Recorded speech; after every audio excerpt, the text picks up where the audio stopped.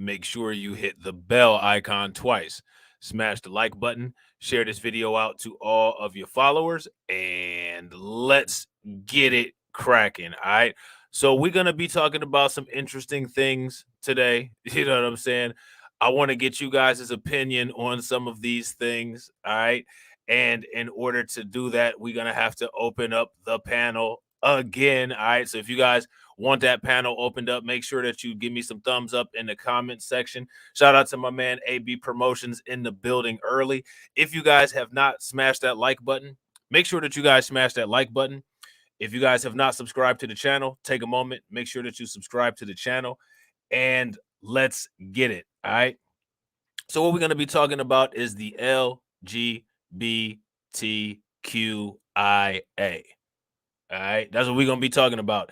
We're going to be talking about some interesting legislation that has gone on that a lot of people have not talked about.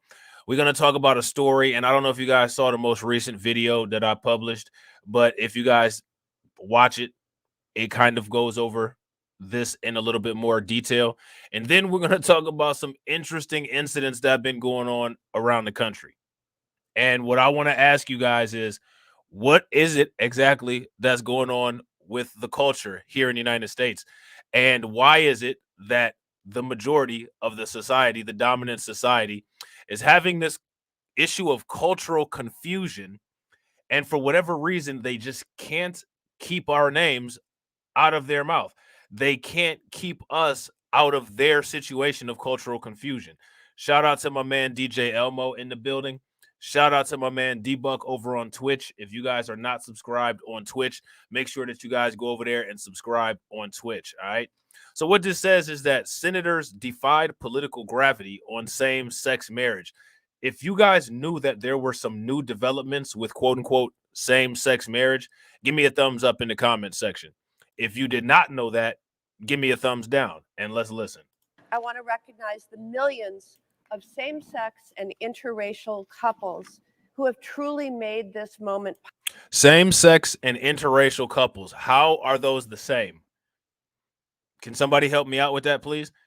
How are same-sex and interracial couples the same? And this is what I'm telling you about the dominant society and the dominant society's issues of understanding and how they blur lines on everything.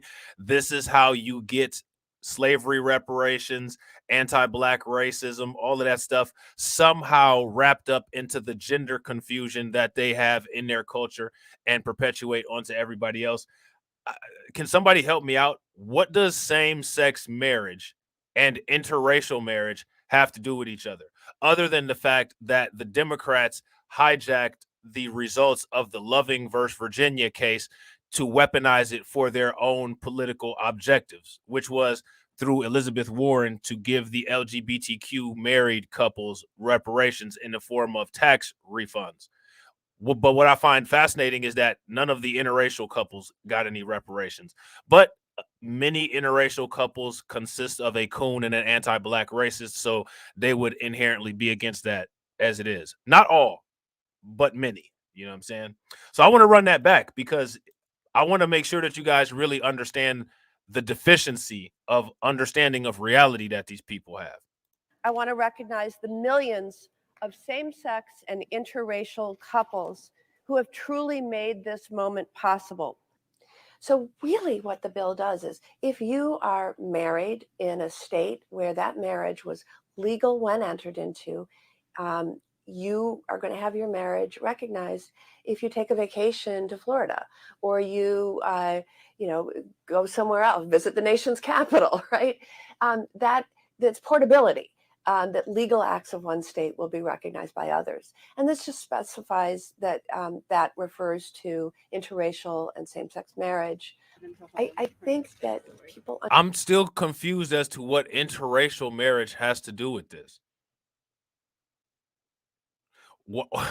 Why does she keep mentioning interracial marriage? And see, this is important for people to pay very close attention to. You know what I'm saying? Because what's important here is how they politically blur the lines. That is the key thing here. You know what I'm saying? This is how you get them utilizing the term woke for everything that has to do with anti-Black racism. and then somehow it has to do with LGBTQ. Now, how do we jump from same gender marriages to interracial marriages somehow being in the same conversation? Interracial marriages can be between a man and a woman of different races, and they can be between, now with this new law, they can be between a man and a man of different races, or a woman and a woman of different races. So those are two different things. They're not the same thing. So how does that make any sense? If there's anybody that can explain that to me and help me understand, please do. Understand how important the rights and responsibilities that are conveyed by a marriage and a marriage license are. And I think increasingly, if you look at the arc of visibility around the LGBTQ community, there's more and more people who know, people who are married to a same-sex partner and maybe raising a family with. If you all, is there, and again, this isn't a witch hunt here, so don't anybody get offended or scared. You know what I'm saying? Black people don't have a history of hunting people down because of differences. So just so everybody's clear on that, let's make sure that we understand what culture does that culturally. I'm just asking this for sake of talking. Is there anybody in the comment section that knows a same-sex married couple with a family? If you do, give me a thumbs up. If you don't, give me a thumbs down. With their same-sex partner. And, in some ways, you don't want to do harm, right? And recognize how important the certainty is for these families. And I think that made a huge difference in our ability to get to a supermajority in the Senate. The other thing that. So now my question is, when looking at this situation, what we need to ask the question about is, who is Joe Biden pandering to with the Brittany Griner situation? Who are the Democrats pandering to? Are they pandering to Black people? Are they pandering to women? Are they pandering to Black women? Or are they pandering to the LGBTQ community? Or are they just dangling a worm out there to anybody that'll take the bait? That's the question for you guys. Let me know in the comment section. And real quick, shout out to my man, Al McCowan. What up with it, bro? Top of the morning. Y'all going into overdrive on this good day, bro. I got content on content today for y'all. You know what I'm saying? If y'all want content on content today, throw them radiation emojis in the chat. It came up right away was specific questions from Republicans who might well want to support the bill, but said, I've heard that because of the way this was drafting, it could open the door to polygamy. And so in some cases, it was clarifying language. In some cases, spelling certain things out. So I'll tell you, the thing that gets me so choked up is all the times somebody comes up and says, this matters to me.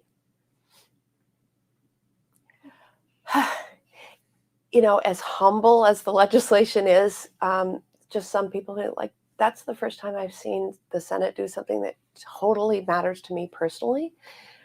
I mean, wow, right? Yeah, definitely wow. If you guys agree with AB that this is just being done for anyone who will take the bait, give me a thumbs up in the comment section. If you guys disagree, let me know what you think, okay? So now here it says, Wisconsin Senator Tammy Baldwin was on the Senate floor, but her mind was on the other side of the Capitol.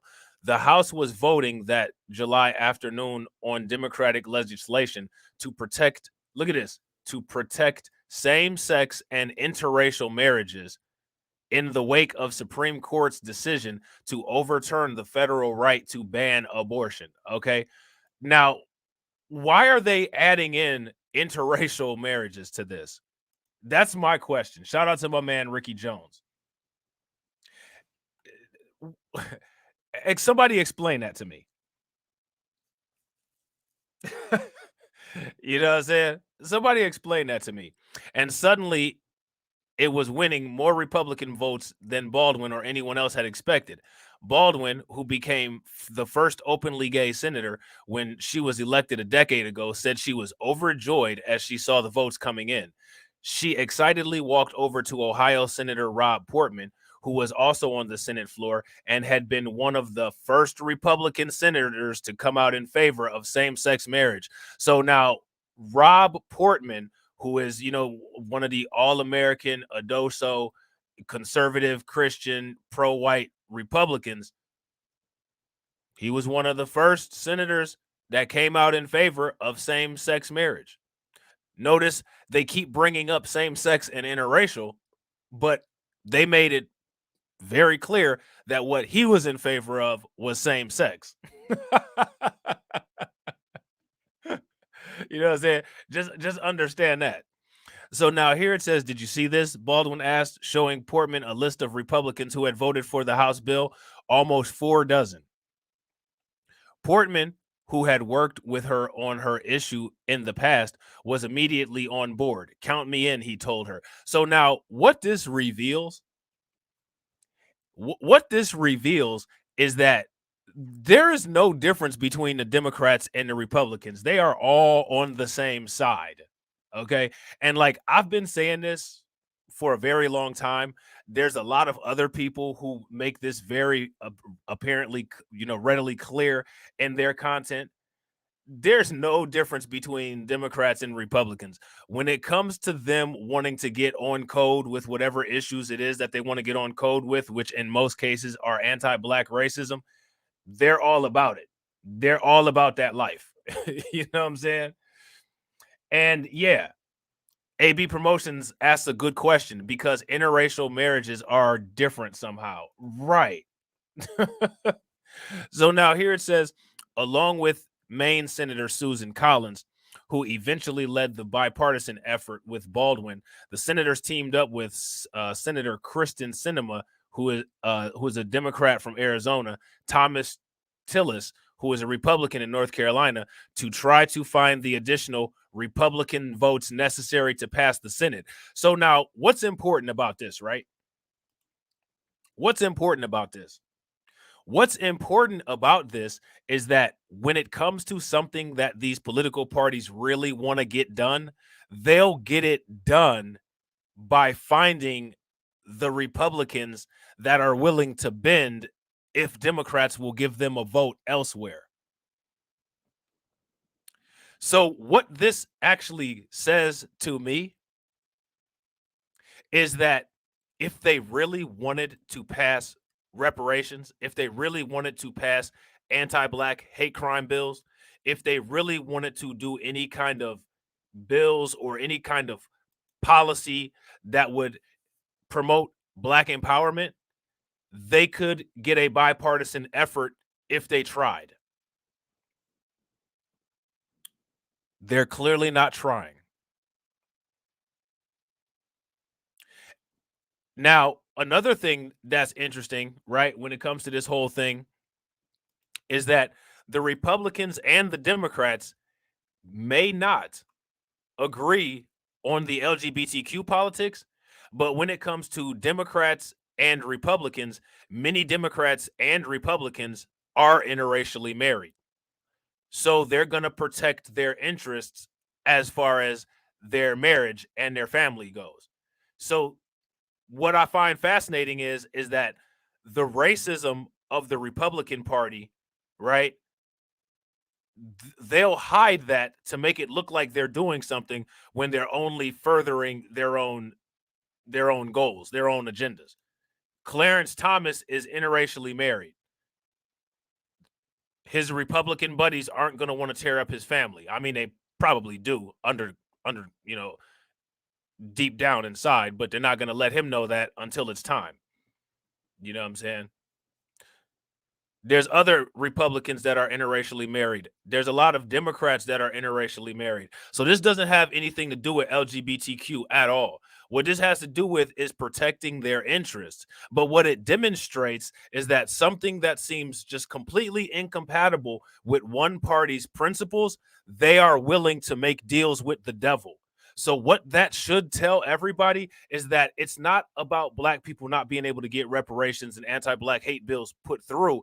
It's that there is an absolute barrier, there's an absolute resistance from the Democrats and the Republicans to make sure to stop any kind of legislation that would improve the black situation in the United States, because the black situation has to be one of despair and chaos in order for American capitalism to continue to make an affluent population of non-black people.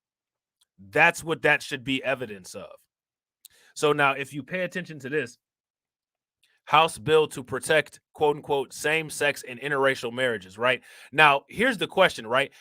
This is allegedly the great United States, right? And, you know, in the last video or the last live stream that we did, if you guys didn't get a chance to watch it, make sure that you guys go back and watch it. They talked about how white people reject the idea of reparations because it affects their delusion of America being a fair and just society, right? Well, if America is a fair and just society, there should be no law about interracial marriages at all. Because if we're all human and if we're all equal, then you can be with whoever it is that you want to be. If you meet somebody who's compatible, you can be with that person. And it has nothing to do with race.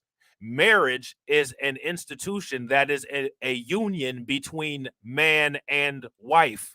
That's what it says. Man and wife. Not white man, white woman, not black man, not black woman, not black man, white woman, not white woman, not black man. Man and woman.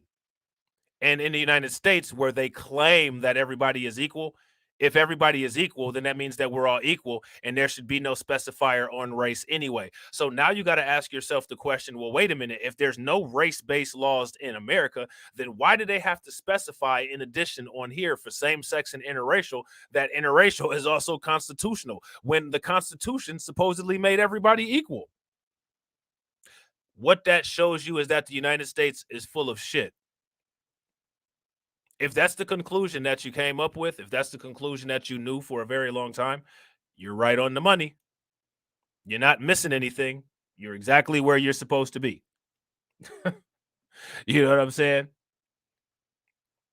So now here it says it was a month-long effort building on a decades-long push in which they implored their colleagues, senator to senator, tweaked the bill to make it more appealing without changing what it would do, and enlisted key outside allies to help. They convinced skeptical Republicans that it was a personal, not political effort for the Democrats, and the sky is not going to fall, Baldwin said. Now, here's my question. I mean, they can't say that about reparations. Reparations is a personal, not political effort for black people, right? I mean, we've all personally dealt with the effects of centuries of anti-black racism globally perpetuated the most by the United States, right? My man DJ Elmo says the way the system of illegitimacy measures if it's working is by the economic depravity of black people, e.g., negative worth, high unemployment, low home ownership. Facts. The interracial, or I'm sorry, the racial wealth gap is the economic indicator of how well the system is maintaining its affluent top class. That's one of the reasons why they keep track of all of the financial data that they do in order to make sure that things are working properly. It's not because they just want to investigate and be on top of all of the financial situations here in the United States. Collins, who has a long record of working on quote unquote gay rights issues, said that the GOP support in the House was a turning point. So what I want you to understand is while Ron DeSantis and Marjorie Taylor Greene and Rand Paul and Tim Pool and Steven Crowder and Jordan Peterson and Ben Shapiro and all of these people sit here with their absent testosterone and absent bass in their voice screaming about woke in a culture war, you're looking at the culture. The culture is a culture of backstabbing and behind the back business deals, because that's exactly what this is. These people are not on code like how everybody claims that all other groups of people are on code. They just do business deals. You scratch my back, I'll scratch your back. Principles are thrown out the window. As long as the business is going correct, then it's business as usual. There's no code other than the code of business. You know what I'm saying? They use the Frank Lucas code. 10% for me, the other 90% for me. So now here it says, both surprised and heartened me, she said, because it suggested that we could get the bill through both the House and the Senate signed before the end of the year. So another thing that this should tell people, what this should tell people is that the things that the Republicans say that they won't bend on, absolutely not, because it's a detriment to society, they will absolutely do it. So the one thing that's different about reparations is that it's something that specifically benefits Black people as a result of the degeneracy of their ancestors. That's what we need to understand. If Republicans are willing to bend on same-sex marriage, but they're not willing to bend on reparations, that tells you everything that you need to know about the Republicans. Now, my question is, what's the difference, right? Because Republicans don't support same-sex marriage either, right? But they're willing to negotiate around same-sex marriage. So now this is my question for you guys in the comment section. Why is it that Republicans are willing to negotiate around same-sex marriage, but they're not willing to negotiate around reparations? And not to mention the fact that the Republicans aren't willing to negotiate around reparations, the Democrats aren't even willing to confront them with reparation issues. You will hear more on YouTube about reparations than you will in any government chambers. And that's a fact. I think what we have going on as far as in government chambers, we had a task force in California, and we also have whatever little nonsense they have going on in Rhode Island. And that's it. They have some nonsensical fake reparation housing vouchers that they created in Chicago. All of that stuff without deliberation, except for California with the task force. Now what they're doing is just putting out social programs and slapping the label of reparations on it so white people can get a battery in their back and just turn around and repeat like a broken toy. Well, you got your reparations, you got your reparations, you got your reparations, while they're counting the dollars that they got off of it too. Because let's not get it twisted. Even if you look at if we get a large payout, it will still, even if we get direct cash in our hands, that's better than nothing. But make no mistake, that is going to be a lift all tides policy as well. Because the moment we get that money, what do we have to spend it on in order to start empowering ourselves? We have to spend it on existing businesses to start setting infrastructure into place, which means that when we get reparations, the effect that it's going to have on the United States economy is a positive effect. Is going to increase a lot of businesses' stock. You know what I'm saying? A lot of businesses are going to have a huge capital gain, and it's still going to end up benefiting everybody. The idea is to utilize the reparation so that it doesn't benefit people, so that it benefits us the maximum and benefits everybody else the minimum. But that'll take a lot of calculation and a lot of strategic planning. You know what I'm saying? And that's even if we can ever get any kind of political action to get this stuff in play. Shout out to my man James. What up with it, bro? So now here it says, in the end, they defied political gravity, as Baldwin put it, and passed the Respect for Marriage Act through the Senate. When the final vote was called, they had 12 Republican supporters. Now, I think if I'm not mistaken, H.R. 40 only needed 6 Republican supporters. H.R. 40 only needs 6 Republican supporters. The Democrats were able to get 12 Republican supporters for same-sex marriage. So now here's my question. What does that tell you about the dishonesty of the Democrats? And what does that tell you about the dishonesty of the Republicans? My man D-Buck says 2 wings of the same bird. That's how they confuse the sheep with their fake fights. They both are the same, just tell different version of the same lies. Super facts. If you guys agree with D-Buck, give me a thumbs up. You guys disagree with D-Buck, give me a thumbs down.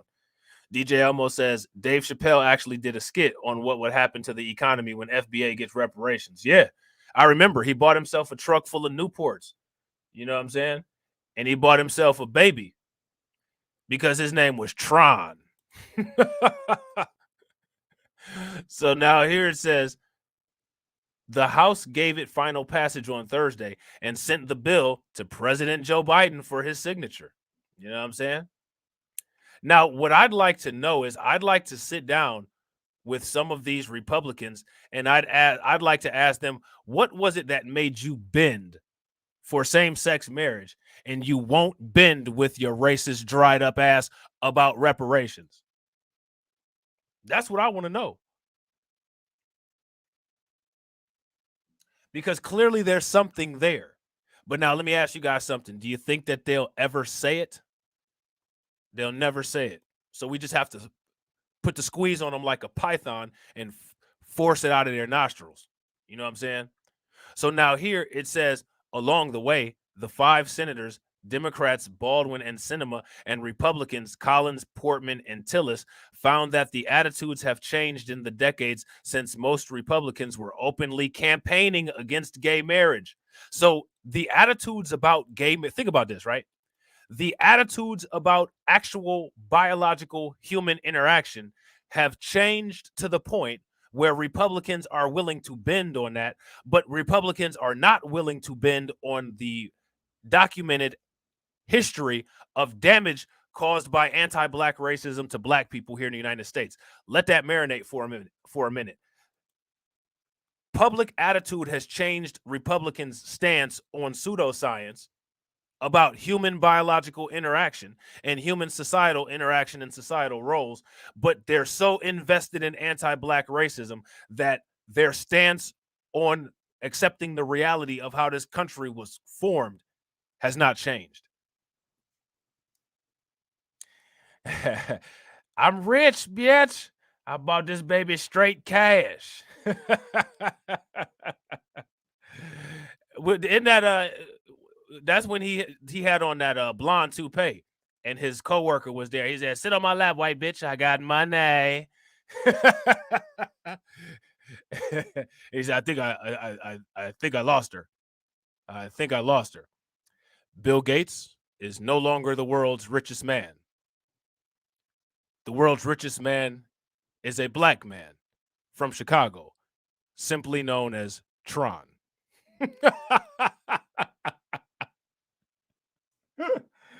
Oh man.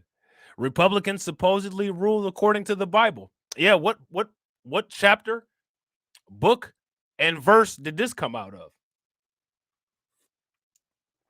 That's what I'm curious about. The closest thing in the Bible that I saw that talked about this was that part where they was talking about Sodom and Gomorrah. But I didn't see anything, that said anything like, this. So, I don't know. Not only because of the 2015 Supreme Court decision that legalized same-sex marriage nationwide, but because of increasing numbers of people, daughters, sons, friends, staffers were openly gay and in relationships and marriage. Now, let me ask you guys something about this quote-unquote increasing numbers. You think there's a little bit of help with that increasing number? Or is that a natural occurring number?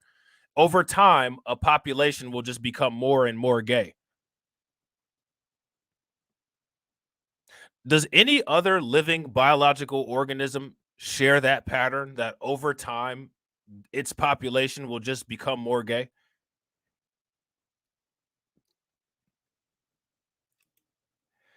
I worked here for so long, talking like this. Well, you can kiss my fat black ass. I'm out. And then he did the robot and walked out. So I remember that. I should do the rest of the stream in the weatherman's voice. If you look at the arc of visibility around the LGBTQ community, there's more and more people who are married to a same sex partner and may be raising a family with their same sex partner, said Baldwin, who has been working on gay rights issues since she entered politics almost 40 years ago. I got to ask Roland Martin one of these days, how does it feel to have somebody tell you that you have to talk like that?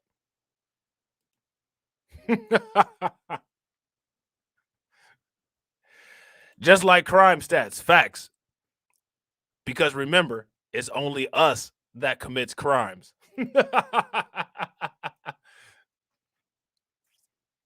Still, most Republicans weren't inclined to vote for the bill. Supporters had to find at least 7 more Republicans to get yes. I mean, when it comes, man, when Democrats really want something, man, they get it, don't they? Let me ask you guys a question. When the Democrats want something, man, they get it. They're effective. Let me ask you guys a question. Have the Democrats been effective for the LGBTQ community? If the Democrats have been effective for the LGBTQ community, give me a thumbs up in the comment section. If the Democrats have been ineffective for the LGBTQ community, give me a thumbs down. Now, what I find fascinating and what I think is a problem that needs to be addressed is if Democrats are sitting there telling us that we need to vote for them, I need to find out why the Democrats have been so ineffective for Black people. I think that's a issue that we need to tackle. That's an issue that we need to address. So my question for you guys in the comment section is, why are the Democrats so ineffective?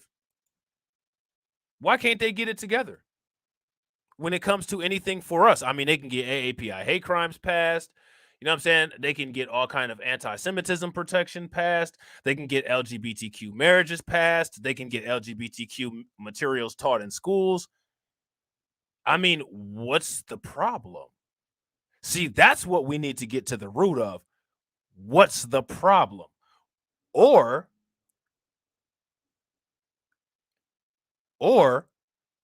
do we have a problem understanding that the Democrats don't have a problem? They're just not doing anything. And it's us that needs to come to that reality, and we need to just get things done on our own.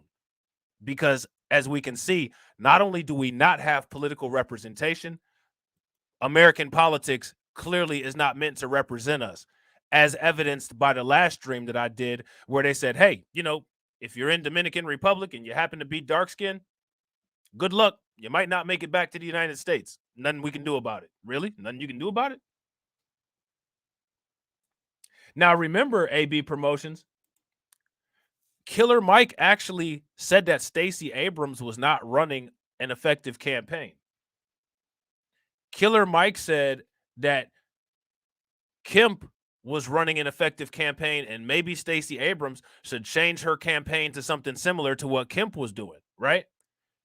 Man, the Democrat media, also known as the Sombrerito media, came at Killer Mike, said that he was more politically dangerous than Kanye West for simply questioning Stacey Abrams' campaign. Facts. If you guys agree with James, give me a thumbs up. Both parties are dedicated on making us bottom cast. That means that there's nothing that we can get out of both parties and that both parties are effectively our enemies. And there's no way that you can do business with your enemies. The only business that you do with your enemies is to dig a hole deep enough where all of them fit in it. That's the only business that you do with your enemies.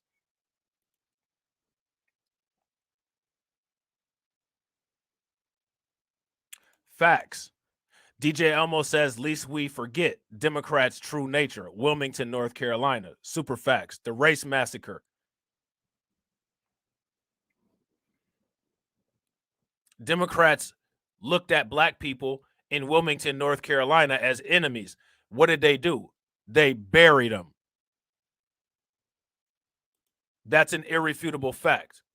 So American culture has taught us what we have to do to our enemies in order for us to deal with them.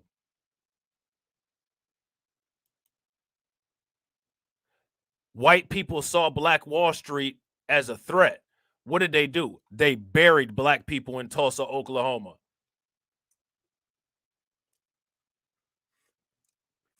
It's always bad business and a bad business policy to negotiate with your enemies. The best business practice is to first either eliminate your enemies or contain your enemies, which is what the United States has been practicing on us. Like I said, black containment. This right here is clear-cut evidence of black containment, because this is the Democrats doing what looks like a miracle, right? They needed 12 Republicans to sign on to this, and they got all 12. They only need 6 for HR 40, and HR 40 is nothing more than a study and a trick bag, and they can't even get 6 people for that. Yeah, that don't add up right.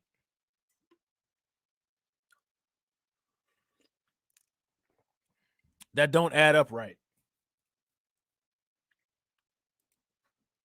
So now here it says, in the first weeks after the House vote, the 5 senators went to work to find those votes. Baldwin, who had advised House lawmakers to keep the bill simple and straightforward, says the ink wasn't even dry on the ledger yet when she took the list of House supporters and started to talk to members from those same states, noting that their home state colleagues across the Capitol had supported the bill and could give them political cover, she says. Now, let me ask you a question. Do you all think that the Democrats ever went through these lengths to get any kind of reparations discussions going?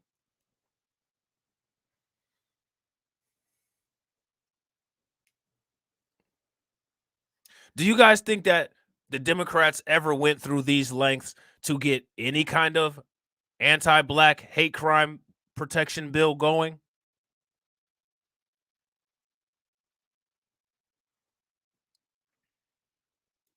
Super facts, James. Just like white people adopted black American culture and try to bury the people who created it. Facts. Two can play at that game. And they don't want us playing any games, because when it comes to playing games, who always ends up being the best? It's just that people need to know which games we need to play. Just imagine if black people changed their mind frame and started thinking that, intelligence was athleticism. That's a scary thought, isn't it? Well, it's not scary to us, but it would be scary to some other people. Because, when it comes to golf, when it comes to baseball, when it comes to boxing, when it comes to, basketball, football, MMA, boxing. So just imagine if we start teaching our kids that their grades are actually sports.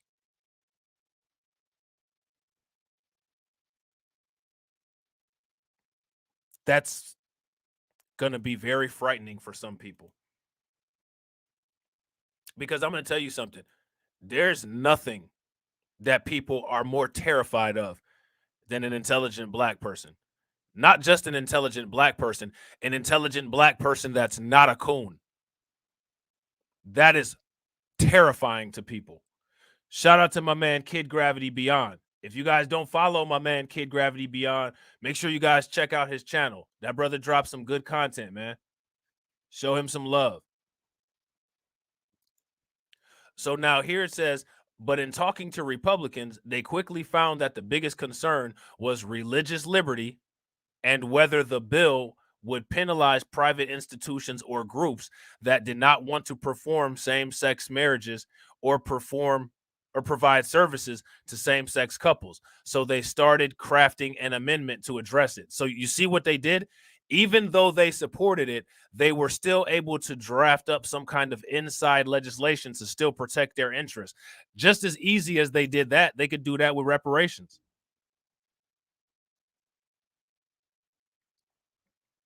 But they're not doing it. Now, that's the question. Why is it that they're not doing it? As we talked to senators, we found real openness to the bill, but concerns about religious liberties and consensus protections, Collins said. She said they started reaching out to some religious groups asking what they would like to see in the bill if they were going to support it. A main concern was that a church or organization could have its tax exempt status revoked if it didn't perform a same sex marriage. That was a huge issue, Collins said. The bill, which requires states to legally recognize same sex marriages performed in other states, would not have done that. But Collins said senators wanted to make sure it was crystal clear in the amendment that churches would not be in any way penalized or required to perform marriages. So they added language affirming the rights of religious institutions and groups while keeping the original language of the bill intact. So you see how they did that, and you see how they fixed it, and now that's why those Republicans signed on to it. Okay, for sure, bro. I'll hit you up for sure. Are you on Twitter? I'm going to look you up on Twitter and find you. By November, dozens of religious groups supported the bill, including the Church of Jesus Christ Latter-day Saints. Now, what do we know about the Church of Jesus Christ Latter-day Saints? What religion are they? Let me know in the comment section. How many videos have we done about them? What's the religions that the Church of Jesus Christ Latter-day Saints? Now, what I find fascinating is that they were worried in the beginning about polygamy when it comes to this, but a polygamous religious group is one of the major supporters. Yeah, more morons, facts. And also another white Christian religion that has anti-blackness built into it. You know what I'm saying? Utah Senator Mitt Romney, a member of the Latter-day Saints Church and one of the 12 senators who eventually supported the legislation, was involved in those early talks. I would not have been able to support the bill were it not for the religious liberty of provisions that it added. And I pointed that out to them as they were looking to collect 11 or 12 votes, Romney said after the Senate vote.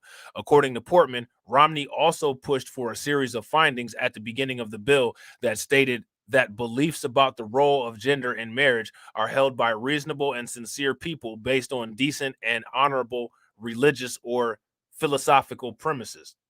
Tim Schultz, who's the president of the advocacy group First Amendment Partnership, directed a coalition of religious groups supporting the bill. So I want you guys to pay very close attention. Do you all see? I mean, they even had the white evangelicals supporting the LGBTQ marriages. So again, my question is, the Democrats bang super hard for this, man. The Democrats, not only did they bang super hard, they banged super hard and they got everybody on board. Man, they got people on board. What's the problem with reparations? Like I said, they can't even get HR 40 together. And HR 40 only needed 6 signatures. They needed 12 for this, and they got them. They got them. You know what I'm saying? He says that it was clear after the first House vote that the senators and progressive advocacy groups were serious about addressing the concerns and getting the bill done and not using it as a political wedge issue. They didn't want a show vote in the Senate, Schultz said. As the senators organized inside, groups of influential Republicans who were supportive organized on the outside. So you see I want you guys to understand, next time you hear a white conservative sit there and talk about the liberal agenda of LGBTQ, refer to this video, refer to this article, and just simply ask them, what's this then? What's this? You know what I'm saying? What is this? So now here it says, key to that effort were Ken Melman, a former Republican National Committee chairman and campaign manager for former President George W. Bush's 2004 campaign, and a group that he is funding, Centerline. Focusing on senators in 9 states, the group conducted state polls, drove local press coverage, organized telephone campaigns, and put together more than 70 meetings with senators and staff. The group circulated a list of 430 prominent Republicans and conservatives who supported the legislation, including former senators and cabinet officials. So the Democrats were able to get 430 prominent Republicans to support this nationwide gay marriage bill. 430. You guys see that? That took some effort, didn't it?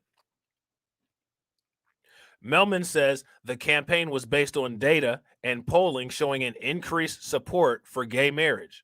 More than 2/3 of the public now supports the unions. Now, let me ask you guys a question. Again, I'm going to ask this question again. Is this increase in support as well as increase in numbers, is that natural or has that been socially engineered?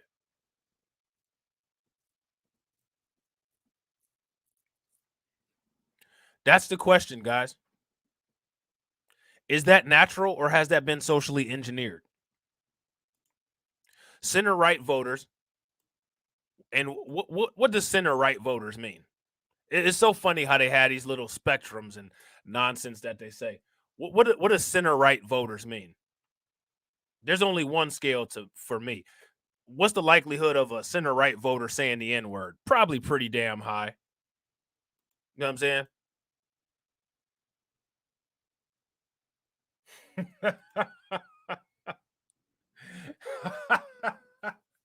Shout out to my man SGR7. He says, "Excuse me, but is that a big old man on the thumbnail? Which one? You talking about Charles Barkley or the bald head white dude? We gonna get to that." Yeah, I agree. It's social engineering. If you guys agree with AB Promotions, give me a thumbs up. If you guys disagree, give me a thumbs down. And also, make sure that you guys do the poll, okay? Because people have been saying that they haven't been getting notifications and YouTube's been acting kind of weird. And you guys know what YouTube did to my other channel. So if you guys could, make sure you take a moment and do the poll. And also, if you guys haven't smashed the like button, take a moment, smash that like button. So now here it says center right voters are supportive of the freedom to marry, and those numbers have increased in many years. So what this says, so now what I find fascinating, right? The political talking heads will tell you that the woke culture, right, is all about racism when they want to be racist. But what they won't tell you is that when it comes to sexual issues, white America is all becoming increasingly liberal. Center right voters are supportive of the freedom to marry, and those numbers have increased in recent years. So when it comes to racism, America is moving more to the right to be anti-black. When it comes to sexual freedoms, white America is moving to the left. They want to be able to, either have something stuck in them or stick whatever it is that they stick into whatever hole it is that they want to, while being as anti-black as they want to. You see? Shout out to my man KO Kid Fit. What up with it, bro? James says, remember when they try to get the black vote, they can't promise us anything. Exactly. Which means that we need to not be promising them a vote. What we need to say is we need y'all to get that LGBTQ marriage energy on reparations, or don't even talk to us. You may as well go ahead and talk to Asians, go ahead and talk to Latinos, and go ahead and talk to LGBTQ community. If you don't have the LGBTQ marriage energy for everything that we tell y'all to get, the conversation is not only futile, it's over. And we're shopping elsewhere. You know what I'm saying? Taking our business elsewhere. You know what I mean? So now here it says voters are supportive and often ahead of politicians on these questions. But even as the supporters mobilized, it wasn't clear if the senators had the votes. Baldwin says that many Republicans she was talking to were skeptical of the Senate Majority Leader Chuck Schumer's motivations so close to the midterm elections. So Baldwin and other senators met with Schumer in mid-September and told him they needed to delay a vote until after the election. It was disappointing, she says, and she knew she and Schumer would get pushback from groups that wanted them to force the question on the floor. But she argued it was the right thing to do, and Schumer agreed. I'm trusting your counts, she says he told her. When the Senate returned after the election, with the Senate Democrats having won a majority, Schumer announced that they would hold an immediate vote on the marriage bill. By then, Baldwin and the others felt more sure of a win. And on November 16, 12 Republicans voted yes in a key procedural vote to move forward. So now what I want you guys to see, all right, I want to make sure that you guys understand and see this. Do you all see the political strategy, the political chess moves that were made here? If you guys see the political strategy and you see the political chess moves that were made, give me a thumbs up. So what we now know is that it is definitely possible for them to make these kind of moves. What we need to be asking is, why is it when it comes to our objectives, why is it when it comes to our needs that these moves are not being made? That's the question. Now, instead of going in on black men all day, how come Tiffany Cross didn't ask that question? Instead of Roland Martin sitting there telling us we're not even going to get a study, why didn't he take his beach ball shaped ass up there and ask him that? Why is it that the mainstream media and bought and paid black people that you see on TV only espouse disinformation? Why is that? While sitting up here talking about everybody else only spits disinformation. Why is that? Me asking the question, why can't Democrats perform for black people the way that they perform for the LGBTQ community, is not disinformation.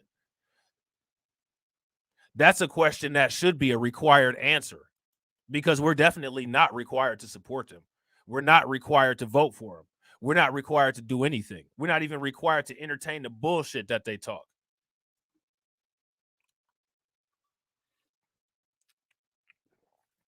So my question is, for everybody in the comment section, how do we force them to address these things that we're asking? Because without us forcing them, they're not going to address it. And if we don't force them to address it, if we are still trying to use the political system to get our objectives across, we're going to be living life on repeat.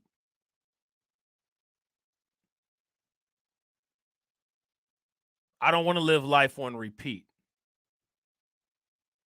I want to see notable changes before I die.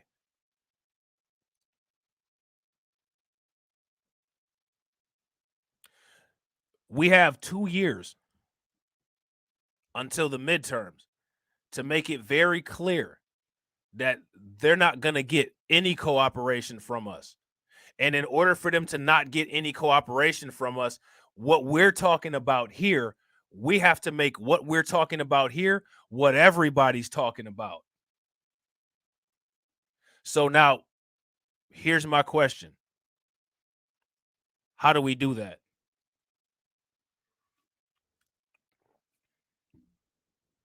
How do we do that?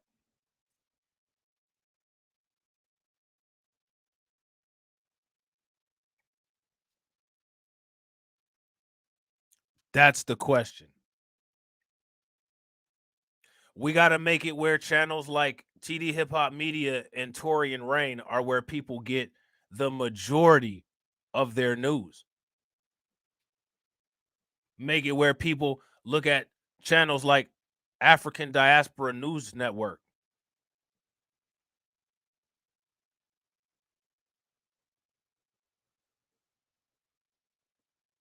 Make it where people look at black YouTubers who do sports and have good perspectives, like pro basketball updates and self-talk.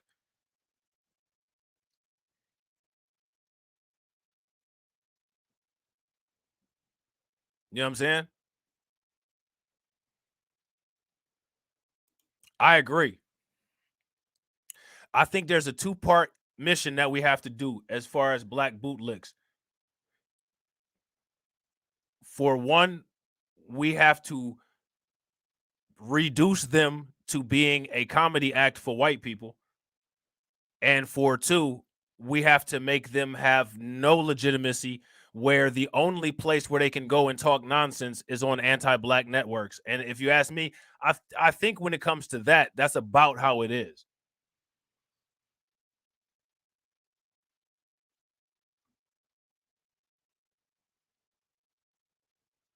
And I agree. That's one thing that we definitely have to do is continue spread the word. If you ask me, one of the things that I think that we have to do, and I hate to say this because I don't never want to be somebody that is trying to bank on trauma, right? I don't want to be somebody that's trying to bank on trauma. But what we know about US politics is that the Democratic Party politicizes black trauma in order to get an emotional vote. Right? If there's a George Floyd situation, they'll use that, right? If there's a Buffalo situation, they'll use that. So what we have to do, in my opinion, is get there before they do. We got to get it where people know to come to us and not go to them. That way we control that. You know what I'm saying? That's going to be the challenge, to normalize black media utilization. In my opinion, that's the first step. Taking the microphone out of the hands of the mainstream media. If somebody's family member gets killed, you know what I'm saying? If somebody's involved in a sketchy situation with the police, CNN and MSNBC, they want to use that for political purposes in order to get more votes for things like what we're reading about. That ain't gonna cut it. So we got to get in front of that. We got to intercept that story and grab that narrative by the horns and control it. We have to make it where the public is saying, well, how come people aren't coming to the news with their stories anymore? Why is it that I turned on TD News Network and I saw the victims of these police crimes talking to this YouTuber? How come on Freestyle Friday on Torian's channel, I saw an interview with this girl who wasn't allowed admission to this college? How come these stories aren't in the mainstream media? Well, they're not in the mainstream media because the mainstream media is lying. The mainstream media takes those things and they tell you that they happen as a result of something that's not why they happen.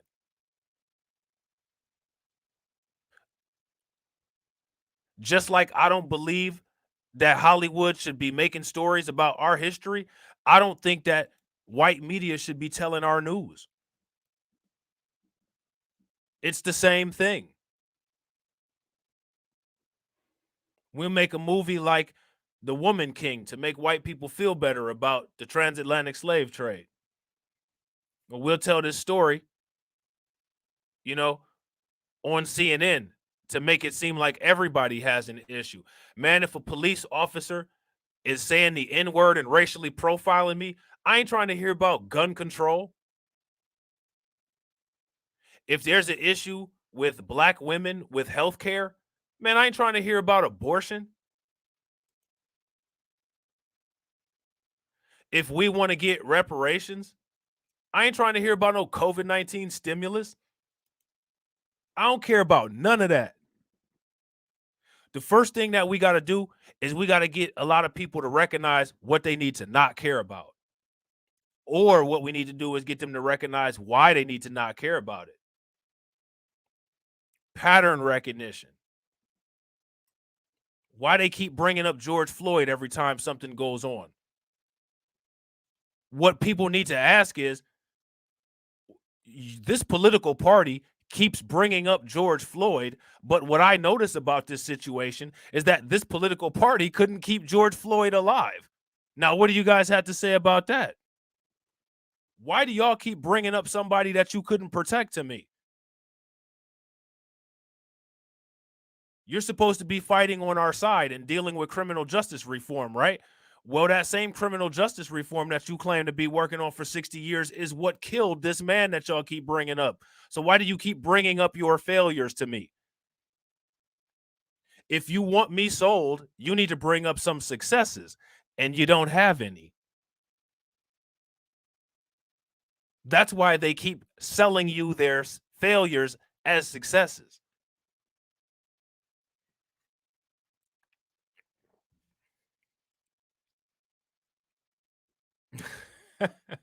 Facts, Al. You know? But think about that. What about Buffalo? We need to vote for Buffalo. We need to vote for Democrats so something like Buffalo doesn't happen. Are you serious? Washington was saturated with Democrats when Buffalo happened. What are you talking about? What are you going to do different that you didn't do while you were in office?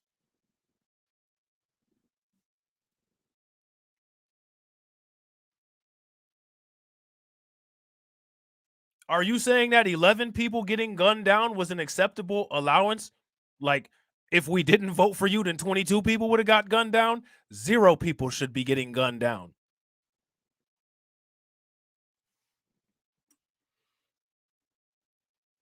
You think they'll ever have a discussion about that on the mainstream media?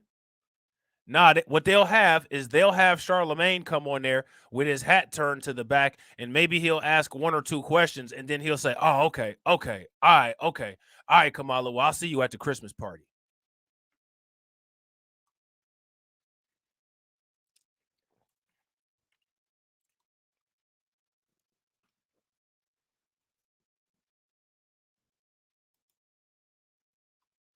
That's what'll happen. And we know this. And one thing that needs to happen is that those people need to get put on public display. Man, you got roasted. Man, you ain't got no credibility. And anytime there's an interaction with the mainstream media and one of us, one of the main things that we need to start doing is just destroying people like Michael Eric Dyson. You had that idiot on there. What was your expectation? I thought this was a legitimate news agency, and you had social scientist Charles Barkley on there to talk about the black community. Where did he get his PhD from again? Where did he get his experience from again?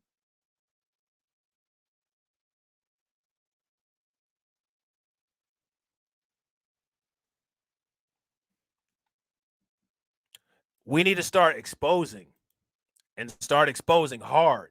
You guys remember Polaroid cameras back in the day? If you pulled the picture out too fast and there's too much light in the room, how to mess up the picture, we need to start exposing them. We need to start exposing them to the point where if they don't get their information from us, people look at it funny. Man, your news agencies are trash. It's garbage. And it's not that hard to do. You know what I'm saying? All Donald Trump did was repeat CNN is fake news. Now most of America feels that CNN is fake news. Even though Malcolm X and other people had said that for a very long time, black people always knew that the news was fake. You know what I'm saying?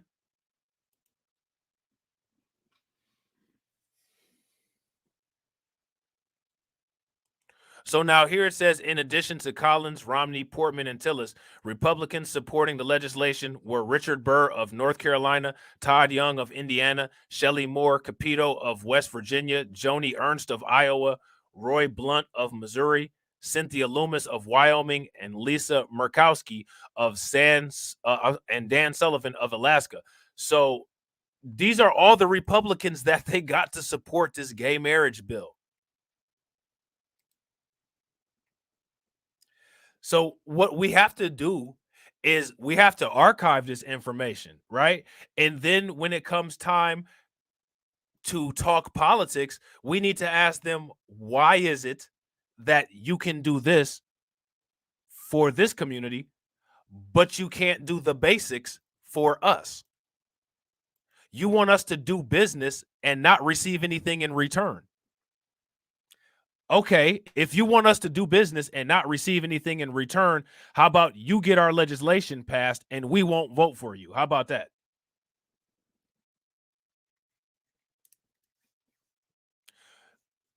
The mainstream media has put out a narrative that too many people believe. And what that narrative is that Black people are only there to contribute to the voting numbers and not get anything from the vote. What they've effectively programmed people into believing is that you're supposed to walk past the cash register, hand the cashier cash, and walk out of the store empty-handed.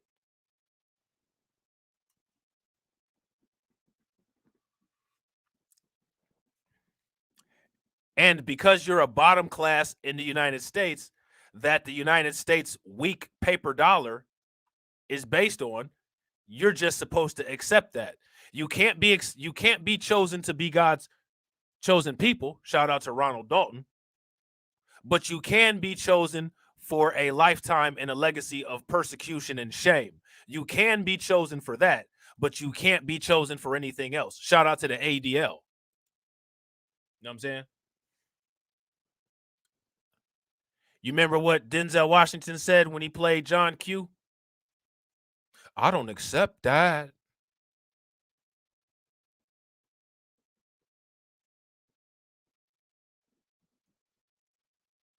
No. Oh, no. I don't accept that. I reject I reject your offer. Y'all remember that?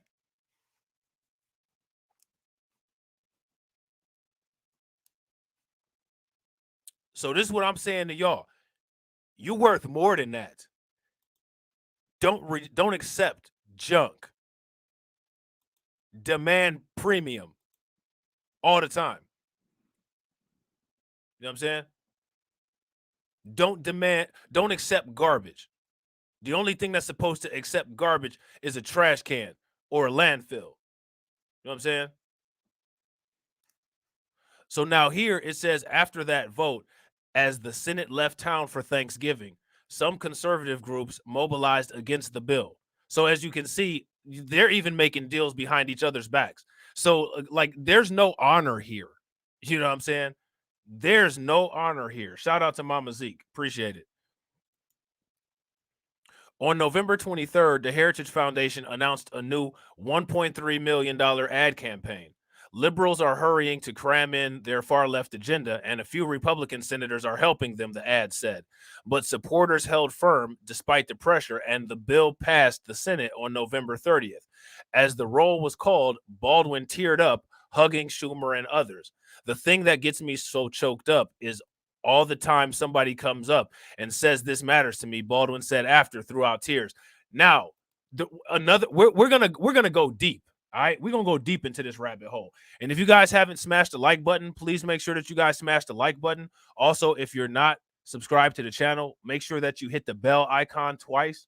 All right, share this to your social media, and also please make sure that you follow my backup channels, and that includes my other social media. All right.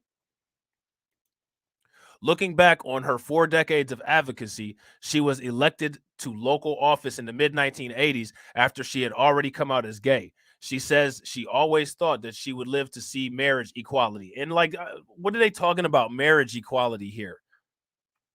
I'm not surprised that we won that in the court, she says, but protecting it in the legislative body is a big deal. All right, so that's the end, right? That's the end of this article, but it's not the end of the saga, because it's the same thing as with everything, right? Anytime there's an issue politically, people make money off of it. What you need to do, shout out to my man U-Law. What up with it, bro? Good to see you. What you need to do, right, is pay very close attention, all right? pay very close attention to the laws being passed. Look for industries in those laws that are being passed and invest in them early. I hate to say it. I hate to say this. I don't agree with the things going on as far as LGBTQ and transgender. But if you want to make some money, if you want to chip away at that racial wealth gap, you guys remember the movie Chronicle of Riddick when it said we're dealing with evil, but good won't beat this kind of evil. A different kind of evil has to beat this kind of evil.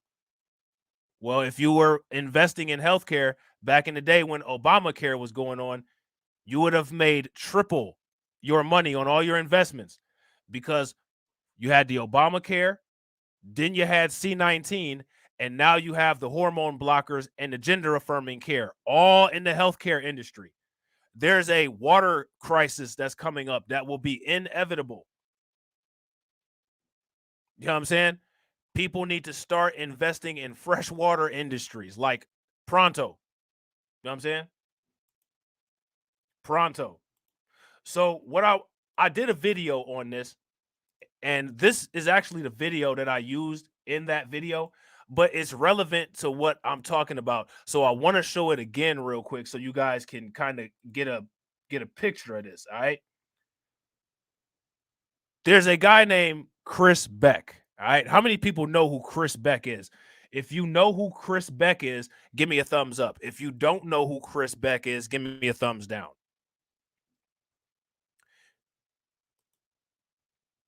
You might have seen this individual on CNN. You might have read some articles about him, okay? This is the most recent. Transsexual turnaround. The former Navy SEAL who lived as a transsexual for the last 10 years says he's no longer trans.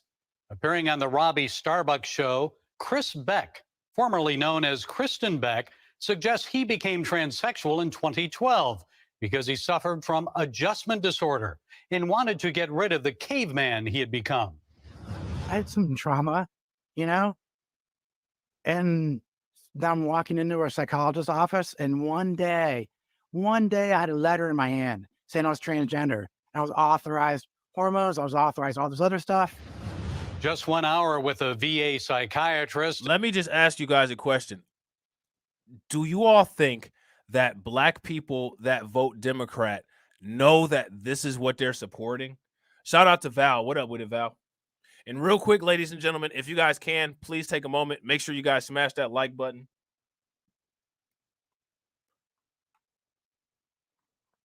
Help your boy out. You guys know how YouTube does my channel. You guys see my community posts every other damn week. You know what I'm saying? Transsexual turnaround. The former Navy SEAL who lived as a transsexual for the last 10 years says he's no longer trans. Appearing on the Robbie Starbucks show, Chris Beck, formerly known as Kristen Beck, suggests he became transsexual in 2012 because he suffered from adjustment disorder and wanted to get rid of the caveman he had become.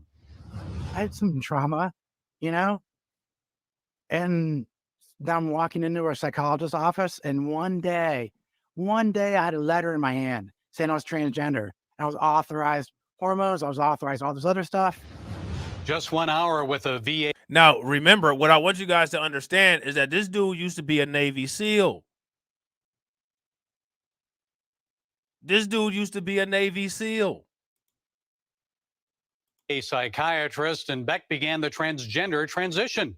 Beck is a highly decorated Navy SEAL who served in the military for 20 years. He told Starbuck that he parroted the words that he was told by psychologists and liberals who profited from his gender dysphoria. He likens it to brainwashing and says he was told he could make millions of dollars. He and Professor of Psychiatry Ann Speckard wrote the book Warrior. So now you see, that's important. He was told that he could make millions of dollars. Now, I'm going to ask you guys this question. Millions of dollars doing what?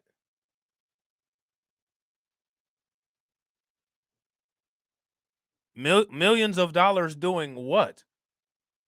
What is it that you thought you was finna be making millions of dollars doing?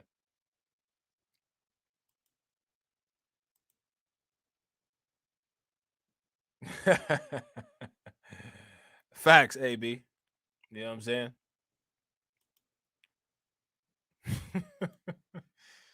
He and professor of psychiatry Ann Speckard wrote the book Warrior Princess.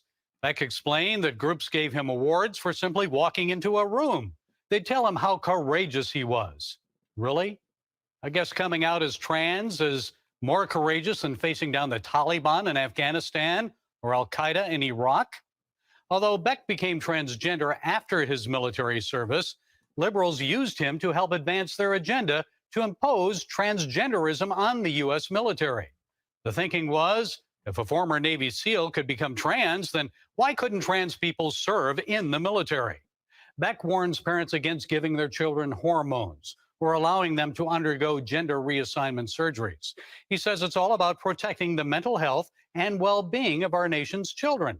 And now, I got a question for you guys. Why is it that the mainstream media doesn't ever talk about these cases that go bad like this, when people do this kind of thing to themselves and then they go back on it? Why is it that they never talk about that? And my thing is, you know how they're talking about this kind of stuff in schools? Do they ever talk about that when people regret this kind of thing, how it's dealt with? That's my question. What do you guys think?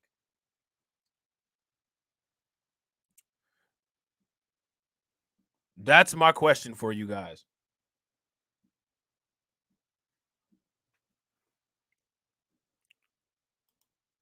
Why in most cases when it comes to medical procedures and different things like that, in most cases they always talk about the good, the positive and expected effects, and then they talk about the side effects and when things don't work out as well. Let me ask you guys a question. How often have you heard about these kind of things not working out very well? That's my question for you guys. And why is it that you don't hear about it? And he urges parents to do research and examine data from Sweden, where sex reassignment surgeries and treatments have been going on for years. And now these children that did this really young, they're getting older now. And what's happening to them now? What's the suicide rate? What's happening to them now, and what are they looking at in their life? I look back on my life and I see how I destroyed everything in my life that was holy. The temple of God, our bodies, what we have here. We're hurting our kids. He said, I realized what I did to my body. See, you see that young woman beside him? He met that young woman and said, well, let me hurry up and go fix this, because I got this young thing interested in me, and I can't be friend zoned. You know what I'm saying? We can't be going to Victoria's Secret picking out each other's, clothes. I gotta take her to Victoria's Secret and buy some stuff I want to see her in. So let me go take care of myself. Went right back to the urgent care, and you know what I'm saying, got everything stitched back up, and then he went and sat down for this interview on CBN. Like, come on, man. They knew that this guy had mental issues from being a veteran. He was a Navy SEAL. You know what I'm saying? So the direction that they should have sent him in was therapy to begin with. Shout out to Just Talking with TD and Robb. If you guys are not subscribed to Just TD and Robb, make sure that you guys go check out me and TD's podcast channel. But we talked about these kind of issues before, and I've never changed my stance on this. I look at this the exact same way as I look at bulimia, as I look at anorexia, as I look at any kind of dysmorphia issue. White supremacy has caused Black people dysmorphia issues, dissociate syndrome. This is stuff that you can look at in the DSM-5. Surgical interventions are never the only and never the most appropriate for dealing with mental trauma. If you don't believe me, we was talking about this in the last stream. Look at all the people that bleach their skin. That's a medical intervention for a dysmorphia. You don't like your appearance. You hate yourself, and you want to see yourself as more acceptable to the dominant society and more accepting to the delusions that you have in your own head. So you medically change your skin or medically alter your appearance. Most of those people still have depression issues. They still have depression issues. A physical change is not going to remedy a mental issue, because your cognition is what creates your visual perception. You know what I'm saying?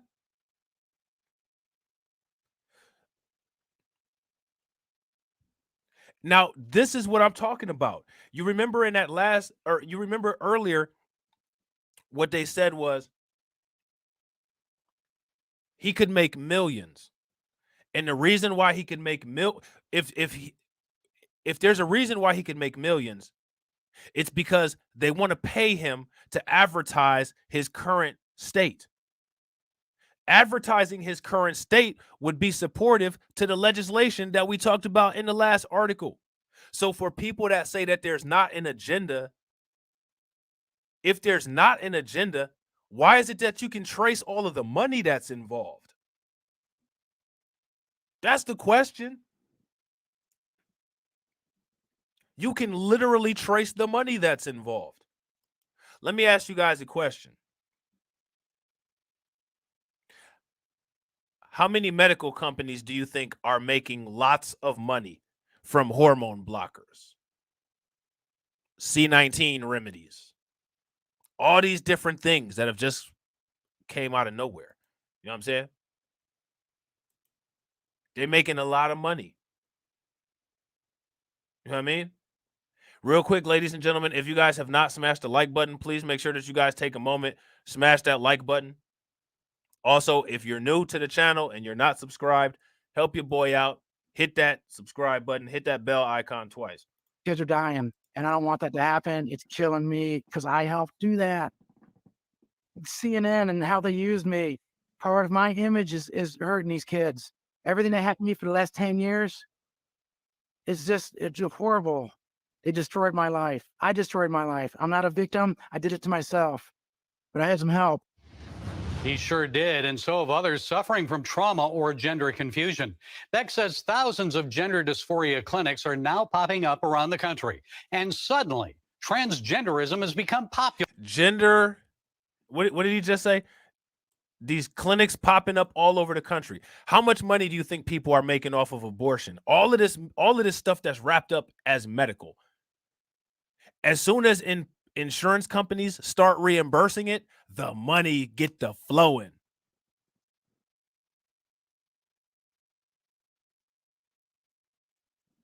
Shout out to James.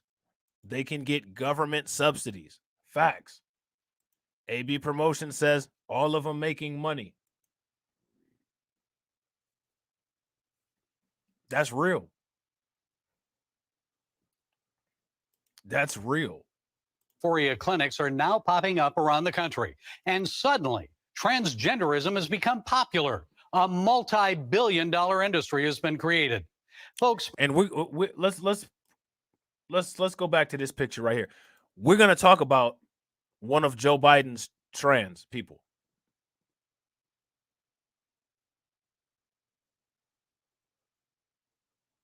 We're gonna talk about one of Joe Biden's trans people. So this person right here says, who cares if they make money? Good for them. He cares. That person there, that person cares. Because they're stuck like that. Somebody told him that he didn't need an arm while he was in a deranged mental state, and he believed them because they're a allegedly responsible healthcare practitioner, and he took their advice and cut his arm off. Then when he got better, he realized that he needed his arm. He cares.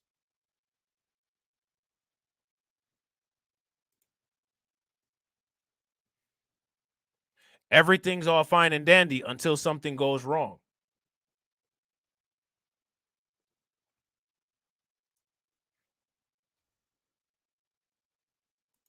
So what I want you guys to pay very close attention to is that these people do not care about the mental state of these people. The only thing that they care about is pushing a political agenda. If a trans person makes $1 million a year, good for them. But they shouldn't have to make it as a result of being led into trauma. They should make that money because they're a talented transgender person, not because they were taken advantage of in a weak mental state. We'll just leave off that entire part of the conversation. I say if it works for them, go for it. But it clearly didn't work for this person. So it's like any other medication. If there's some allergies or some intolerances or some side effects, why is it that the person shouldn't be told about that? And if those things affect that person negatively, why shouldn't that person be able to tell their story? And why don't people have control over what their kids are being bombarded by?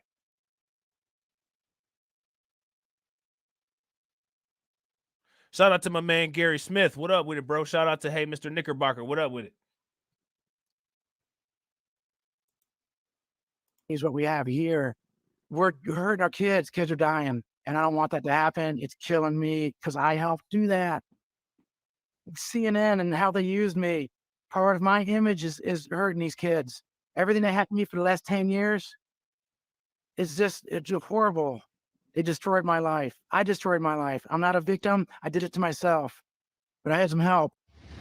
He sure did, and so have others suffering from trauma or gender confusion. Beck says thousands of gender dysphoria clinics are now popping up around the country. And suddenly, transgenderism has become popular. A multi-billion-dollar industry has been created. Folks, parents need to get some common sense here and put the long-term health of our children front and center. Like Planned Parenthood profiting from abortion, we now have a whole new industry making big bucks. While Planned Parenthood is profiting off of Black abortion, there's other fertility clinics for white people, the favorable people of the population, to make babies. Have you guys seen hashtag white baby challenge? You guys should look that up. Hashtag white baby challenge. So one thing that Democrats need to be asked is, why do you encourage Black people to kill their children while encouraging white people to make children? Shouldn't everybody be encouraged to live whatever life it is that they want?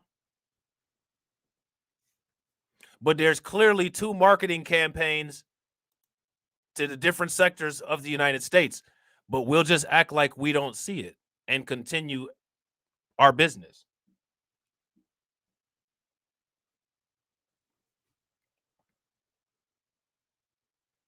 We'll just continue our business.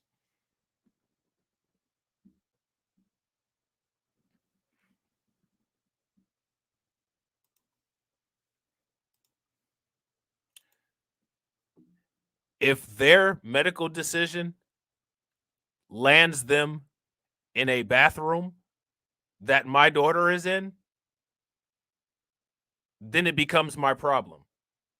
Because my daughter should be in a bathroom where she has privacy and to be only around other little girls. So that's how it becomes people's problems. It doesn't matter if it's 1%. The majority of the population aren't criminals, but the criminals that commit crimes against civilians cause problems for those civilians. From hormone treatments and surgeries that alter the sex of our children. Beck rightly mentions 1 Corinthians 6:19 through 20, where the Apostle Paul writes, "Do you not know that your body is the temple of the Holy Spirit?" Yeah, so now he gets on to some Christian nonsense. No offense to the people who are Christian in here. Facts, Kid Gravity. They want us to care about them so that they can use us to get votes while we don't get shit. Do you guys see what they did as far as bending over backwards to get the same-sex marriages in place? Now, what you need to do, Way Weary, is ask all of those trans couples, when are they going to start voting for slavery reparations?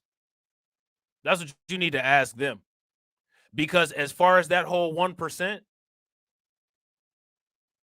if that's so negligible, then why are they pandering so hard to black people for our vote? It doesn't matter if it's against the law. People who are criminals are going to do criminal stuff. The whole point of criminals is that they break the law. So it doesn't matter what they do. I don't understand why, when it comes to talking about criminals, do people bring up the law? That's what makes them a criminal, is that they don't obey the law. You know what I'm saying? A criminal will be punished because they didn't abide by the law. That's what makes them a criminal. So laws don't matter to criminals.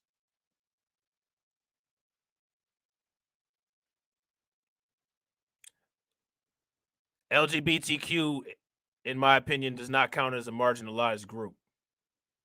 LGBTQ is a manufactured group.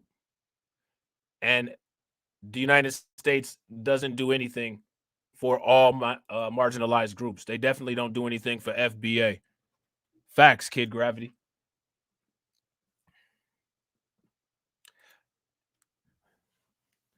Manufactured marginalized groups are groups that allow white people to slip in so that they can get some benefits and share some of that, what they accuse everybody else of, being a victim.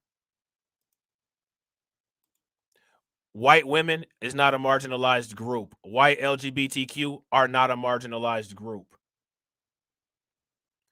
Elite Chicago prep school dean brags about kids handling sex toys in class. Yeah, see, that would have been a big problem if that happened at a school that one of my children went to. Now, there's 1% of the population, right? But they sitting up there talking about waving dildos in class. How is that appropriate?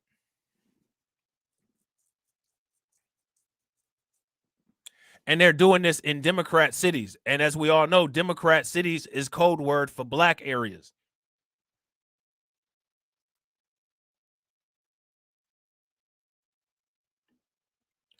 What are the odds of being victimized by someone from less than 1% of the population? Hold that thought. Stick around. All right. Make sure you go ahead and put your thumbs down on this video before you leave, but stick around because we'll get there. Elite Chicago prep school dean brags about kids handling sex toys in class. Why would they do that? If the dean was bragging about that, would you send your school? Would you send your kid to that school? Oh, you like the video? That's what's up, man. I appreciate it.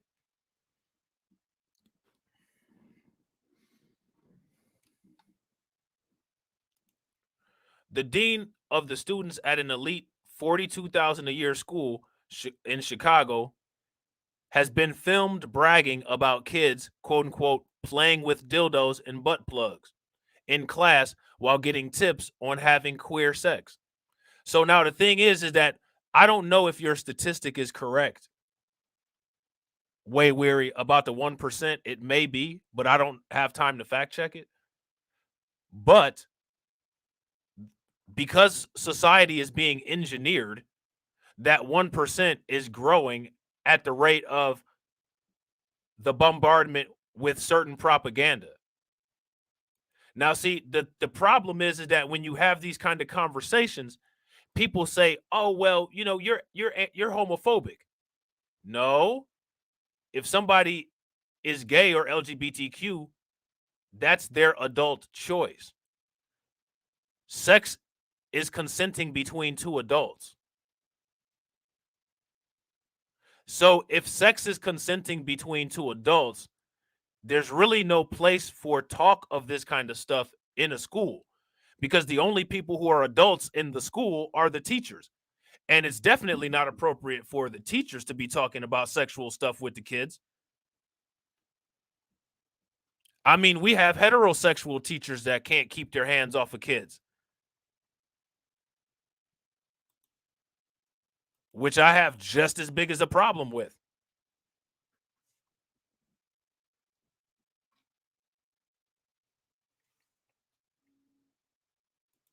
So now here it says Joseph Bruno was secretly filmed by Project Veritas talking about Pride Week events at Francis W. Parker School that included a visit by drag queen Alexis Bevels. All right, so there go 1% of the population up there at the school. You know what I'm saying? He's bragging about it. You know what I mean? And LGBTQ plus Health Center came in and said they were passing out butt plugs and dildos to my students, talking about queer sex using lube versus using spit. Bruno said, "What grade were you?" This has no place to be talked about in school. You know what I'm saying? This has no place being talked about in school at all. Even when it came to sex ed, when I first had my sexual education class in school, for one, it was strictly like anatomy and physiology. It was a part of like health sciences. It was like an extension of health class. And it was when I was like in 5th or 6th grade, if I can recall. You know what I'm saying? Man, if a teacher had to show me a damn dildo or a butt plug, I probably would have hit the teacher. You know what I'm saying? And I definitely would have told my dad.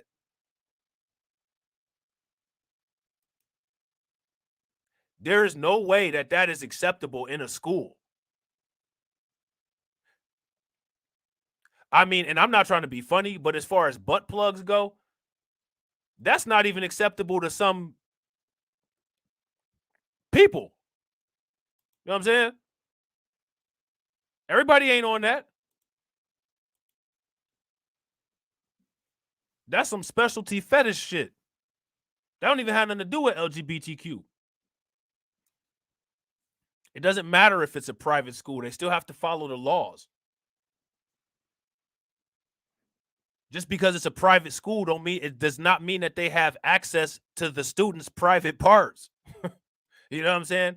Private school means that it's not part of the public school system.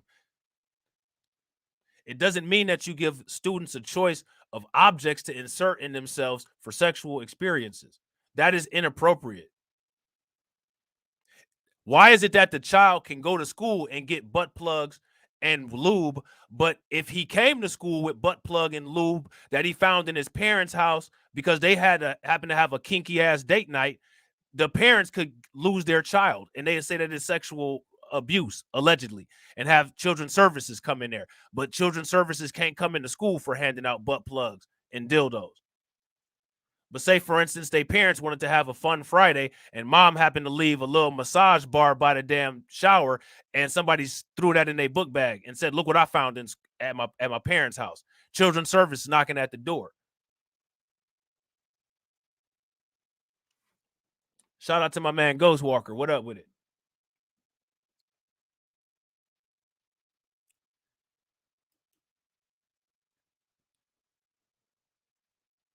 They didn't break a law. They said Project Veritas deceptively edited the video. So now it's somebody's word versus somebody else's word, right? So let's take out the element of word versus somebody else's word and let's take a poll. If your child came home with a butt plug and a dildo from school that he was given by an adult at that school, what would you guys do? Everybody in the comments, how would you feel about that? Is that overstepping boundaries?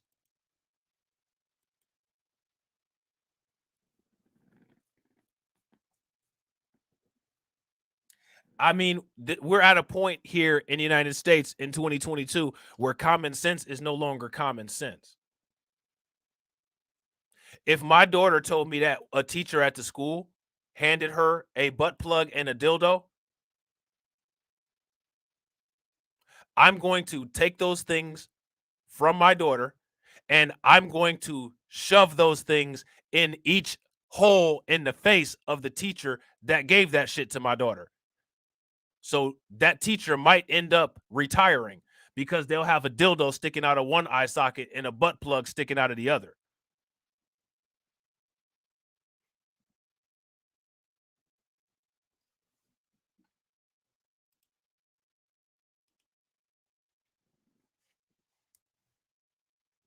Parents are parents. Parents control their kids. You know what I'm saying? Parents control their kids, not the schools. You know what I'm saying? My bad about the phone ringing. So now here it says in the classroom, while I'm sitting there, Bruno said, noting it was for kids as young as 14. That's not acceptable. These kids are getting access to these sexual devices before they're even allowed to drink alcohol or smoke. That's the Pizza Hut ringer. I know, right? Pick up or delivery. You know what I'm saying? Answer that shit like pick up or delivery. Torian, I'm old, bro. I still got a wall phone. This is a wall phone, fam. You know what I'm saying? And what's crazy is that my damn receiver is fucked up. My receiver is messed up, so I can't even answer the shit. That's why it's always ringing like that. I always forget to go buy a new damn phone when I go to the store.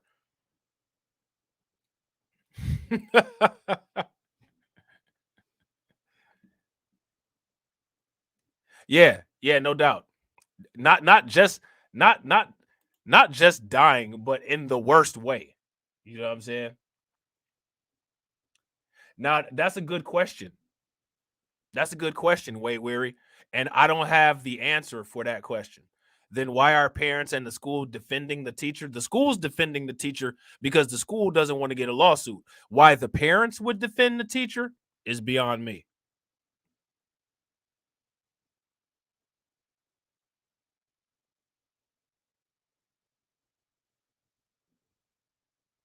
I don't know why any parent would defend that.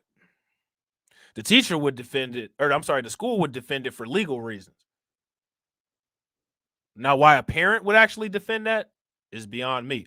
But you bring up a good point, though, Way Weary. You know what I'm saying? You bring up a good point because there are a lot of parents defending this kind of stuff, which to me is just insane. You know what I'm saying? There is no defense for this. If parents who defend this kind of stuff, it's kind of questionable what goes on at their home. You know what I'm saying? Yeah, facts. Facts still my beats. And facts, hey, Mr. Knickerbocker. And if you guys agree with Ricky, give me a thumbs up. If you guys disagree, give me a thumbs down. Ricky says they just want sexual access to children. I agree. Because next it'll be, well, one of you come up to the front of the class and we'll demonstrate how this works. Yeah, no. Absolutely not.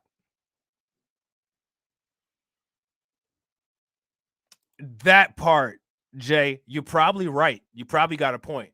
Jay says, nah, they found two groups of parents and made them spokespersons for all parents. If you guys agree with Jay, give me a thumbs up. If you guys disagree, give me a thumbs down. And real quick, you guys, if you guys have not smashed the like button, please make sure you guys take a moment and smash that like button. Also, if you're not subscribed to the channel, go ahead and take a moment, subscribe to the channel, hit the bell icon twice. And if you're not subscribed to my backup channels or my other social media, please make sure you guys do that. So this must be that, this is Alexis Bevels. All right. So now here it says, they're like, they're like, how does this butt plug work? How do we like how this works? He said, with the drag queen there to pass out cookies and brownies and do photos. And it's almost like, you remember how back in the day they used to have clowns at the party? Now this is what they have at the party. Now this is what they have at the party. Shout out to DJ Elmo. DJ Elmo says they're practicing their Greco-Roman culture of degeneracy. That's facts, man. You know what I'm saying? If y'all agree with DJ Elmo, give me a thumbs up. If y'all disagree, give me a thumbs down. Then they'll turn around and say that this is woke. This is woke. This is what the woke agenda does. I don't know what y'all talking about. This ain't got nothing to do with anybody being woke. This has to do with white cultural confusion. Stop blaming it on everybody else. Woke is not cultural confusion. Woke is, guess what? Anti-black racism is baked into the fabric of the United States. Period. End of discussion. this right here, you know what I'm saying, is something that needs to be documented in monkeypox studies. You know what I'm saying? So now here it says, in the clip secretly filmed in a coffee shop, Bruno confirmed that he had not told trustees about the sex toy lesson, insisting he felt no need to because they would find it wonderful. And I mean, like, that's just problematic right there. That right there is extremely problematic.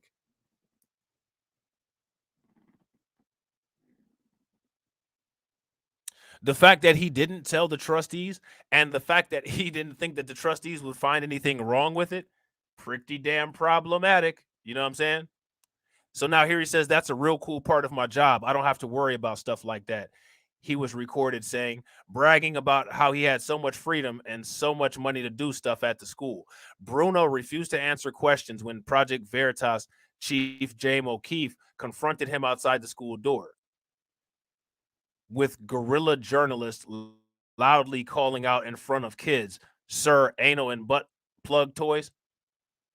Like, again, like, my thing is that that stuff right there, that's, what does that have to do with anything? What do dildos and butt plugs have to do with anything? That is some extracurricular stuff that doesn't even have to do with basic LGBTQ or basic heterosexual sex. We sit up here talking about 1% of the population. I mean, what percentage of any sexual couple uses that kind of stuff?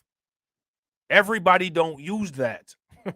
You know what I'm saying? So even if we're having a conversation, right? And even if it's an appropriate conversation involving science and human anatomy, where do those things come into play when it comes to dealing with kids? When I was, you know what I'm saying, at a younger age getting down, I wasn't using all that stuff. Ain't nobody using all that stuff now. Like I said, when it comes to certain stuff, especially stuff like butt plugs, everybody ain't doing that.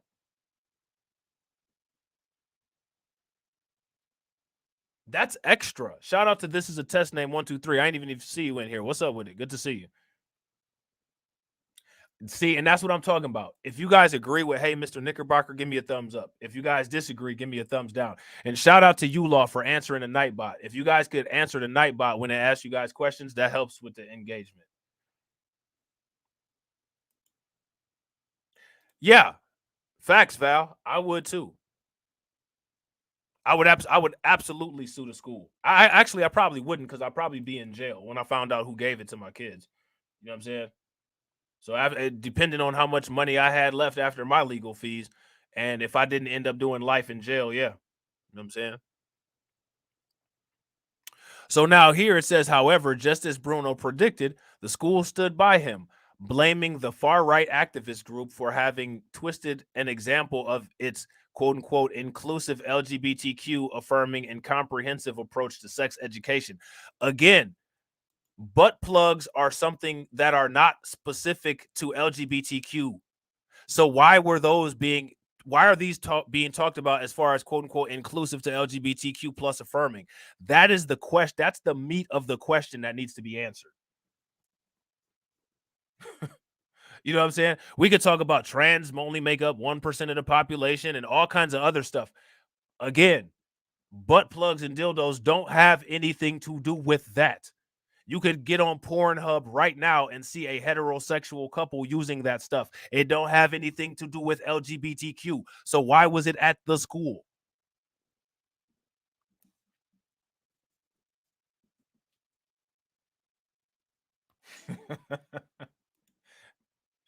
Right. Right, Shatira. Facts. Like that's what I'm trying to figure out. You know what I'm saying? Oh, well, I didn't even mean to hit this, but make sure y'all follow me on Twitch if y'all got Twitch. You know what I'm saying? So now here it says Principal Dan Frank told parents that we are heartbroken that one of our colleagues' words have been severely misrepresented for malicious purposes. So, okay, so then can they give a clarification? Can we get a clarification on what was said and what it actually means? You know what I'm saying? Can we get a clarification on what this actually meant? So here's a letter that I guess that the school put out. It says, "Dear Parker community, we care deeply about the health, well-being, and development of our students. Our programs are designed to help cultivate not only physical and emotional well-being, but also a strong sense of belonging. This is central to our mission. That's why we are heartbroken to learn one of our colleagues' words have been severely misrepresented for a malicious purpose. Project Veritas is a far-right activist group that produces deceptively edited videos of secret recordings in an effort to discredit mainstream media organizations, progressive groups, and educational institutions." I don't care about none of that. What I care about is, okay, well then what did he mean? What did he mean? I mean, how do you twist something like that around? Somebody didn't have a hearing aid in or something? I mean, what happened there? Somebody somebody forgot to turn on their hearing aid. They just stuck it in their ear. I mean, what happened there? You know what I'm saying? Last week at an NAIS, which is National Association of Independent School People of Color conference. Why is this what I'm talking about right here? I want to make sure you guys see this. What do this have to do with people of color?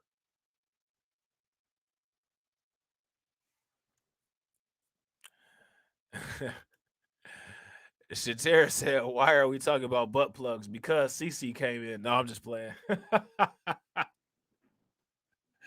Look, that's a blast from the past, right? That's back when I used to do that's back when I used to do the ratchet streams. That's before I got professional.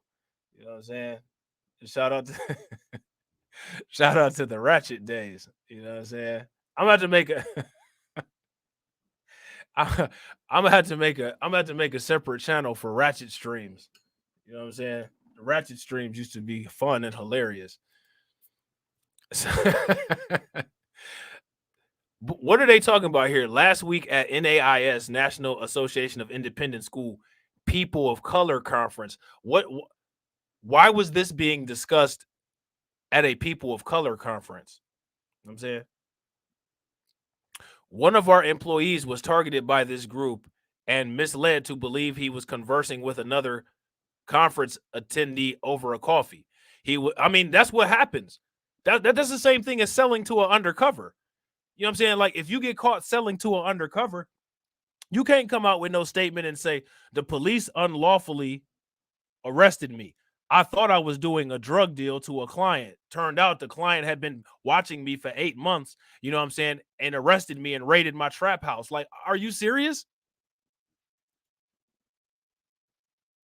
See, what happened was, you know what I'm saying, I was about to sell PJ a brick, but then he asked me to buy a bail. So I was like, yeah, let me go handle that real quick. I came back with the bail, and next thing I knew, I was surrounded by the police. They did it unfair. Yeah, no shit. That's why it's called undercover. You know what I'm saying?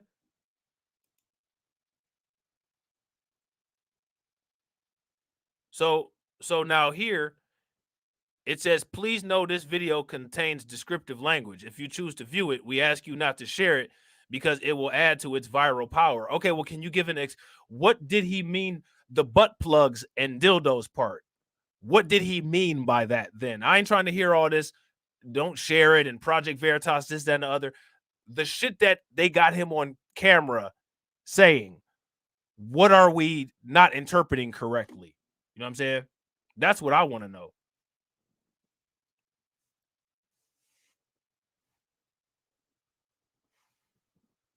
Oh, okay. Thank you, LJ. I need to actually start putting that in.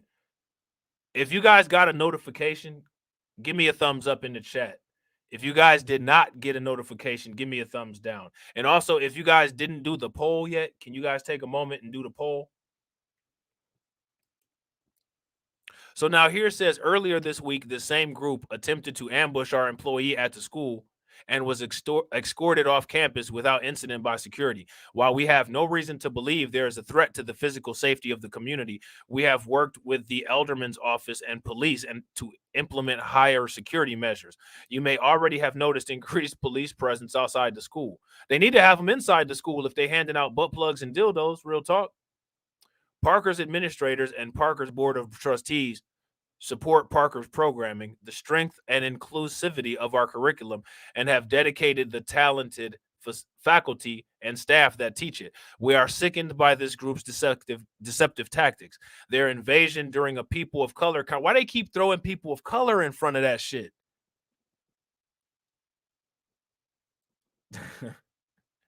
I don't think that most people are. I don't even think that the LGBTQ community is on that all like that. That's why I'm saying what place does that have even being talked about? What does that have to do with LGBTQ? Why was that dude laughing and joking about it? You know what I'm saying? Like, and if we did mix up what he was saying, can they verify what it is? What message was it that he was actually trying to convey? Bro, what were you actually talking about?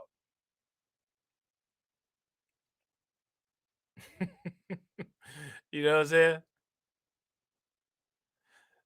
So yeah, there's that. All right.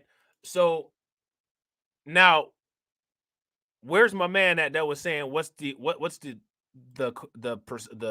probability of a member of the 1% class, you know what I'm saying, committing some crimes against you, right?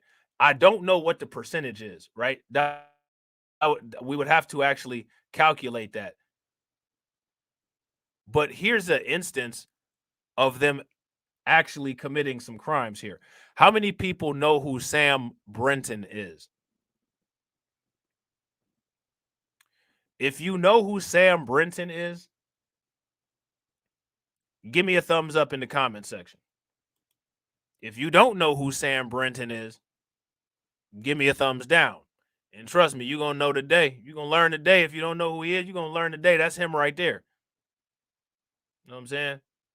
Non-binary Biden nuke official. All right. So when Biden is threatening Vladimir Putin with nukes, this is the guy behind it all. This guy right here. This is him.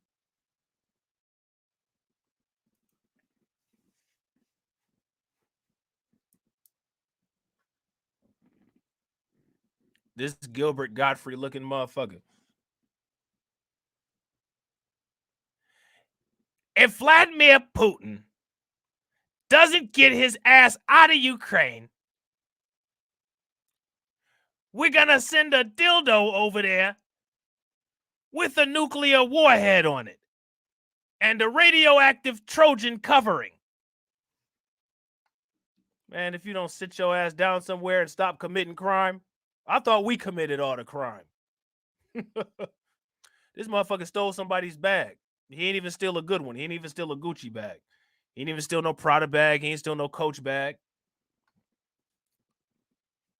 You know what I'm saying? He's a government official that's in charge of the nukes.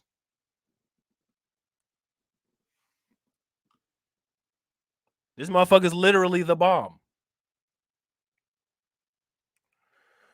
The rainbow atomic symbol t-shirt could have been a clue. I mean, if you're going to steal some shit, why would you have some bright flamboyant ass shit on like this and no mask? I mean, clearly you at the airport or something like that. You should have at least put a COVID mask on to hide your face.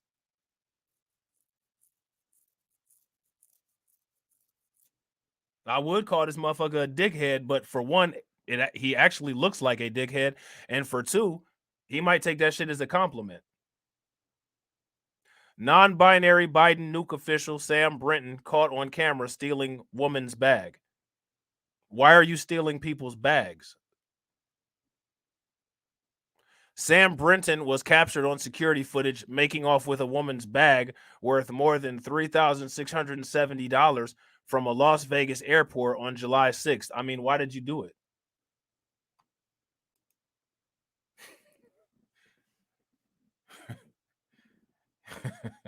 Yeah, he do look like a warhead.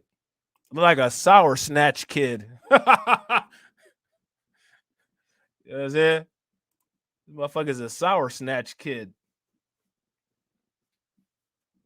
First they're sweet. You know what I'm saying? Or first they're sour, you know what I'm saying? Then they're sweet.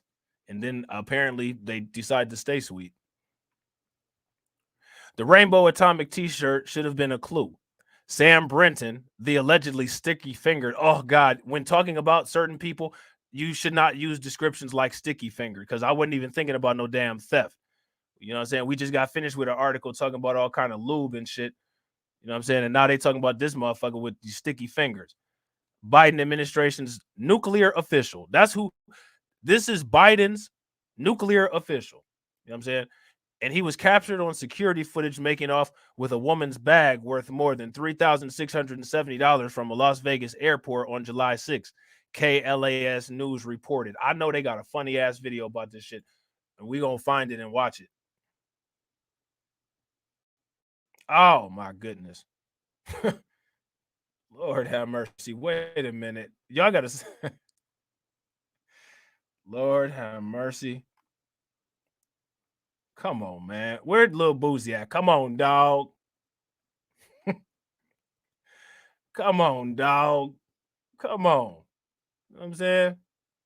This is ridiculous. Wait a minute. We're going to finish this one right here because it's messing up the damn computer. But, oh, man, Sam Brenton is a klepto. You know what I'm saying? And a whole bunch of other stuff.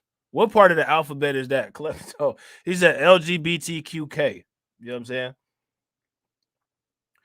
So a surveillance snap from Harry Reid International Airport shows a stern-faced Brenton wearing the white t-shirt with the colorful symbol, a black backpack, and black jeans, rolling the suitcase in question through the airport.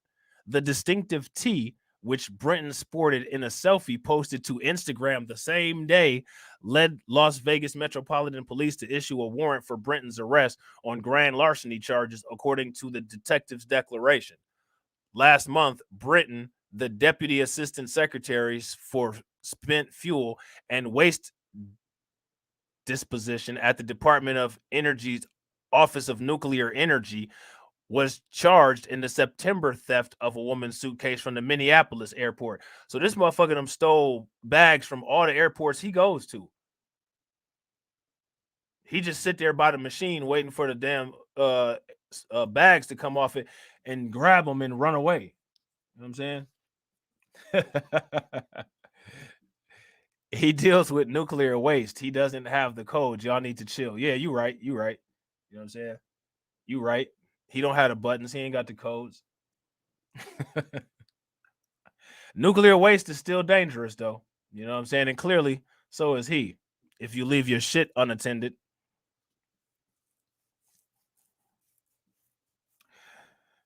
Oh, this motherfucker got on some yoga pants.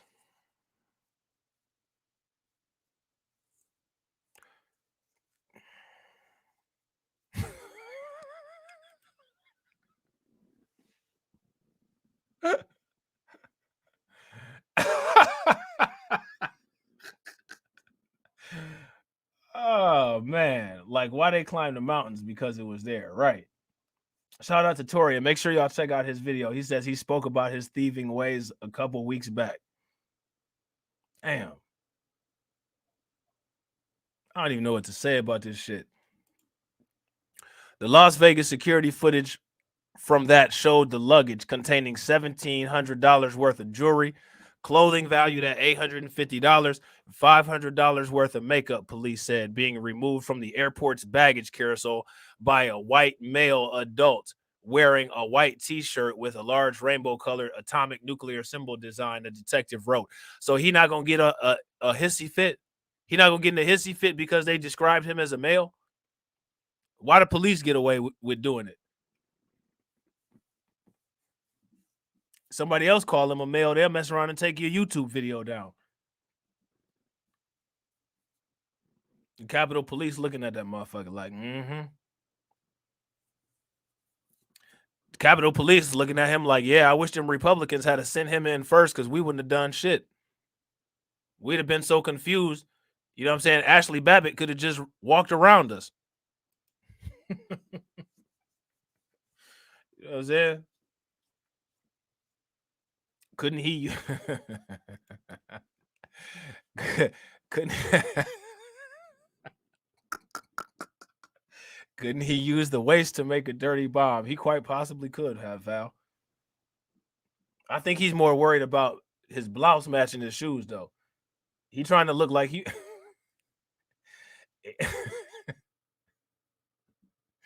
I'm not even about to say that, man. I'm not even saying that. He look. He looked like he ready to challenge Dave Chappelle to a game of basketball. That's all I'm gonna say. The man demonstrated several signs of abnormal. I wonder what was the first key, what was the first clue of the abnormal behavior.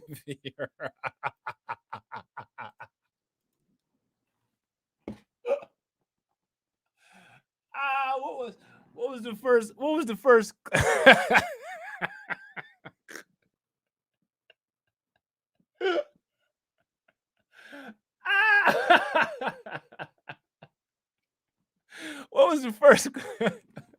what was the first clue of abnormal behavior? Yo, shout out to Val. She said she can't even walk in heels that high. I bet you this motherfucker about he about 7'4" with these damn heels on. You know what I'm saying? Oh man. He probably stressed out. He trying to figure out what the next episode of Sex in the City is on. You know what I'm saying? Hulu or Netflix. Oh my God. So according to the declaration, he grabbed a bag off the carousel and walked away with it quickly. I bet you he had that. I'm finna go tell the boss walk when he grabbed that shit off the carousel and was making all kind of clicking noise with them red bottoms and shit. Like he was about to go to the office and get somebody fired. You know what I'm saying? The victim, who filed a police report on July 10th, described her missing bag as gray, hard shell, away brand, bigger carry-on value added at $320. What is he doing right here? Like, come on, bruh. Damn it.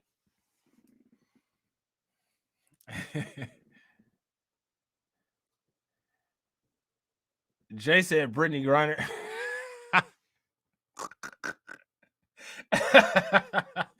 Yeah, he was walking like he was about to go tell the boss. You know what I'm saying? That I'm too sexy for this bag walk. Your ass ain't too sexy for jail, motherfucker. They done press charges on your ass. You know what I'm saying? He'd probably get mad if he heard me say that. They did not press charges on my ass. My ass is perfectly fine. The charges are on a sheet of paper called an affidavit, asshole. My bad. You know what I'm saying?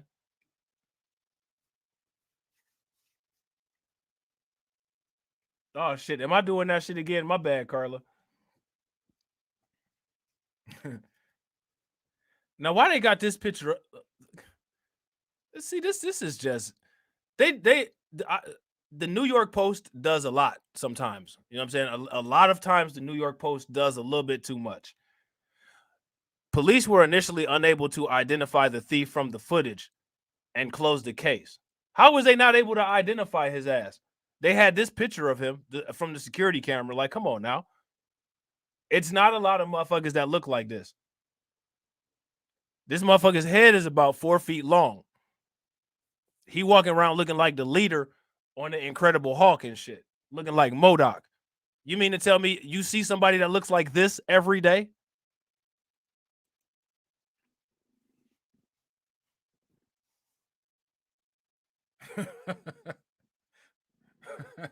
This motherfucker looked like MODOK just went shopping at the Gap. You see somebody that look like that every day? Come on, man. Stop it. Go on somewhere with that bullshit. He was charged with some shit last month with his thieving ass. Police were initially unable to identify the thief from the footage and closed the case. Man, stop it. He was closing cases too. They just happened to belong to other people. You know what I'm saying? But on November 29th, when the Las Vegas investigators saw media reports of the Minneapolis accusations against Brenton, the officer immediately recognized the energy department. And of course, he immediately recognized his ass. That's not some shit you see every day. Let's look at this real quick. Hold on.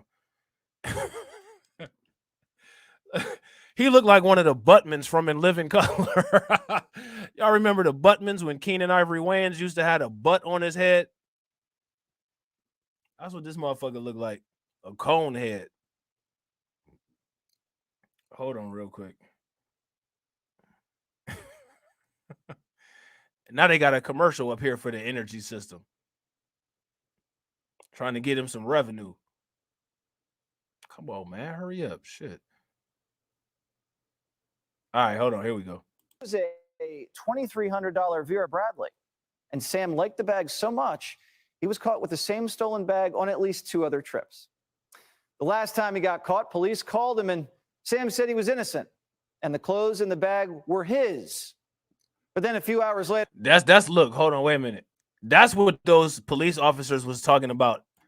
Oh, don't you recognize that motherfucker? Yeah. Yeah, I recognize that motherfucker. He was at CSA. I recognize his ass. But then a few hours later, Sam called the cops back and said he wasn't being completely honest. What was Sam's excuse? Well, he said he was tired and he thought the bag was his. I guess Sam was so tired he forgot he'd never checked a bag, and he was so tired he saw a bag that he'd never owned filled with clothes he'd never worn and took it.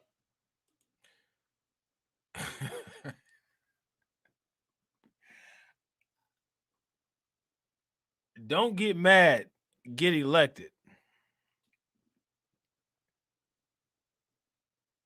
Man, that's wild, man. That's whew. Biden hired this person. You know what I'm saying? Thank you to @American Nuclear for selling such a great shirt for me to wear on my flight today. Are you sure that you bought it or did you steal that shit? Brenton wrote in the post, my professional society continues to grow and learn, and I'm proud of them. Goodness, how we have changed since my service as a chapter president and then on the National Board of Directors. #nuclear pride. Don't be using, you know what I'm saying, nuclear and shit like that, motherfucker. That's my shit. I definitely don't steal no damn bags from the airport neither. He's full of shit. He should go to that school and get a butt plug so he don't drip all over the place.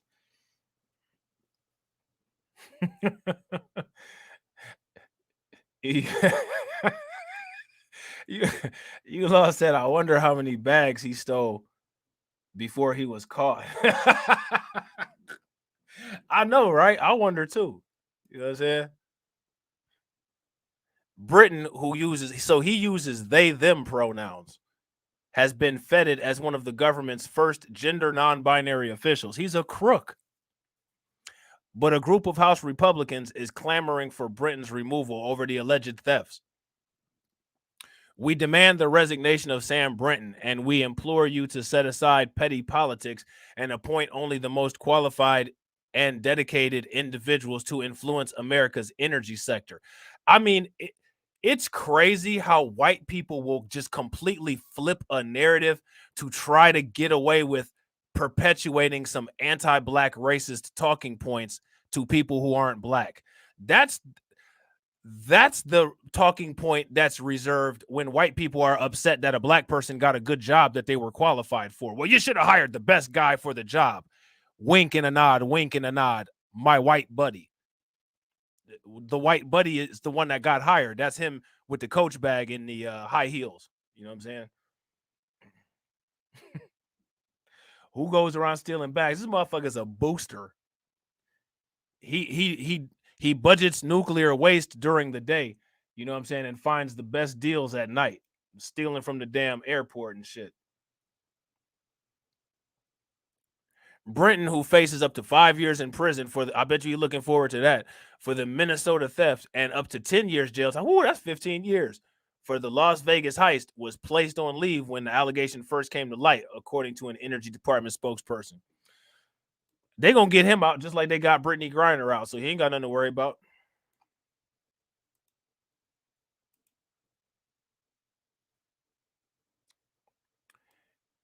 He ain't got nothing to worry about, man. Hold on real quick. Wait a minute. Wait a minute.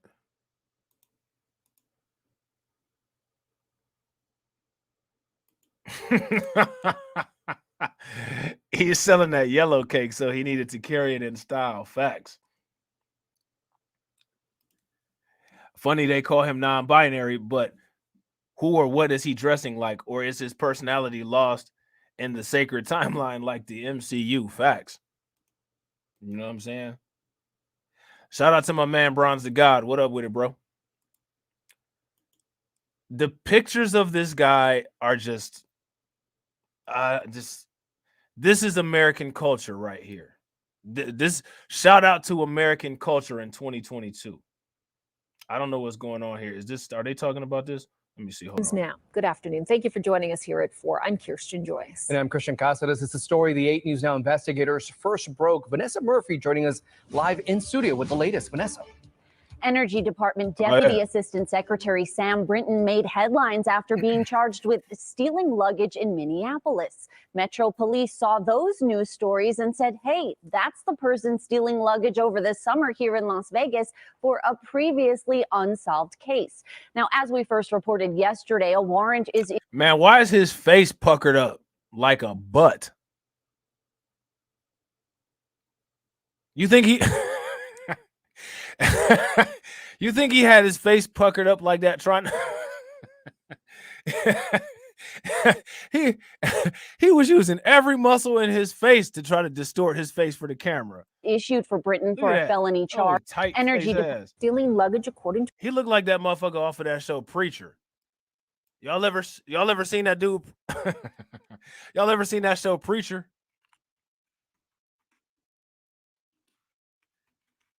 If you ever seen that show Preacher, give me a thumbs up. If you haven't seen that show Preacher, give me a thumbs down.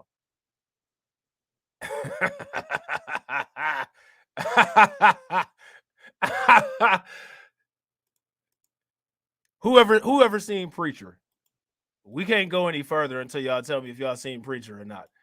Because what I'm trying to figure out is why this motherfucker use every muscle in his face to pucker his face up like he was wearing an asshole on his damn mouth. Look at this. Don't that look like, if he had shaved his head, that'll look just like that picture of him walking from the airport with that damn bag. Look at that. He making the same face that he was making on the camera. Damn. Man, that's that's crazy. Man, that's crazy.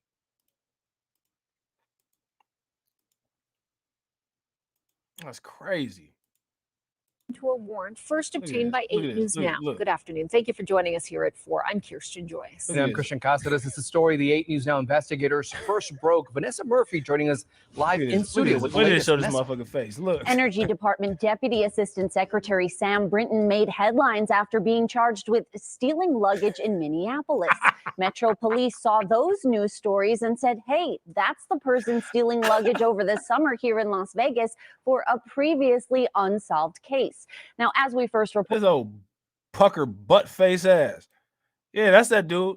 Shout out to Carly. Yeah, that's that motherfucker from my thumbnail about monkeypox. Who knew? You know what I'm saying? Reported yesterday, a warrant is issued for Brinton for a felony charge. Police say Brinton posted a selfie at the airport wearing the same t-shirt. That he's an example of, you remember how many people, parents back in the day, used to be like, you keep on making your face like that, it's gonna get stuck that way. Who parents said that to him? Or they'd be like, boy, you look ugly when you cry. You keep on looking like that, it's gonna get stuck like that. That's an example of it getting stuck like that. This motherfucker right here. T-shirt that's seen in the video. Brinton takes the victim's luggage from the carousel, looks at the tag, puts it back on the carousel, looks around to see if anyone's watching, and then takes the luggage. Now, the owner of that luggage filing a police report and estimating the value of her luggage and her belongings in it at nearly $3,700. The theft is alleged to have happened in July, but police say they identified Britton as the suspect in November, again after seeing Britton already making headlines for a similar crime. Britton is 35 years old, a deputy assistant secretary at the Office of Nuclear Energy, but on leave after facing charges in Minneapolis. That case is ongoing. We tried reaching Britton's attorney. We were either disconnected or he hung up on me. Yeah, he hung up on your ass. He definitely hung up on your ass. You know what I'm saying? Look right here. Look at this.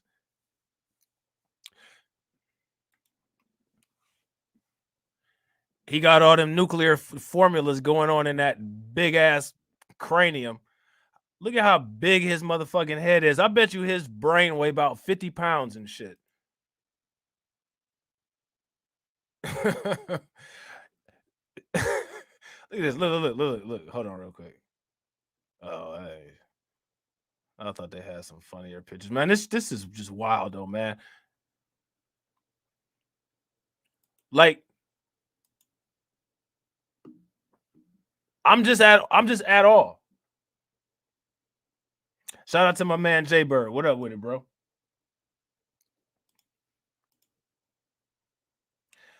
That's a good question, Torian. Anybody got the answer for that? Why is it that every non-binary man dresses like a woman? Why do they keep their mustaches too? That's a little bit disturbing. You know what I'm saying? Like, is it for the optic or what? Like, come on, man. Shave that shit off of your damn lip at least. He's sitting up there about to say something with all that. Jesus, man. Let's see what he's talking about. Hold on real quick.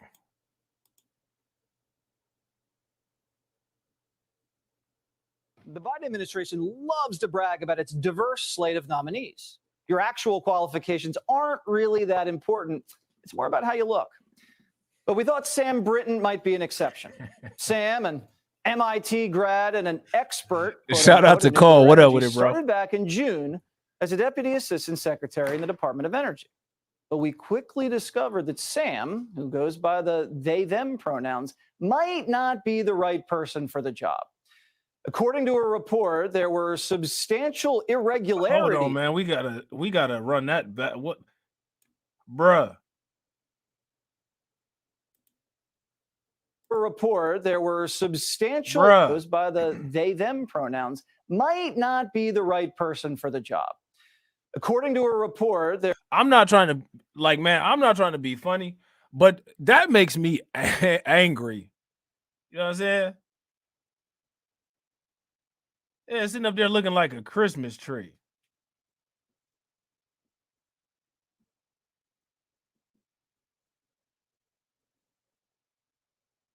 Sitting up there looking like a damn Christmas tree. Like, there were substantial irregularities during Sam's hiring process, and Sam's gender identity may have taken precedence over actual qualifications. Perhaps the Biden administration chose this former nominee. Man, what for are you other doing reasons. with them motherfuckers with Maybe them they were dog masks? impressed by Look at Sam's this shit. Look at this. Look at lectures on this. kink, or their interest in Look on at kink, this. or their interest in pup play, whatever that is. Either way, you weird motherfucker. What's good with it, Organic Black? Like, bruh. What? It looks like Sam's not only unqualified, he might pup Man, what play, is this right whatever here? that is. Either way, it looks like Sam's not. Them on some damn dogganatrix.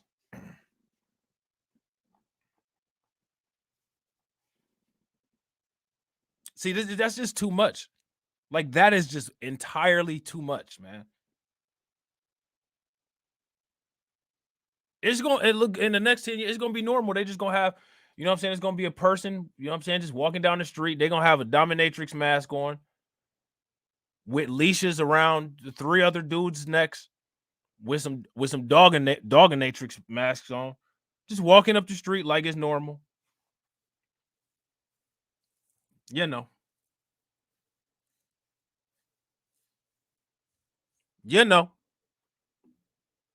Man, this is wild, man. This is wild.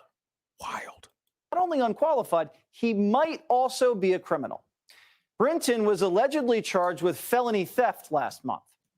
Biden's nuclear energy expert apparently stole a woman's luggage at the Minneapolis-St. Paul airport on September 16th. And there's video. Took the luggage, took the tag right off the bag, and ran into an Uber, and then checked into a hotel. And when cops asked if he took the woman's bag, this motherfucker has a radiation symbol purse.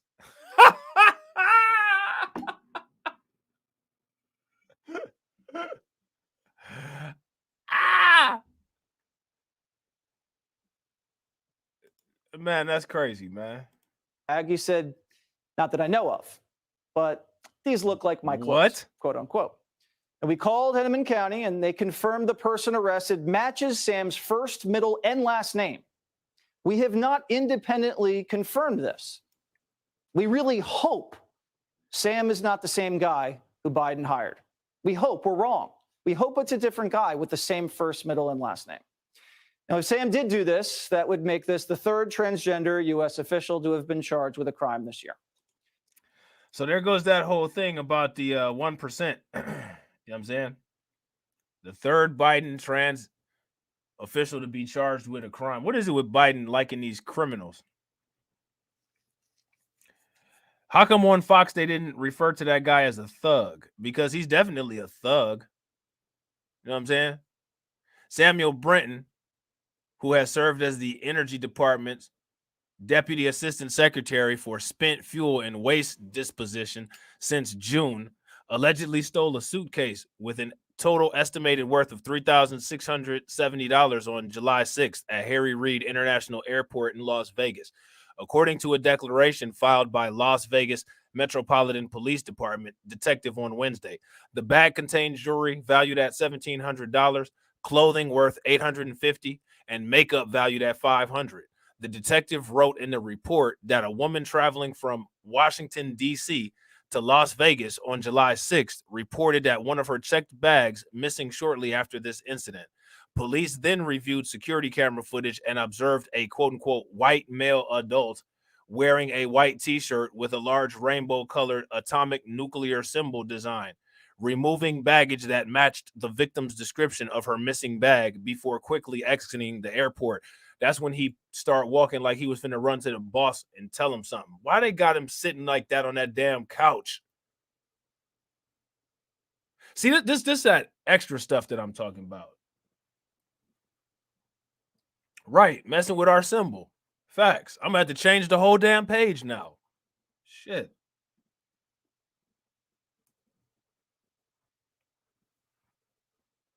Oh, that shit crazy, man.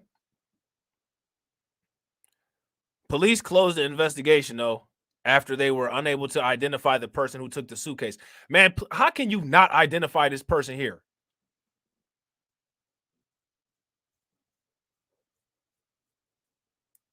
Like, come on, man. However, on November 29th, after media reports highlighting Brinton's alleged theft in a Minnesota airport surfaced, investigators reopened the case since the suspect matched Brinton's description.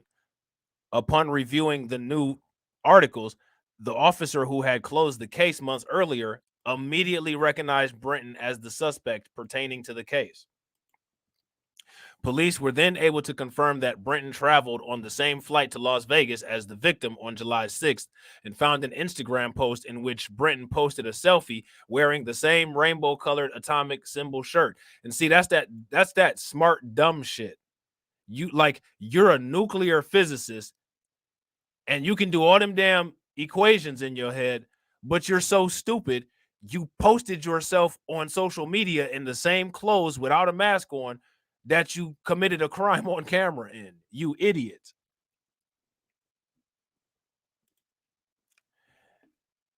Torian said, I wouldn't be surprised if he stole this job from the actual Sam Brinton. Is Sam even his real name? Right, this is some Leonardo DiCaprio catch me if you can shit. He's like, catch me if you can. I took your bag. Catch me if you can. And then they caught his ass. You know what I'm saying? Britton demonstrated several signs of abnormal behavior while taking the victim's luggage. This motherfucker is exhibiting abnormal behavior right here. And I guarantee you that this picture was taken before he took anybody's luggage. This right here, if you guys agree, give me a thumbs up in the comment section. This right here is an exhibition of abnormal behavior. If you agree, give me a thumbs up. If you disagree, give me a thumbs down. Like, come on, man. Stop it with this bullshit. They talking about this motherfucker just started acting abnormally when he was taking suitcases. I wonder what they mean, though, when they said abnormal behavior. Like, what was he doing? Which are cues that suspect gives off when committing luggage theft. I told you he was switching and walking like he was about to go tell that somebody was late. I saw Robb stealing time from the clock. Shut your ass up. The LVMPD detective wrote in a report, specifically, Britton pulled the victim's luggage from the carousel and examined the tag. That's probably the most normal shit that motherfucker did. But most people, when they just pull the bag, they know what the bag looks like. So you ain't going to be looking at the tag because in most cases, you know what your bag looks like.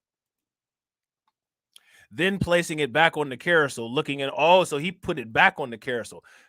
Placing it back on the carousel, looking in all directions for anyone that might be watching or might approach. It continued, pulling it back off the carousel and demonstrating the same behavior by looking around before walking away with it quickly.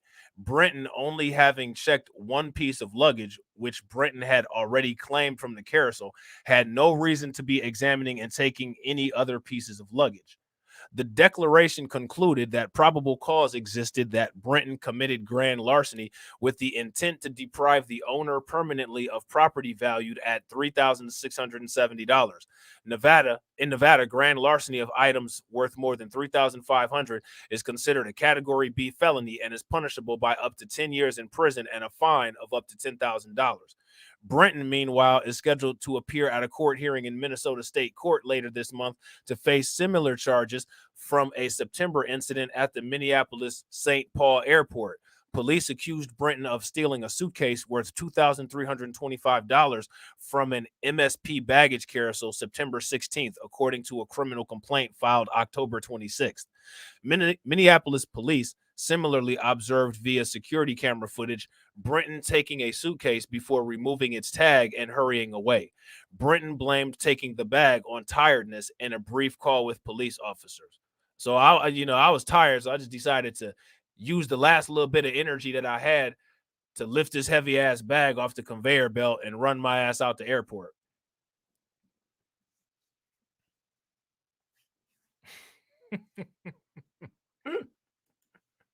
You know? Shortly after Britton was charged in October, the DOE quietly placed Britton on leave, but didn't offer any explanation. The agency has confirmed Britton is on leave, but has refused to offer any additional information, saying it doesn't comment on personal matters. Sam Britton is on leave from the DOE, and Dr. Kim Petrie is performing the duties of Deputy Assistant Secretary of Spent Fuel and Waste Disposition, a DOE spokesperson previously told Fox Digital. All right. Republican lawmakers have expressed concern, arguing that Americans deserve more information about whether Britton continues to receive government paychecks and if the DOE has revoked Britton's security clearance. Now, what I find fascinating is that Republican lawmakers are never that concerned when it comes to administrative leave after a cop kills a black person. You guys notice that? They want all kinds of information. Well, we want to know if he's still getting paid. I don't think they really cared if Derek Chauvin was getting paid or not. I don't think they really cared if Amber Geiger was getting paid or not. They want to make sure this dude is not getting paid. That's interesting. You know what I'm saying? That's interesting. What do you guys think about that? Real quick, ladies and gentlemen, if you guys haven't smashed the like button, please take a moment. Make sure you guys smash the like button. Also, if you're not subscribed to the channel, please take a moment, subscribe to the channel. Brenton made headlines after being appointed to the position that oversees nuclear waste policies at the DOE Office of Nuclear Energy as a non-binary gender fluid person. Brenton has also posted about being a member of the so-called Sisters of Perpetual Indulgence, a drag queen group. Ugh, sounds like his resume is pretty full. And now he can add doing a 15-year bid to it. But I guarantee you that when they actually get this in court or whatever they plan on doing with this, ain't nothing gonna happen. They ain't gonna do anything. You know what I'm saying? I bet you he'd get like a year and a fine or something like that. So, ladies and gentlemen, my question is, do you guys want a panel to discuss this stuff? Now, everybody knows the rules of the panel. You know what I'm saying? Keep it clean and community guidelines. No disrespecting each other on the panel. Make sure you're respectful and able to talk. Allow each other adequate time to talk. You know what I'm saying? So if there's anybody that wants to join the panel, I will put the link in the chat. If there's any moderators that's in the chat that can copy the link, if people join late, that would be great. All right. So what we about to do right now is we're going to play the panel interlude music. All right. And we will return with the panel. And if nobody's called in, then we will end the stream. All right. So we got a caller. You know what I'm saying? We got a caller in this bad boy, and take a wild guess who it is. Shout out to my man DJ Elmo in the building. What up with it, bro? Good to have you up here, man. What up? What up? Can you hear me? Yeah, we hear you. How you feeling, bro? Rob, can you hear me? Yeah, I can hear you. Can you hear me? Oh, brilliant, man. Oh, gosh. Yeah, yes, I can hear you. I can hear you. That's what's up, bro. So what's on your mind? Yes, you have, sir. Yes, you have. So what's on your mind, man? First of all, I want to big you up for your tremendous and diligent broadcast. It's been really educational. It's been informative, and I just want to big you up, you know. Hey, I appreciate it, man. The way that I try to do it is where we could talk about stuff that's serious, but have a good time doing it. Like, have some fun. You know what I'm saying? Like, keep it serious, but at the same time, make it casual. You know what I mean? Yeah. So what do you think about what we talked about today, man? I don't know. What's your perspective? What's your perspective well, on all the stuff we talked about? First of all, what the alphabet dude you were talking about stole the luggage. I need, you know, that part in Men in Black where Will Smith has the light stroke to forget what he's just seen. Yeah, I know what you're talking about. I need that because that picture on the couch it traumatized me. So yeah, I need that light stroke right now. But in all seriousness, I mean, this Biden administration, I mean, you know, you've covered the story of Biden's son. It just seems that they love criminality, you know. It's not a surprise. Obviously, I don't know why he's still on leave. He should be sacked. Yeah, I agree, bro. And my thing is, why is he on leave? I mean, that's taxpayers' money. Right, exactly. And my thing is, you got to ask the question, like, does the Democratic Party hold him accountable for any of these decisions? Or, you know what I mean? Like, is there any kind of oversight? I mean, how do you have 3 of those people who are criminals, and then on top of it, you got his son doing all of this stuff? And I don't know if you heard about this, though, DJ Elmo, but I heard that Mitt Romney actually voted to what am I trying to say? He voted to knock down the Hunter Biden investigation. So we got another caller. Shout out to my man Al. What up with it, bro? Really? Yeah, he did that. He did that. Can you hear us, Al? I never heard that. I never heard that. Wow. What's up with it, bro? Yes, sir. I can hear y'all, bro. I can hear y'all. That's what's up, bro. So what's your thoughts on what we talked about today?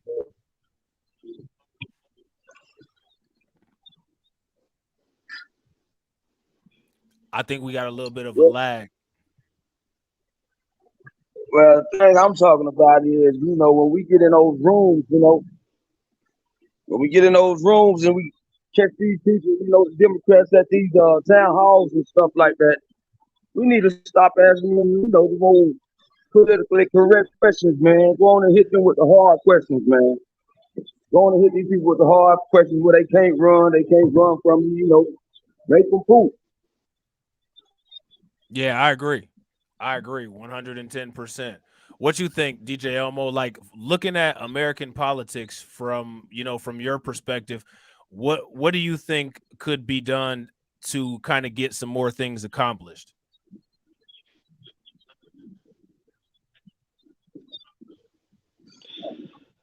Well, what was the name of the brother that was campaigning? What was his name? The brother that wears a hat. Marcel the guy Dixon. that's the black guy that campaigned against what?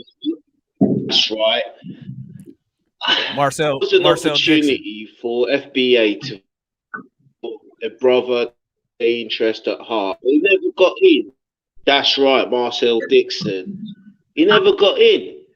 So it seems there's a mental lag somewhere where people are hypnotized by the Democrats. And that was a perfect opportunity, I felt, for FBA to really put their foot on the ground and say, listen, we're going to vote differently. But it never happened. So I agree. At this stage, and you can see, I mean, we know like state, yeah. What's the other guy that came in? Sorry, I'm not good with the names. The one that wore that came in, is it this week or last week? That wears glasses, the black brother that has a bald head. You're talking about Raphael Haley. Warnock. Nikki Haley said he should be deported. Raphael Warnock. Despite. Yeah, so he's a Dem, right? He's a Democrat. Yeah, he's a Democrat. Yeah, is he a Democrat? Yeah, he's a Democrat. Yeah, so there you go. I just think I don't even have the answers, Rob. I'll be honest, because I think this is more of a it seems a psychological addiction to the Democrats with a lot of FBA family. I don't know what the solution can be. It just seems that they are, from what I see and the voting patterns, it just seems that people are psychologically enslaved by the Democrats. I don't know. What do you think is the solution? What do you think is the solution? Yeah, I think I am too. Hey, Al, can you mute? Because there's some noise coming from your phone, bro. But yeah, I agree with you, bro. I think it's like some psychological conditioning. Man, I thought that was aliens interrupting, man. That's hilarious. I think it's a little bit of delay between all three of us. You know what I'm saying? Like, I don't know why it's like delayed, but it's like the sound is like actually going through like a wire with two soup cans on the end of each wire. You know what I'm saying? Like, yeah. I don't know why it's doing that, but it is what it is. We'll get through it. I think the aliens will try to deliver. Yeah. That's hilarious. Maybe they So try what's to your deliver solution, that red Rob? light What do you for think, man? I think that is going to. I think it's I think it's going to be a long process. I think maybe like a 5 to 10 year process to actually get people to see the errors of voting just based on party. I think that there has to be a shift for us to have people to have more curious minds as to what they're getting from their vote. You know what I'm saying? What I think that a lot of people vote just as something to do or just to say that they did it. I don't think that when they go to the voting booth, they actually have their interests organized as to what it is that they want to see from that vote that they just cast. You know what I'm saying? Yeah. Yeah. So Got let you. me Got ask you. you a question, Do DJ you Elmo. think you just said 10 years? Do you think FBA, FBA fab? Yeah. Right. Yep. You know what? Do me a favor, bro. Drop out and come back in and see if that helps with the delay, because I think that there's a delay. You know what? All And right also, then. Okay. you I'll do that know what now. I've heard. Wait a minute. What I've heard is that if you copy the link Yeah. and use it through Chrome, or copy the link and use it through Safari, it actually works better than if you copy it straight from YouTube. You see Yeah. what I'm saying? So try to use it through like one of the Uh, browsers and don't use okay. it through the All right. YouTube Okay. browser. Give me a minute. All right, for sure. All right. Okay. All right. I'll be back. All right. Bye. Yeah.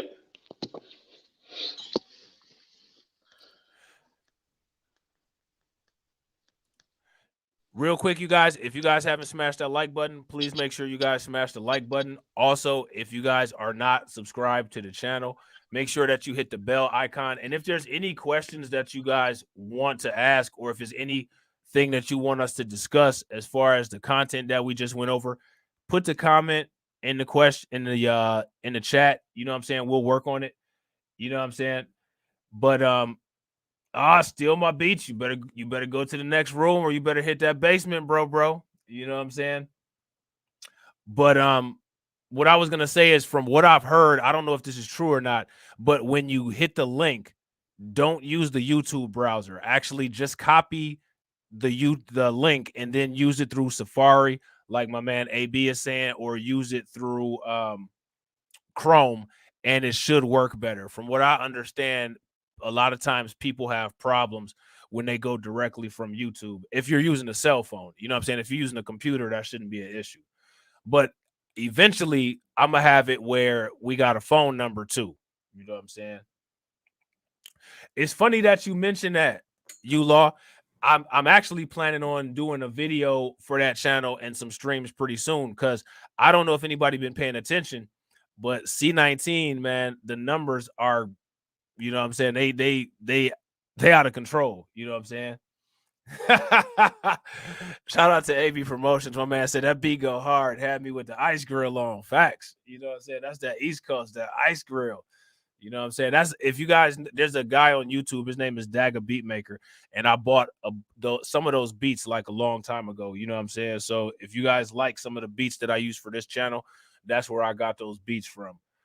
But you know, man, your boy, I gotta come with the beats, man. I love hip hop. I love hip hop music. You know what I'm saying? So the beats, they gotta be on point all the time. We can't be coming with no garbage. You know what I'm saying? Bron's just making up excuses because he don't want to call. You know what I'm saying? His ass could call in. You know what I'm saying? But he just ain't trying to call in. So he gonna put that in the comment section. I came in too late. You know what I'm saying? Everybody come in late. It's a live stream. Everybody trying to hear that? You know what I'm saying? So while we waiting for DJ Elmo to come back in, is it anybody else that wants to come back? I'll drop the link in. You know what I'm saying? We lost Al. I think his phone might have lost reception. I'm gonna put the link in the chat one more again.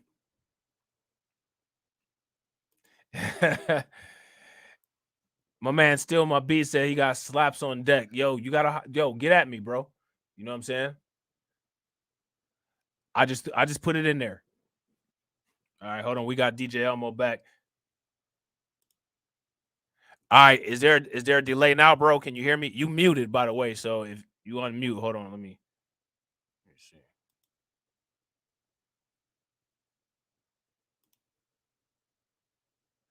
You know what? It's saying your mic ain't connected.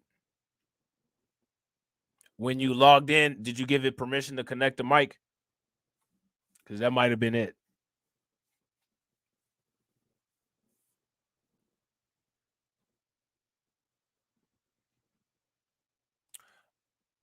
I'm about to show y'all this real quick while we waiting for some people to call in, waiting for DJ Elmo to get his mic working.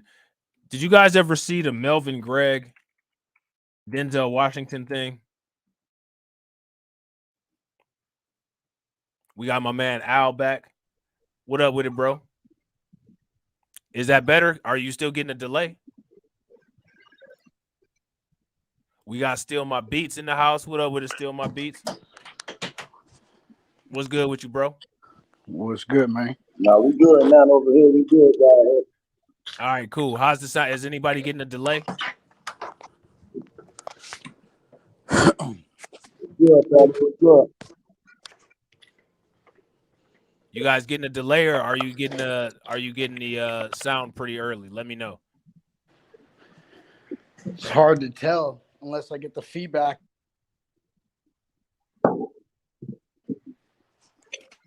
I think we good. Like I'm getting the delay. So what's on you guys' minds? This is you guys' time. You know what I'm saying? This is the time for the audience. You know what I'm saying? So what do you guys think about that? About the content that we talked about? What's on your minds about it? All right, DJ Elmo, you back, and it's saying that your mic is connected. Can you hear? Are you delayed at all? Oh, we lost Still My Beats. We playing musical chairs up here.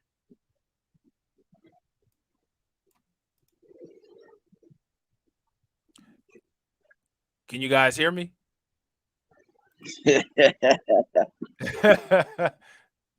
You guys, if you guys can hear me, let me know. We might be having some tech issues. It's all good though.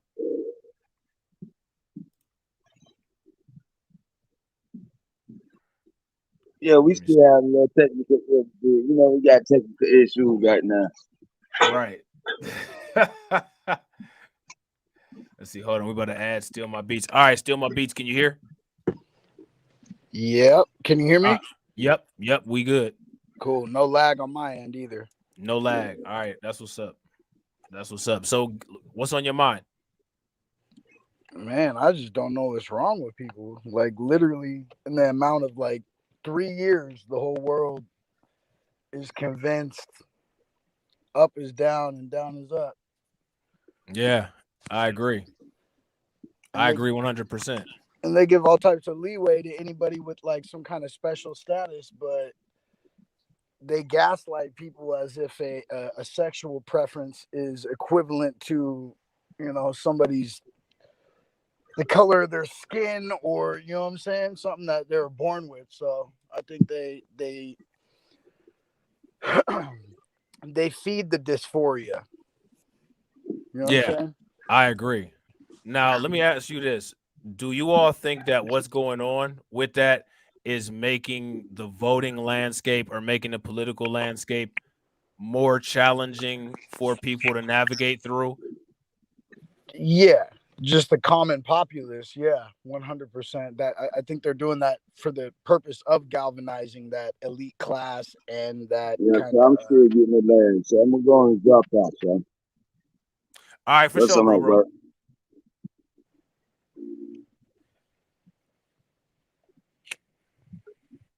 Is that Al or DJ Elmo? I can't hear. I don't know who that was. I think it was DJ Elmo. I think he having some phone issues. But go ahead. What was you saying? Oh yeah, I was just saying that I think they this was all calculated to galvanize the voting blocks and you know, kind of put that elite class, that laptop class, and also, you know, that whole new gender class protection all in the same little bubble so they can keep doing the same game they've been running. Yeah, I agree. So I think that like the most important thing would be to try to figure out how to get people the most clear and concise information, and also how to make sure to keep people focused, because I agree like that all of these extra issues that aren't really issues are not going to do anything except for confuse people and just make things even worse. So my question, I guess, for you and for everybody in the comment section would be, how do we keep people's attention focused on the important issues? And I guess what would be a list of important issues? What's a list of issues that would bring you to the poll in the next election? That's a good question. I would say that, I mean, for the most part, I believe that a good portion of our society is over the duopoly. You know, they see through the game. So I think that having another option that isn't some Andrew Yang forward party that's just a backup of that, like it really needs to be like a people party, grassroots completely. And I think that the way to do that would be to get the attention by just sticking to common sense and more traditional conservative values is really what Black folks have been, historically been. You know, we've always been more conservative voters.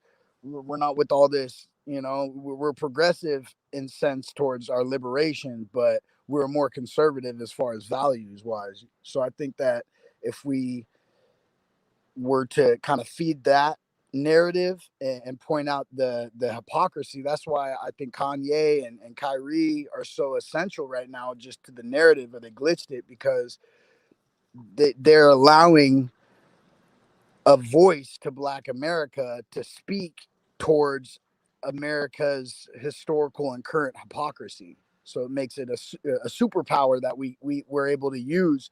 But I think they've chilled speech so much over the past couple of years that, you know, or we're just distracted. Yeah, I agree. Now, here's my question. Do you think that people look at voting as a means to get something from what's already here? Or No. do people look at voting as a means to create more for themselves that they can utilize down the road? Because I think, like, okay, say for instance, right? People look at the Democrats and they say, well, we don't have a anti-Black hate bill, or we don't have reparations, right? Okay, I get that. I understand that. Yeah. But now let's just say, okay, what we're going to start doing is we're going to start targeting a particular industry. Like I said, there's going to probably be a water drought very soon. I think the water drought is actually supposed to happen like around 2050, like around the same time that the racial wealth gap goes to zero. 2050? Yeah, yeah. Hold on. That's a long time. I'm trying to make it to 2030. You'd be surprised, bro. By the time you say that, it'll be 2050.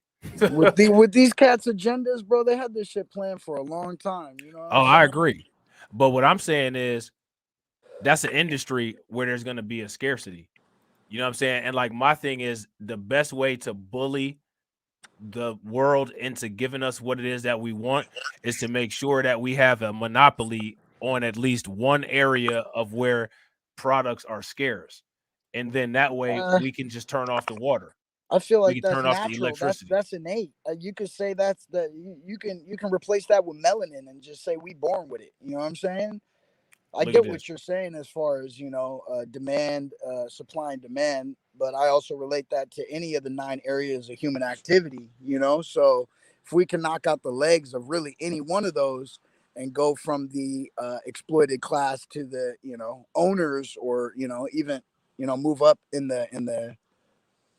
our status as power in any of those 9 areas, I think it would serve the same purpose you're saying.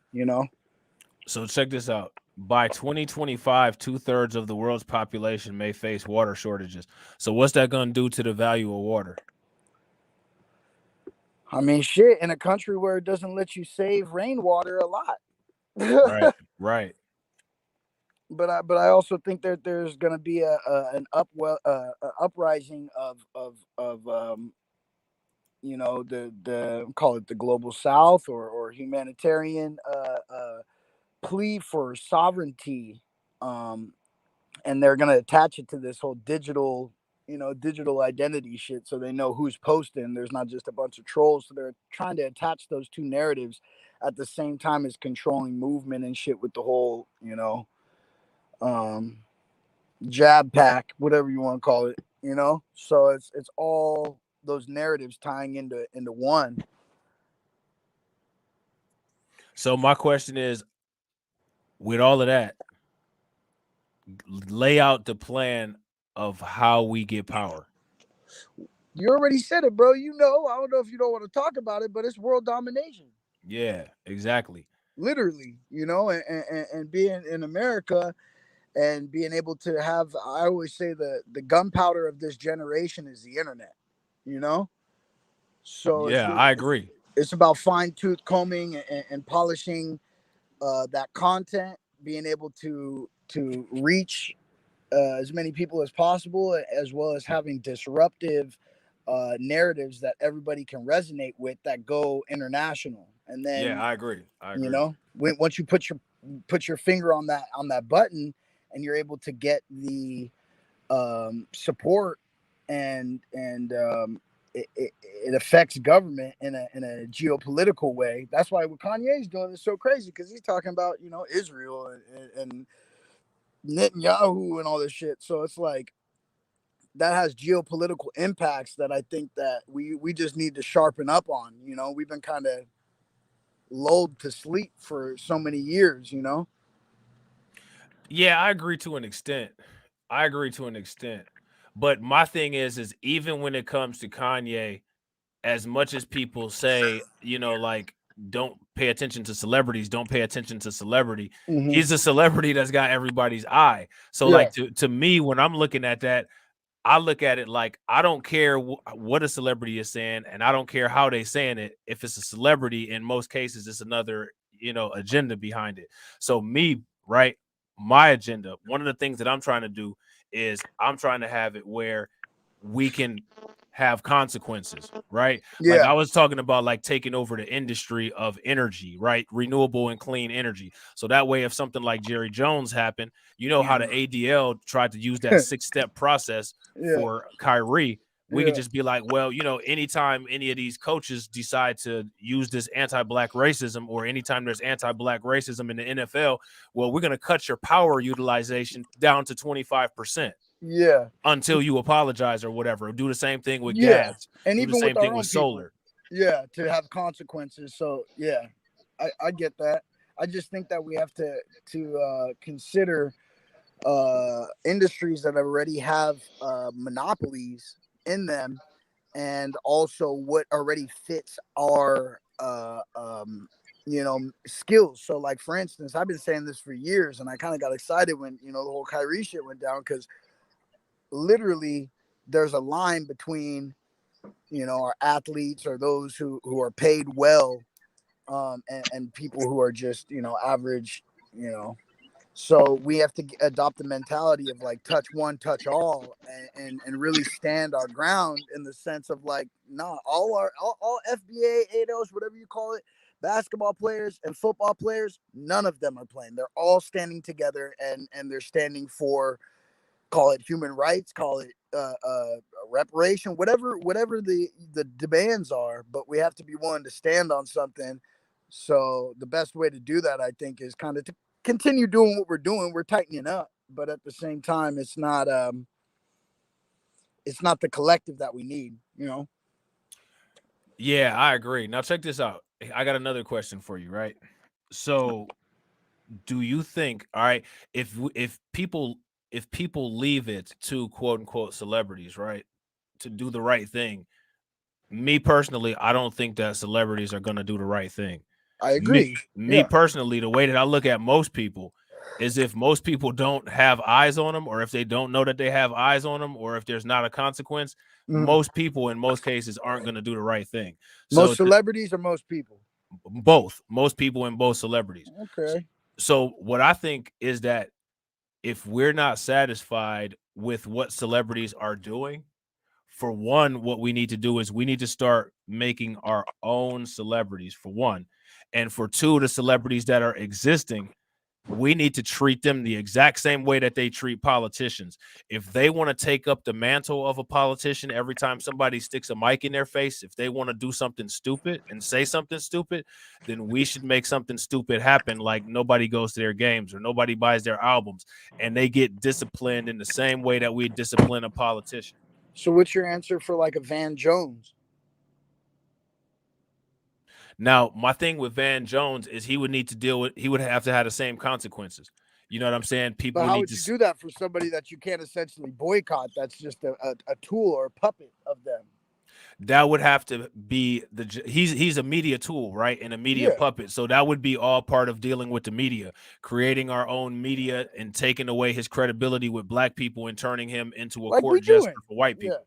Yeah. Like it's already happening, you know, like I see narratives or things happen, you know, like when Shaq or Charles Barkley or Stephen A. Smith come out and say some dumb shit, you know, there's a 1 day turnaround from, you know, what the black media is saying and it hitting back. So they're getting it, you know. It's not like they can gaslight. I think it's only growing against them as opposed to growing towards. I also think like not necessarily shaming, but like kind of like our people, in the sense of like when we see, I mean, I think they're bots, you know, like on Twitter, people who are just feeding the bullshit, you know what I'm saying? Like the negativity or the division between our people.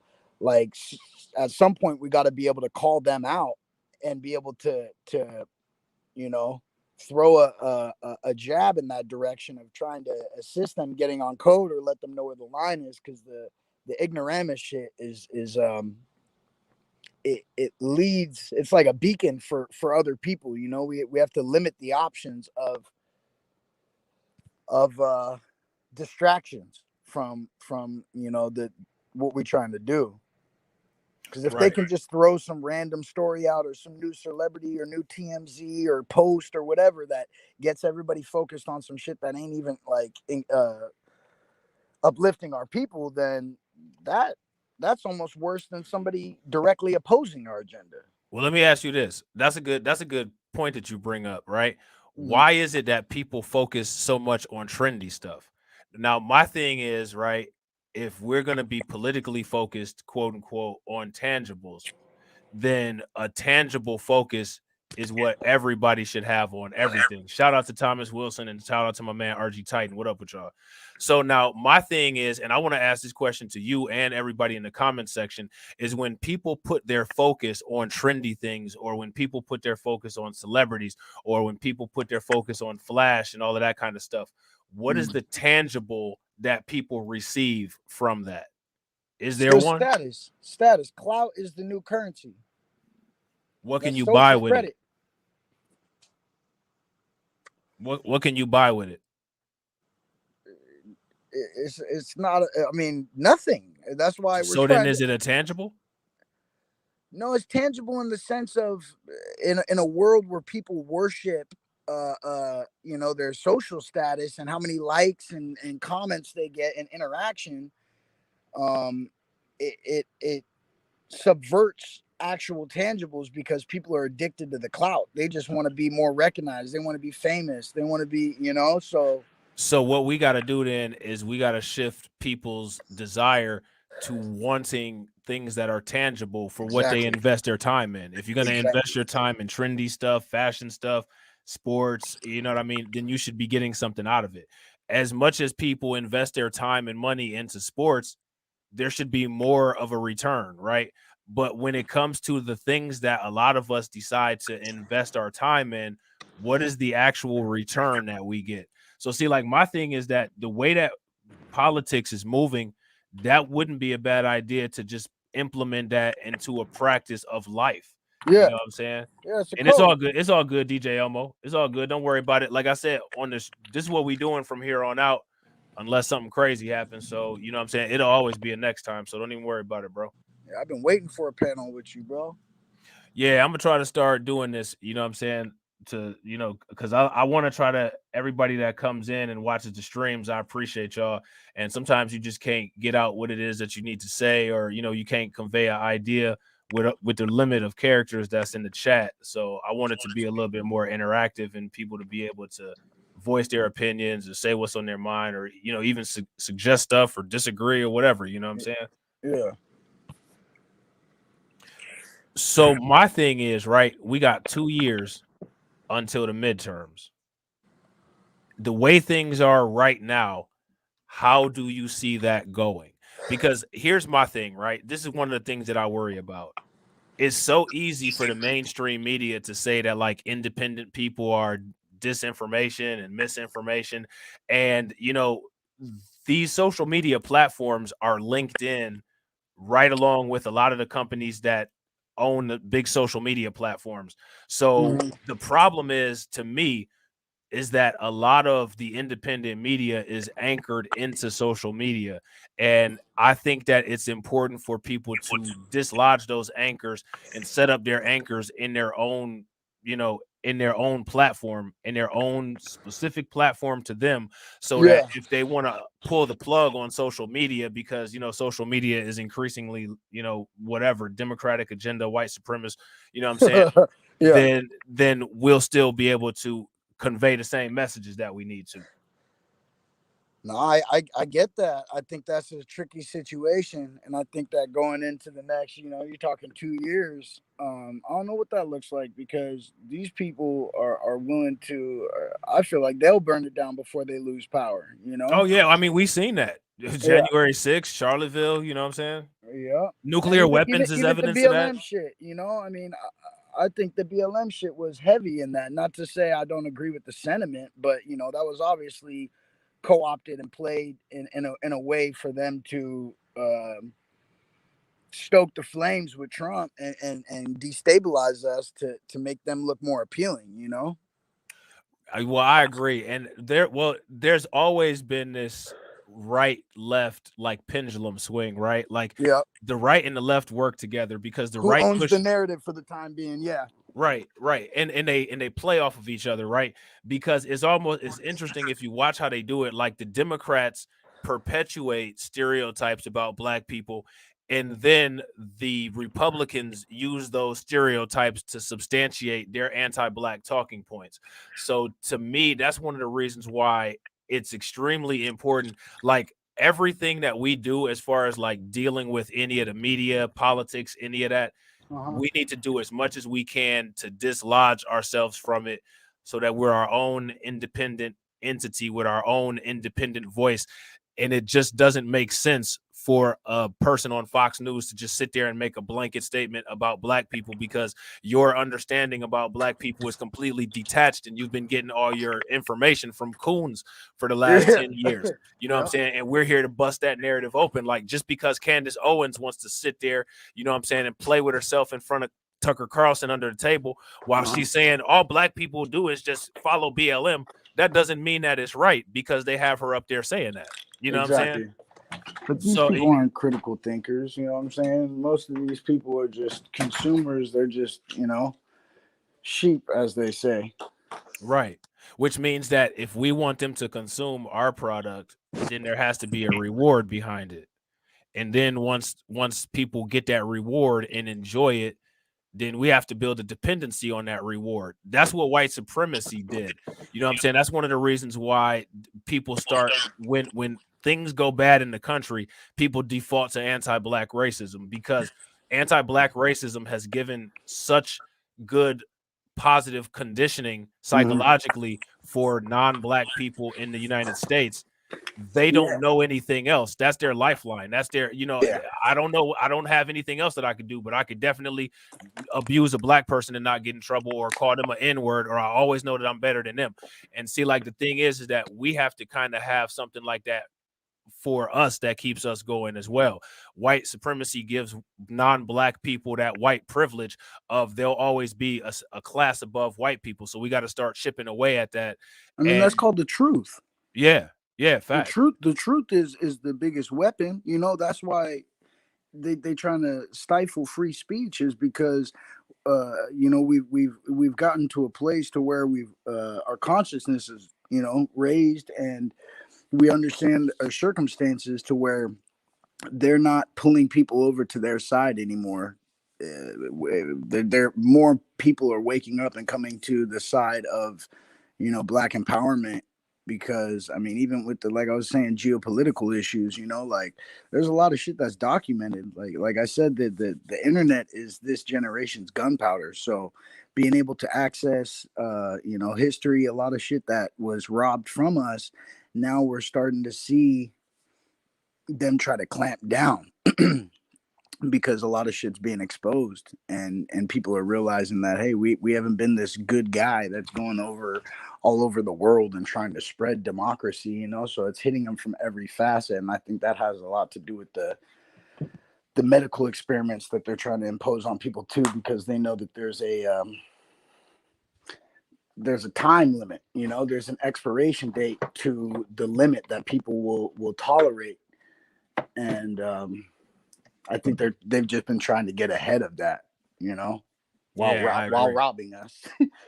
Oh yeah, absolutely, absolutely, absolutely. So now, what is your ideal political outcomes for 2024 look like? Shit, I mean, you mean like policy wise, or politician wise, like Whatever's on your mind, whatever comes to your mind. bro? I'd say shake this shit up. I'd vote for Kanye if the election was tomorrow. Now, what would you expect to get from your vote if you voted for Kanye?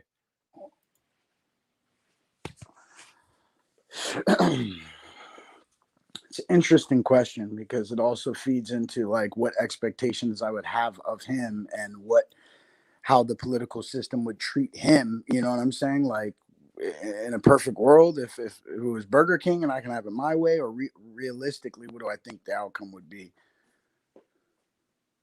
Realistically, like, let's look at a president that you think serviced his voter base. What president, like, that you've experienced, do you think has serviced their voter base the best?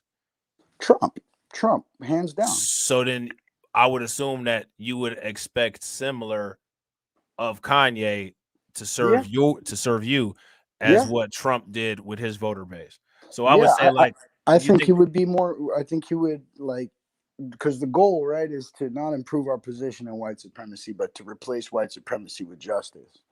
So I think Trump did that in a sense. He moved us towards, serving more American interest, as opposed to worldwide and giving all this foreign aid to other countries. I think he was more about the American people, but I think he was obviously fed that white nationalist base that he had to kind of acquiesce to in order to win. So I would expect that. Do you think that he had to acquiesce? Do you think that he had to do that, or do you think that he did that because he feels that way as well? I truly don't believe he needed to, but I understand why he would feel he did. And in America, it's not naturally you're gonna value that, privileged vote of, the people who, what Hillary said, deplorables, right? So that the misfits that, politically didn't align with the Democratic bullshit. But I think that now people see the duopoly way more than they did, because voting for Trump in 2016 was like a vote for a terrorist. Everybody who voted for him knew what they were doing. He was a TV personality. They're like, all right, well, at least the revolution will be entertaining, So my question is, all right, so when it came to Trump, like, he started building the border wall, but he wasn't able to finish, but he did it. He put the Supreme Court justices in there. Mm-hmm. You know what I'm saying? There's a bunch of things that he did. Yeah, he pulled out of the Paris Climate Accord. He pulled out of the World Health Organization. He called COVID. A lot of shit he did as far as geopolitically was way better. It was just domestically, I feel like it was rocky. If he would have gotten 2 terms, I think he would have cleaned it up, So what is your expectation of Kanye? I would expect the same thing from Kanye, except acquiescing to that group. It would be. I mean, he's already acquiesced to that group. No, but see, that's where I believe he's playing chess. Because how does that work? So here's my question. So what's the end goal of what he's doing? Because see, here's my thing. There's to me, right? You can't play chess and do anything that's going to empower black people at all. Like you can't make any deals with any white supremacist and think that there's going to be any tangible positive result for black people. Like that's not going to happen. That's all smoke. You know what I'm saying? I disagree, and I think that I think the best way for us to get that policy or those policies passed would unfortunately be doing that, and I think that's what Kanye is doing by let's say immigration, right?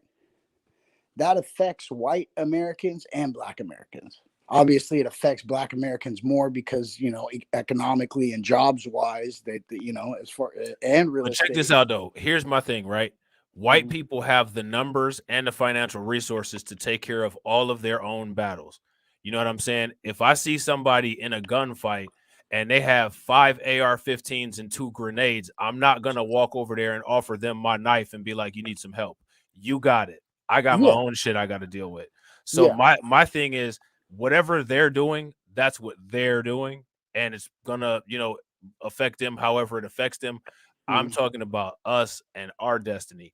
As far as immigration goes, I don't care about white people because immigration does nothing but help white people. Immigrants come over here and they're white supremacists. You know what I'm saying? Immigrants come over here and want to work for white businesses. Yeah, I get that. Immigrant women come over here and want to chad. You know what I'm saying? So Yeah. like there's no benefit for anything as far as immigrants that helps us. As a matter of fact, if you look at some of the reports from the institution of immigration and different things like that, Mhm. it actually shows how negative immigration is on black people. That's But what I'm that's a saying. that's a variable thing though, right? Because the immigration, it has a bad impact on black men because a lot of black men work the lower tier jobs. Now there's Yeah. 2 ways that we can deal with that. One way is that we can make sure that we have a standard of black men having higher educational aspirations. And the second way that we can deal with that is to hit it where the immigration policy becomes more conservative. But me, the way that I look at it is that both of those tools should be used. So black men should try to set higher educational standards for ourselves and better jobs, and also create businesses and networks so that we're hiring ourselves so that we don't have to worry about our white friend getting us a floor mopping position. You know Yeah. what I'm saying? And also stopping that immigration so we're hitting it at the same time. You see what I'm saying? And the thing is that those same white people that are voting for Trump, those same white people that are behind Kanye West, like Nick Fuentes and, you know what I'm saying, Candace Owens and Mhm. all of those people, Mhm.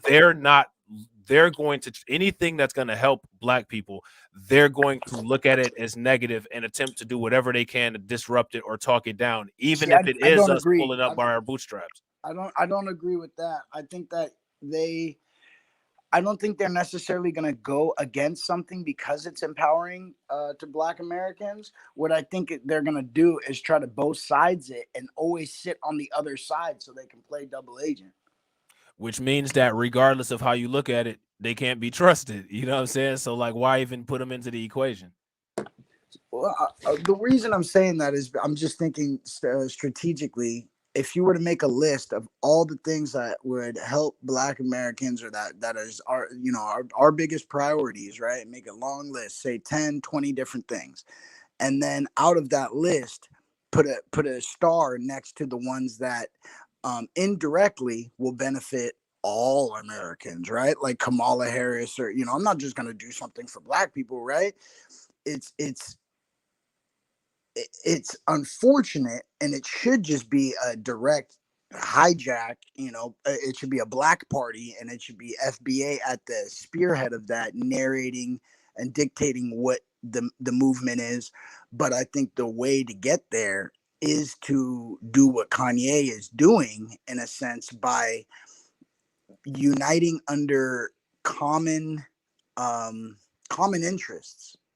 And I think that that would create some heat under this whole, you know, LGBTQ agenda, the whole, you know, liberal agenda that's going on. I think it kind of throws a wrench in that, because it's kind of saying, hey, we're not this whole people of color. This ain't a black and brown coalition. We're not just going to stay on the Democratic plantation.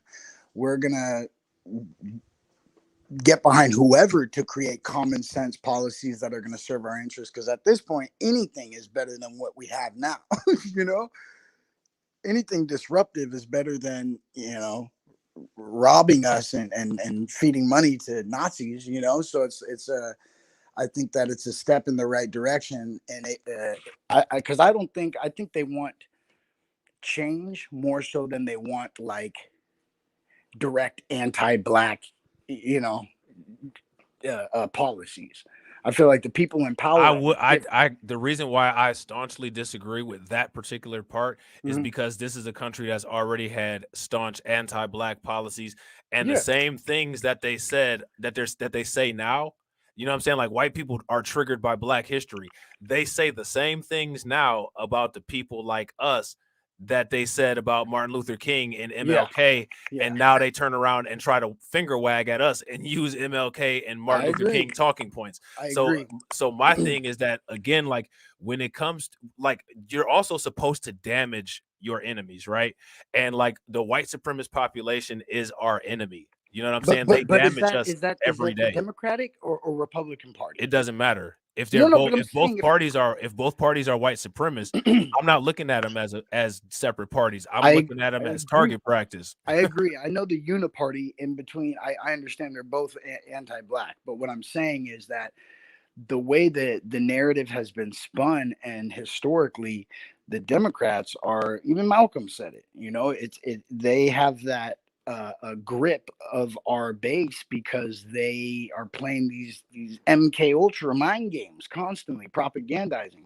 So what I'm saying is that I think it's more the political class and that elite class. These old white men that are in there are worse than the Nick Fuentes, right? Doesn't mean I rock with him, but what I'm saying is old white men are the Nick Fuentes' dad. Where you think Nick Fuentes got his culture from? Yeah, but what I'm saying is those are the very people that talk about family structure and males in the family, and they're raising their sons to do that. Look at all the anti-black hate crimes.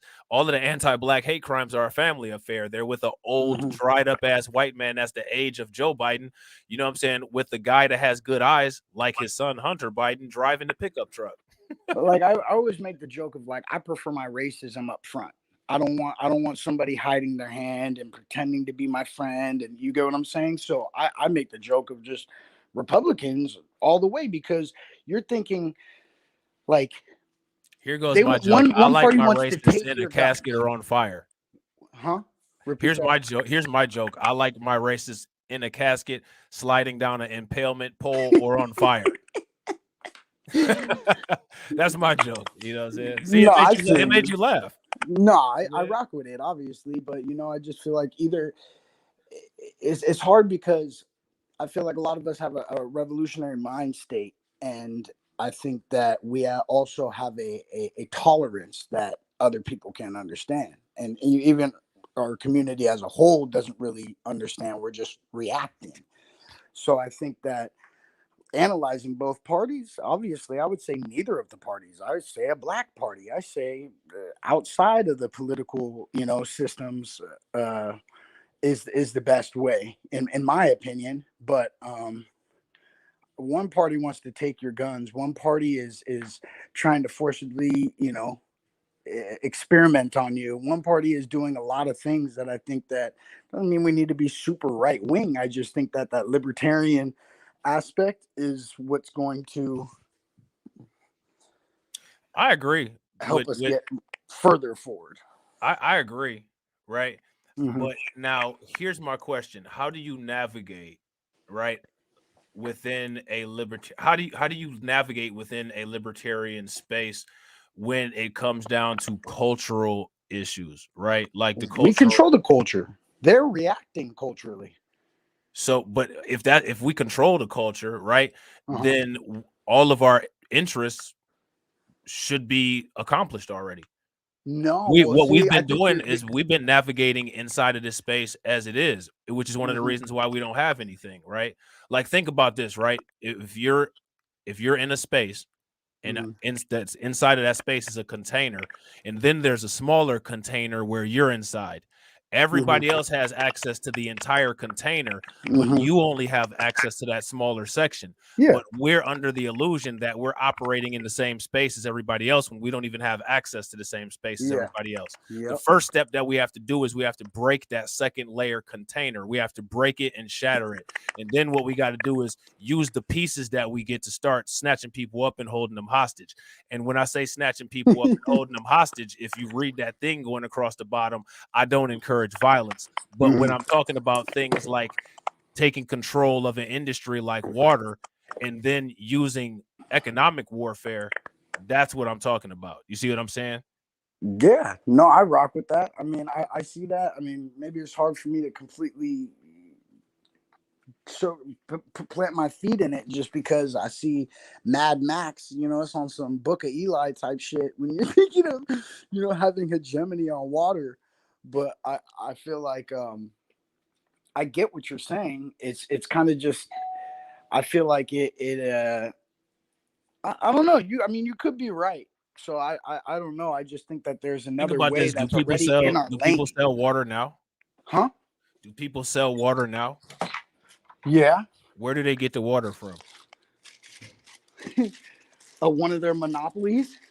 Well, the Great Lakes is the world's largest freshwater supply. And the Great Lakes is a very small percentage of water.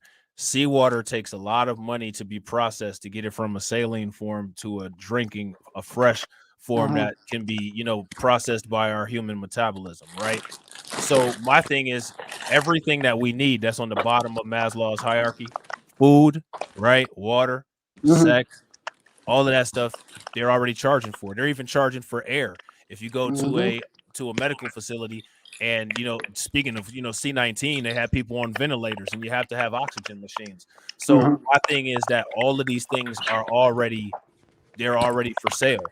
If you look at AT&T, right? Alexander Graham Bell, the telephone companies, for a long time they had monopolies over the entire telecommunication industry. So now the way that I look at a successful business is if you have antitrust legislation looking at you because you control so much, you've completely shut down the market. And my thing is, whether they break your company up or not, you still have control. And my thing is that I don't think that looking at politics as a negotiation game is a wise move to make. Looking at politics as what sector of power can I get in control is more effective.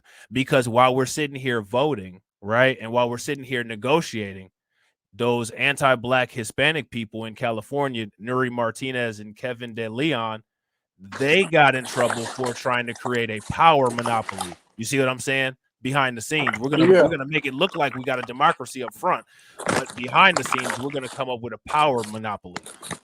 And I don't think that like most people are looking at it like that.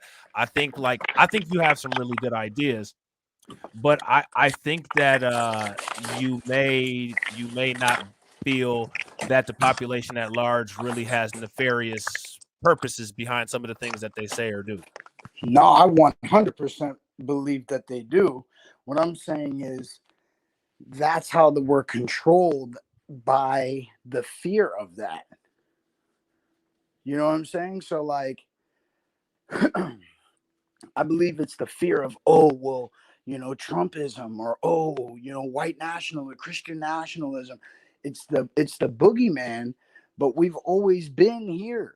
Our ancestors always been here, ready to rock with whatever comes our way. So I feel like we got to take the wins how we can.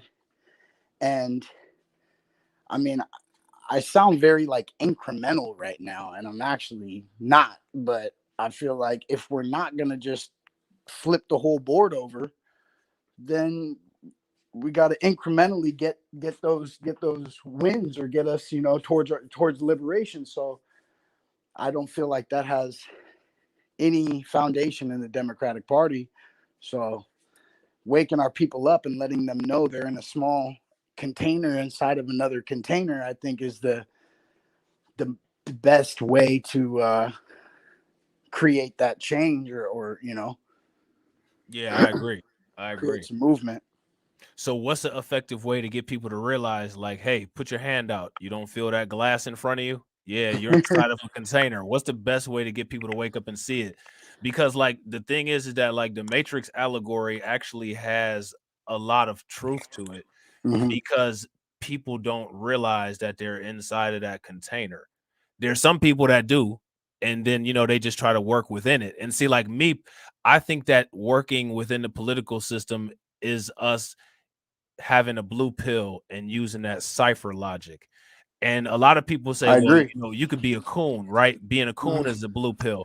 But I think that not only being a coon is a blue pill, but I think working within the political system is a blue pill as well. Because if you understand what a system is meant to do, a system at any level of any kind of system is meant to maintain control. Yep. And what we need to do is to be out of control. You see what I I'm agree. saying? So we have to destroy that system.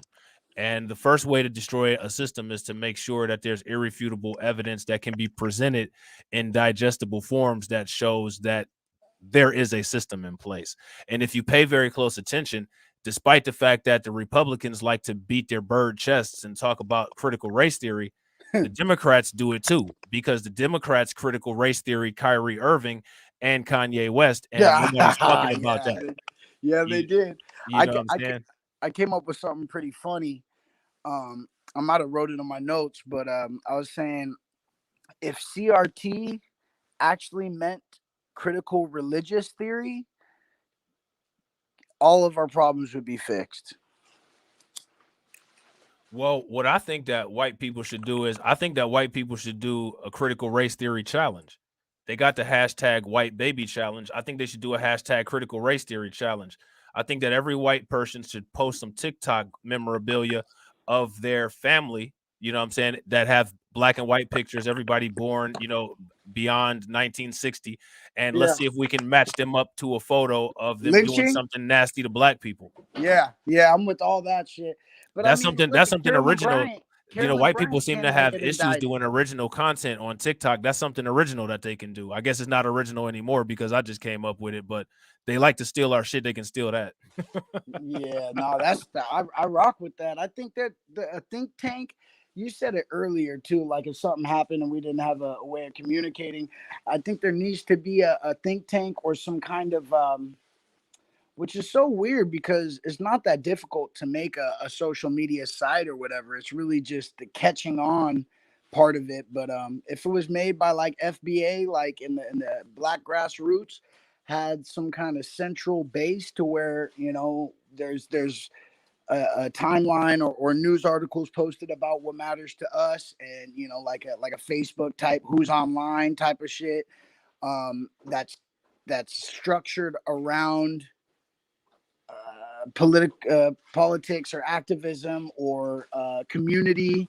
I think that it could be that's the kind of tool that we're missing because they want to keep us divided and fractured, because essentially there is a message or a formula that resonates with everybody. Yeah. No, I agree. That's a good point. Real quick, let me just hit the super chat. Shout out to my man AB Promotions. Make sure you guys show AB Promotions some love. Throw some radiation emoji in the chat. My man says, "Didn't Malcolm meet with the Klan?" Yeah, I think so. That's what I'm saying. That's basically what Kanye's doing. I don't think Kanye is meeting with quote unquote that element of white society in the same way that Malcolm X met with the Klan. I think that's something different. I won't put them in the same bucket. No way. I won't put them in the same basket. But what I'm saying is that we get misconstrued on the headlines, and we let the news and mainstream media dictate what to take out of conversations. Like, did you see? Yeah, I agree with that. Absolutely. Alex Jones, or Kanye met with Gavin McInnes, who started the Proud Boys. I know who Gavin McInnes is. I think he's a clown, but go ahead. Go ahead. Yeah, no, for sure. I mean, I definitely rock with Alex Jones more so than him, but at the same time, I know that they don't have the same interest as us. Right. But well, it's funny though. You talk about Alex Jones, right? And I hate to say this, And people may come after me for this, or people may not come after me for this. But speaking of the media, right? I find it very interesting that a lot of the people that are supposed to be our representatives, they go on the media and they're more condescending than the people that are quote unquote white supremacists. Like, you have white supremacists who sit there and constantly repeat that black people have low IQs, black people have low impulse control, and then you have somebody go on the Breakfast Club and say that all black people have mental disorders. You know what I'm saying? Like, then you have, people say, well, black people are stupid. I mean, like, these people that are supposed to be quote unquote pro black, a lot of times, if you have an AI read what it is that they said, and you have an AI read a page out of the bell curve, Yeah. you'd think they'd be saying the same thing. And it's like, okay, so you're sitting here trying to explain and wag your finger at everybody and tell everybody who's a troll, or I'm sorry, who's a who's a coon and who's not on code, but you are literally saying the same thing as white supremacists say about us. And like, that's something that I have a big problem with. Yeah, I saw something. I think it was TBA yesterday. Roland talking about abortions, or not abortions, but fertility, and he was saying that in the sperm banks, only 2% of the sperm bank are basically are black men, black Americans, and then 40% of them seeking are black women. And it was basically like, he was saying that they pay him $65 or whatever, and it was really foul what he was saying, because he was devaluing or trying to like barter our lineage or worth. You know what I'm saying? And it was kind of what you're saying. I got the same feel from that. But yeah, it's the media, the way that they utilize, or they kick the narrative back and forth to each other, isn't in the interest of anybody, not just us. Obviously, the whole economy and system is built on our exploitation, or keeping us at the bottom. But I also think it's not serving the interest of anybody on the face of this earth. Zero. Yeah, I agree. But here's my and I hate to say this, and please don't take this the wrong way. I'm not saying this to talk to shout you down. So please don't take that. But me personally, where I'm coming from, right? If it hurts other people, I don't care. Because in most cases, things that I want to do are probably not going to have a positive effect on other people either. I don't care, because my thing is, like, we've always had a negative effect on us at the expense of the prosperity of everybody else. So if I have to, if other people have to suffer as a result of something that I need, I've done enough suffering for feeding everybody else's stomach. So I don't care whether they suffer or not. I agree, but I just don't believe that. I agree 100%. What I'm saying is that the starting point shouldn't be, or maybe it should. I'm just laying out perspective, but not to cater to anybody else, but to brainstorm or compare or contrast, or be aware of the things that are going to affect other people. I'm not just talking about necessarily white Americans. I'm talking about the war machine, our military industrial complex, or things that would naturally have a positive effect on other countries that will serve us as well. Think about this. White people encourage black people to kill their children, but black people vote to help get methadone clinics on each corner. Does that make any sense? Well, I mean, yeah, maybe it goes back to what you're saying, how you think maybe I have a view of the world that, maybe, I don't know the word you use, but like not a naive, or see the good in everybody, or believe that people, have good intentions. But I'm not speaking from a place of them. I'm speaking of a place for like us. Like, say for instance, somebody do you dirty or something, and you never talk to him again, you And can my hate that. thing is, when it comes to us, we say, okay, we'll kill our babies, and yes, we'll vote to save you guys' life. Think about that. Let that marinate. Think about that. That's what we do. And real quick though, Steal My Beats. I don't know if you are losing a little bit of reception or if I'm your gonna jump back battery. in. Yeah, it sounds like Oh, shit. okay, yeah. Pop out and then come back in, bro. So yeah, so hopefully you guys are enjoying that discourse. Steal My Beats hopefully will be right back up. I think his phone was starting to die. Were you guys? I think that background noise, Thomas, was coming from his phone dying. So I think either he might switch devices or put his phone on the charger and come back. I don't. Sometimes StreamYards is weird. StreamYards is real weird with how it picks up background noise and stuff like that, especially when it comes to the mobile devices. So hopefully he'll be back though. But if you guys are enjoying the call-in section, because you guys know we're doing this, you know what I'm saying? We're piloting this. Give me a thumbs up. If you guys are not enjoying it, give me a thumbs down. But I think it's cool though, man. Like I'm enjoying having conversations with you guys, and I'm enjoying having discourse. And again, like you can see, like I said, even if you don't agree with a standpoint that I have, or even if I disagree with something that you say, you're not gonna get disrespected or talked to in a condescending way. You know what I'm saying? That's not the culture that I want to build over here. You know what I'm saying? It's only certain people that'll get talked to in a condescending and disrespectful way.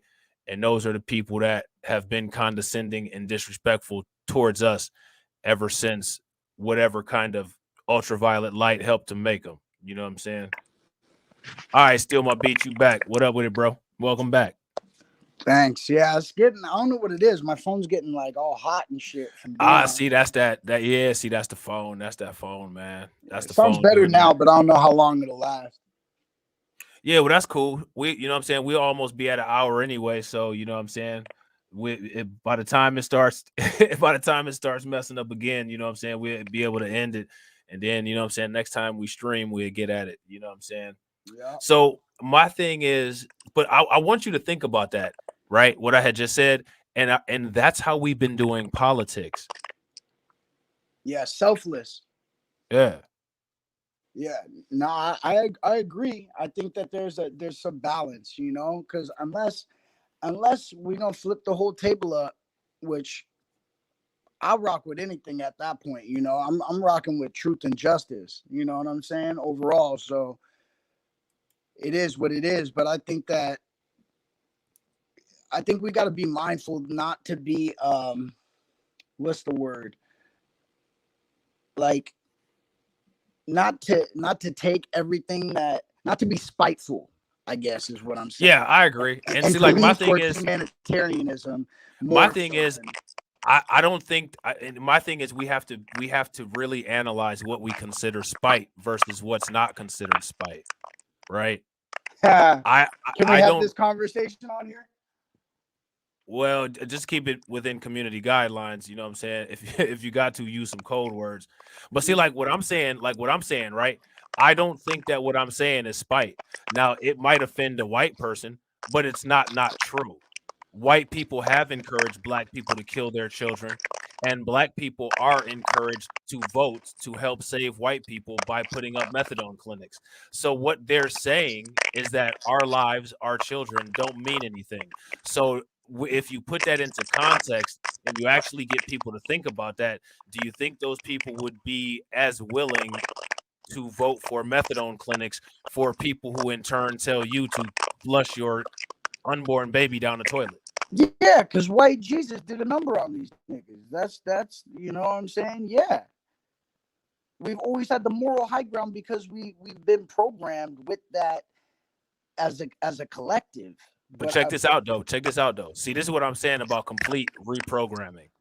Is if you vote to destroy your own self and you vote to perpetuate somebody else's life, is that actually moral?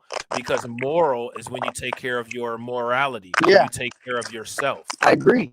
It's just that means that we're actually not taking a moral high ground.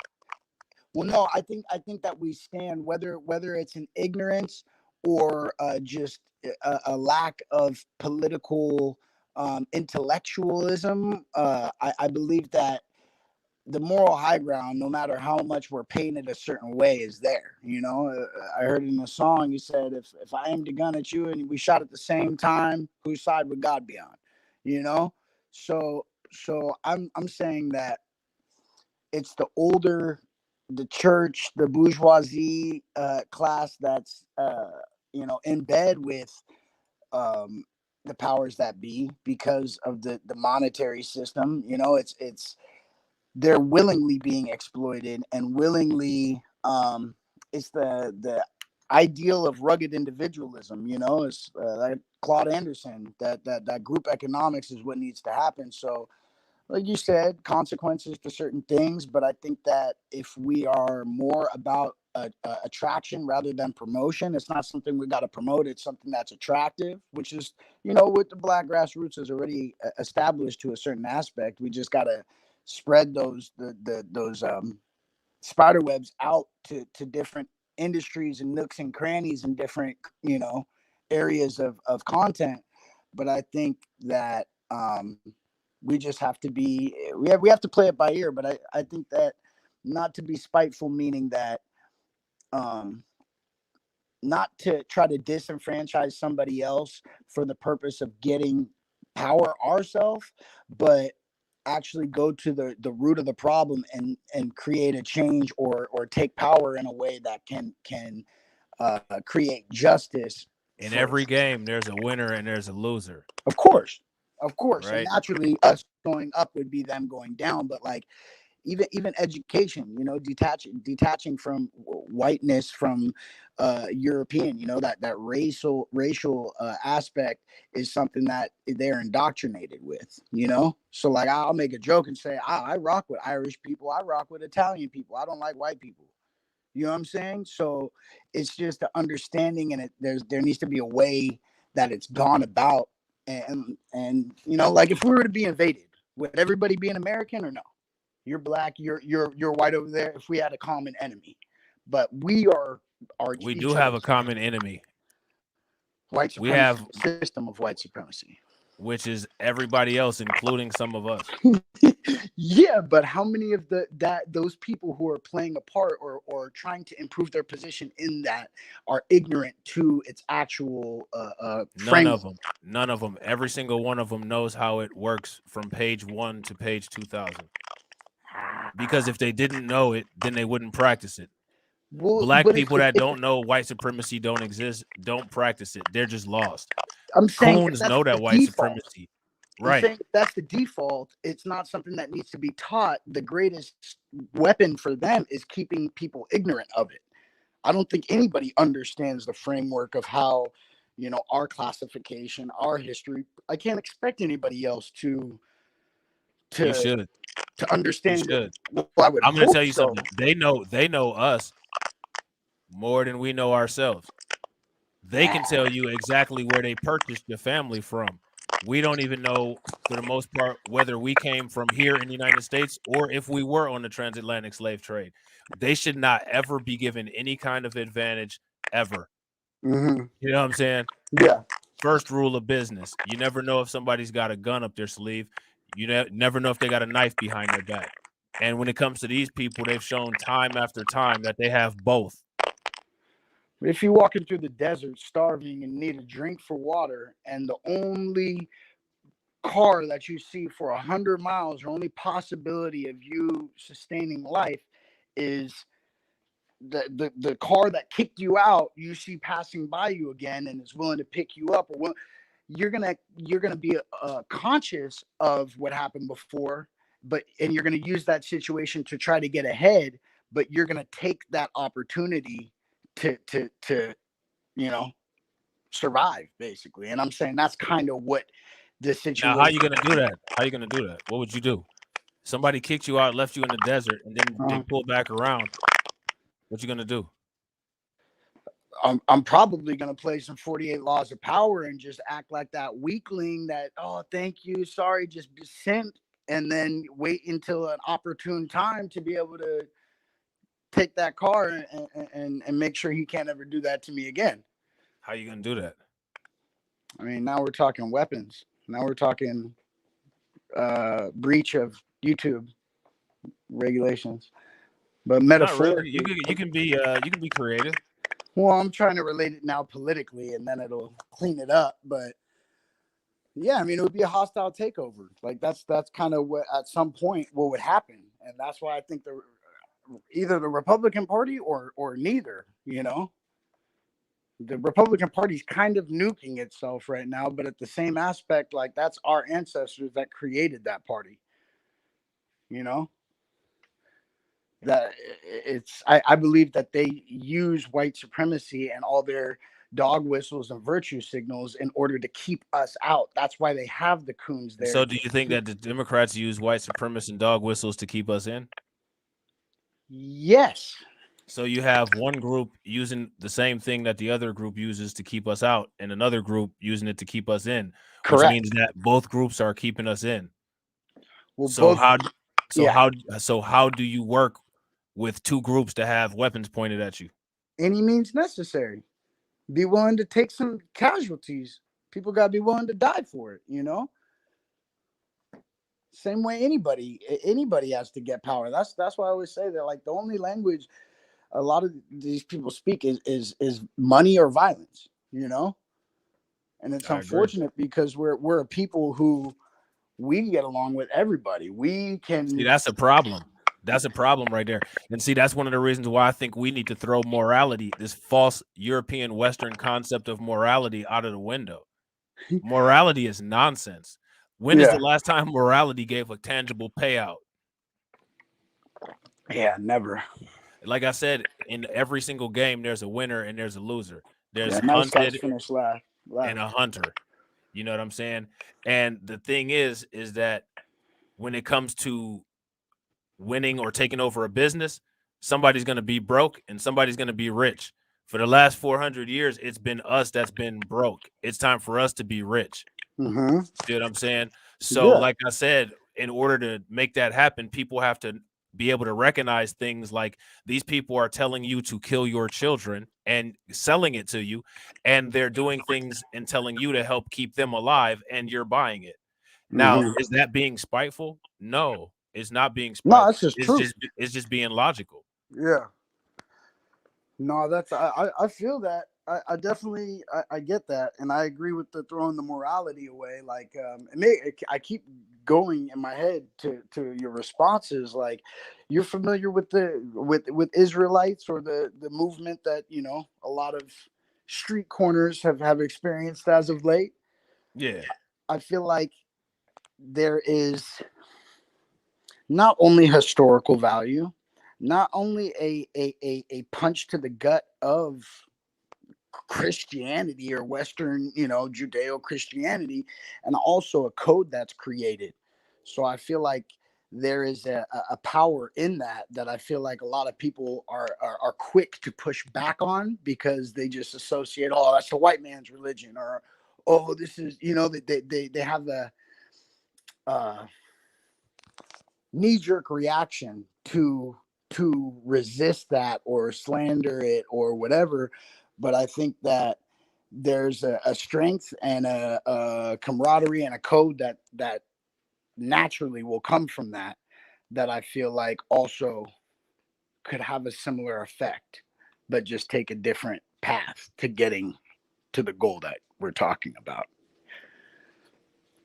Yeah, that's possible. But the question is, what is the evidence of that we've seen so far?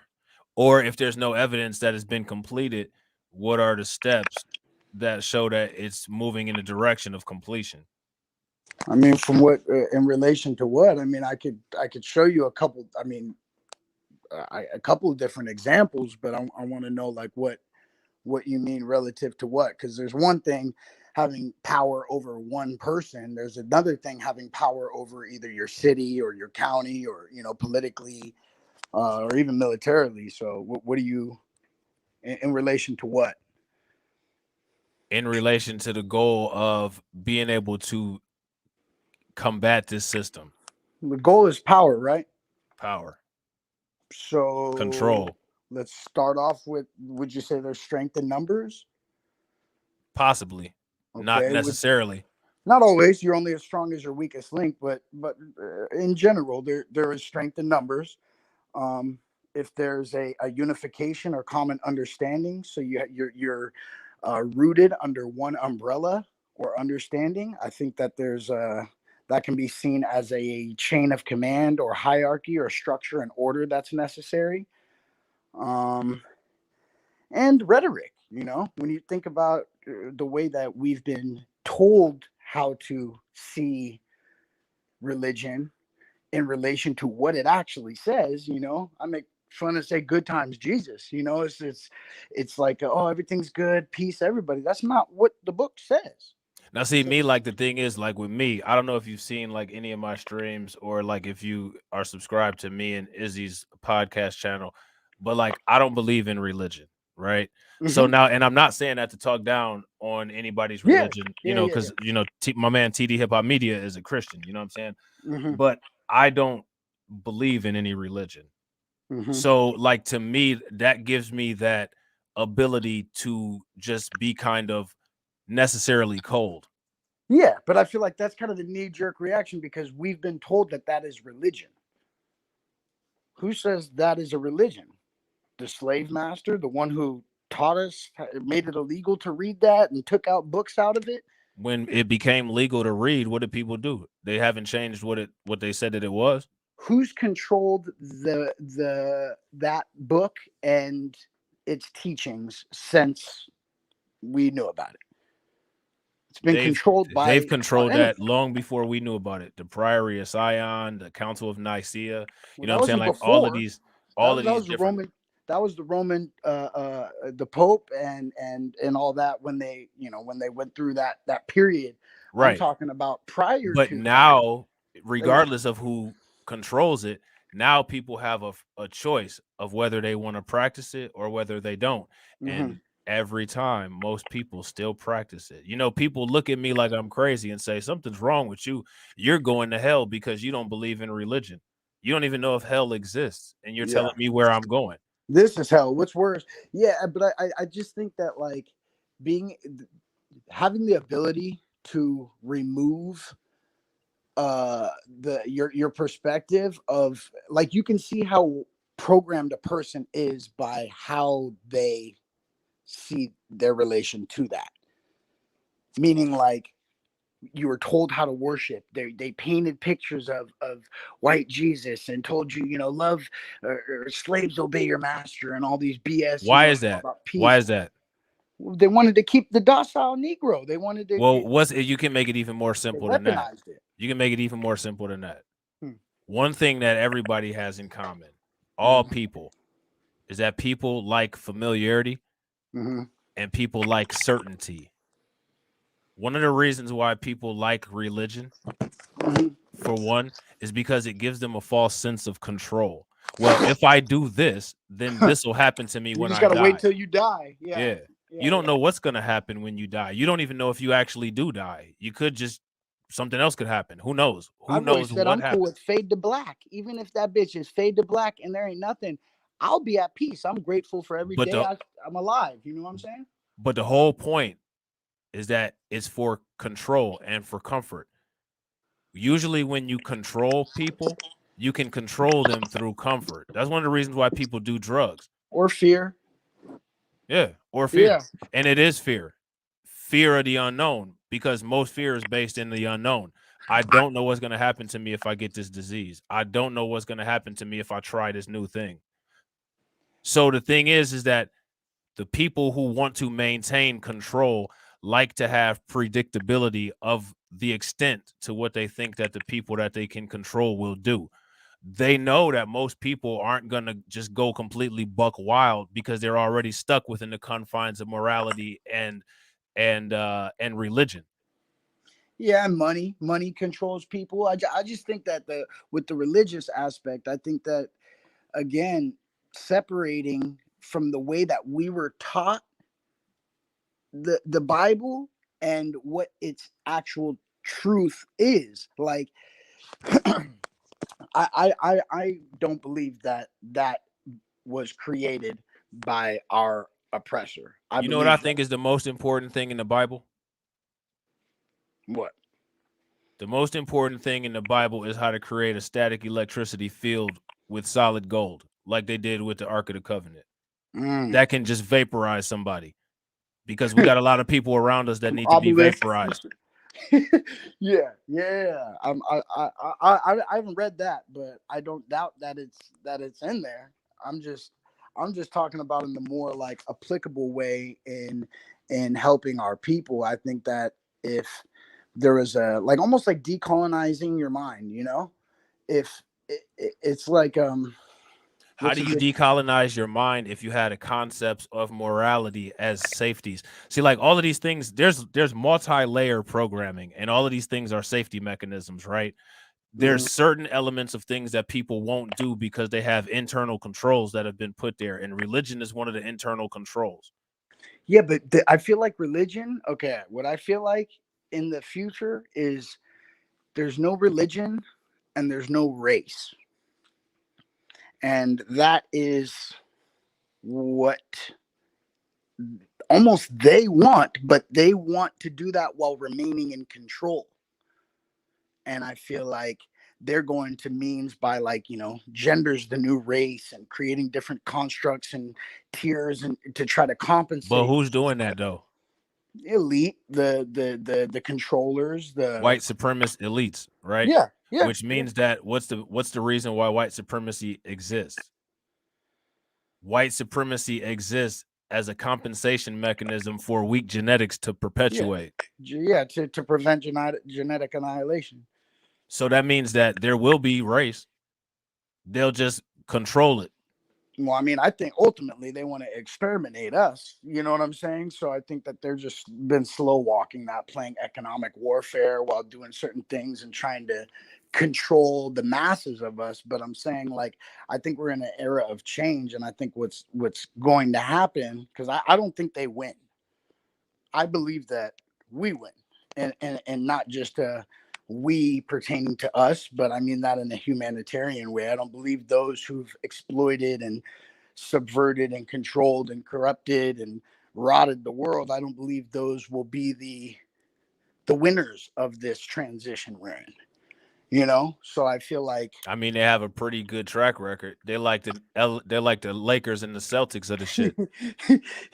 Yeah, they got a head start for sure. I mean, we're in the fourth quarter and it's not good, but I think that's why I choose to have faith. I think that's God's humor. I think we'll use a situation that was they've been digging this hole for us. Lauryn Hill said it on that new that Nas song, Some Place to Be Nobody, I think. But she was saying, like, like you dig a grave for us, you might just end up in it yourself. I feel like that's kind of the humor of God, or the silver lining in life. That doesn't mean we're not supposed to act. We have free will for a reason, and we obviously got to play our part. But I think that, but I don't think we ending up in that hole. So my thing is what are people doing to not end up in the hole? I mean, you got to talk as a collective. Like I said, we need a social media to where it's just, just for the troops, just for the B1 brigade only, like, and have some kind of code of ethics or something you got to be filtered in order to be a part of. But I mean, I believe everybody's doing their own thing in a sense, whether it's waking up other people, getting involved in their communities, buying black, whatever. Everybody's trying to play their part, but I think we just got to tighten up, Yeah, I agree. We got to have revolutionary and disruptive ideas and be willing to take some shots in the dark and shoot ourselves out of a slump. So what does that look like for 2024?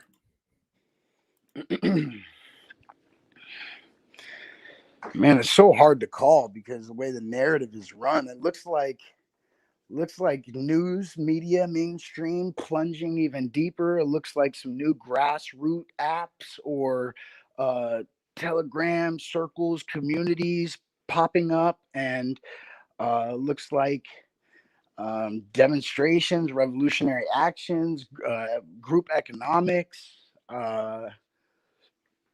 You know, one of the reasons why white people like guns so much Yeah. is because they like to point them at people. Yeah. They like to target people. So if you pay very close attention to how they operate, they have a target agenda for the most part every single year. Mm-hmm. Now, my question is, who do we ever target? I mean, my thing is, if these people want to cry about cancellations, I mean, I think we should actually start canceling some people.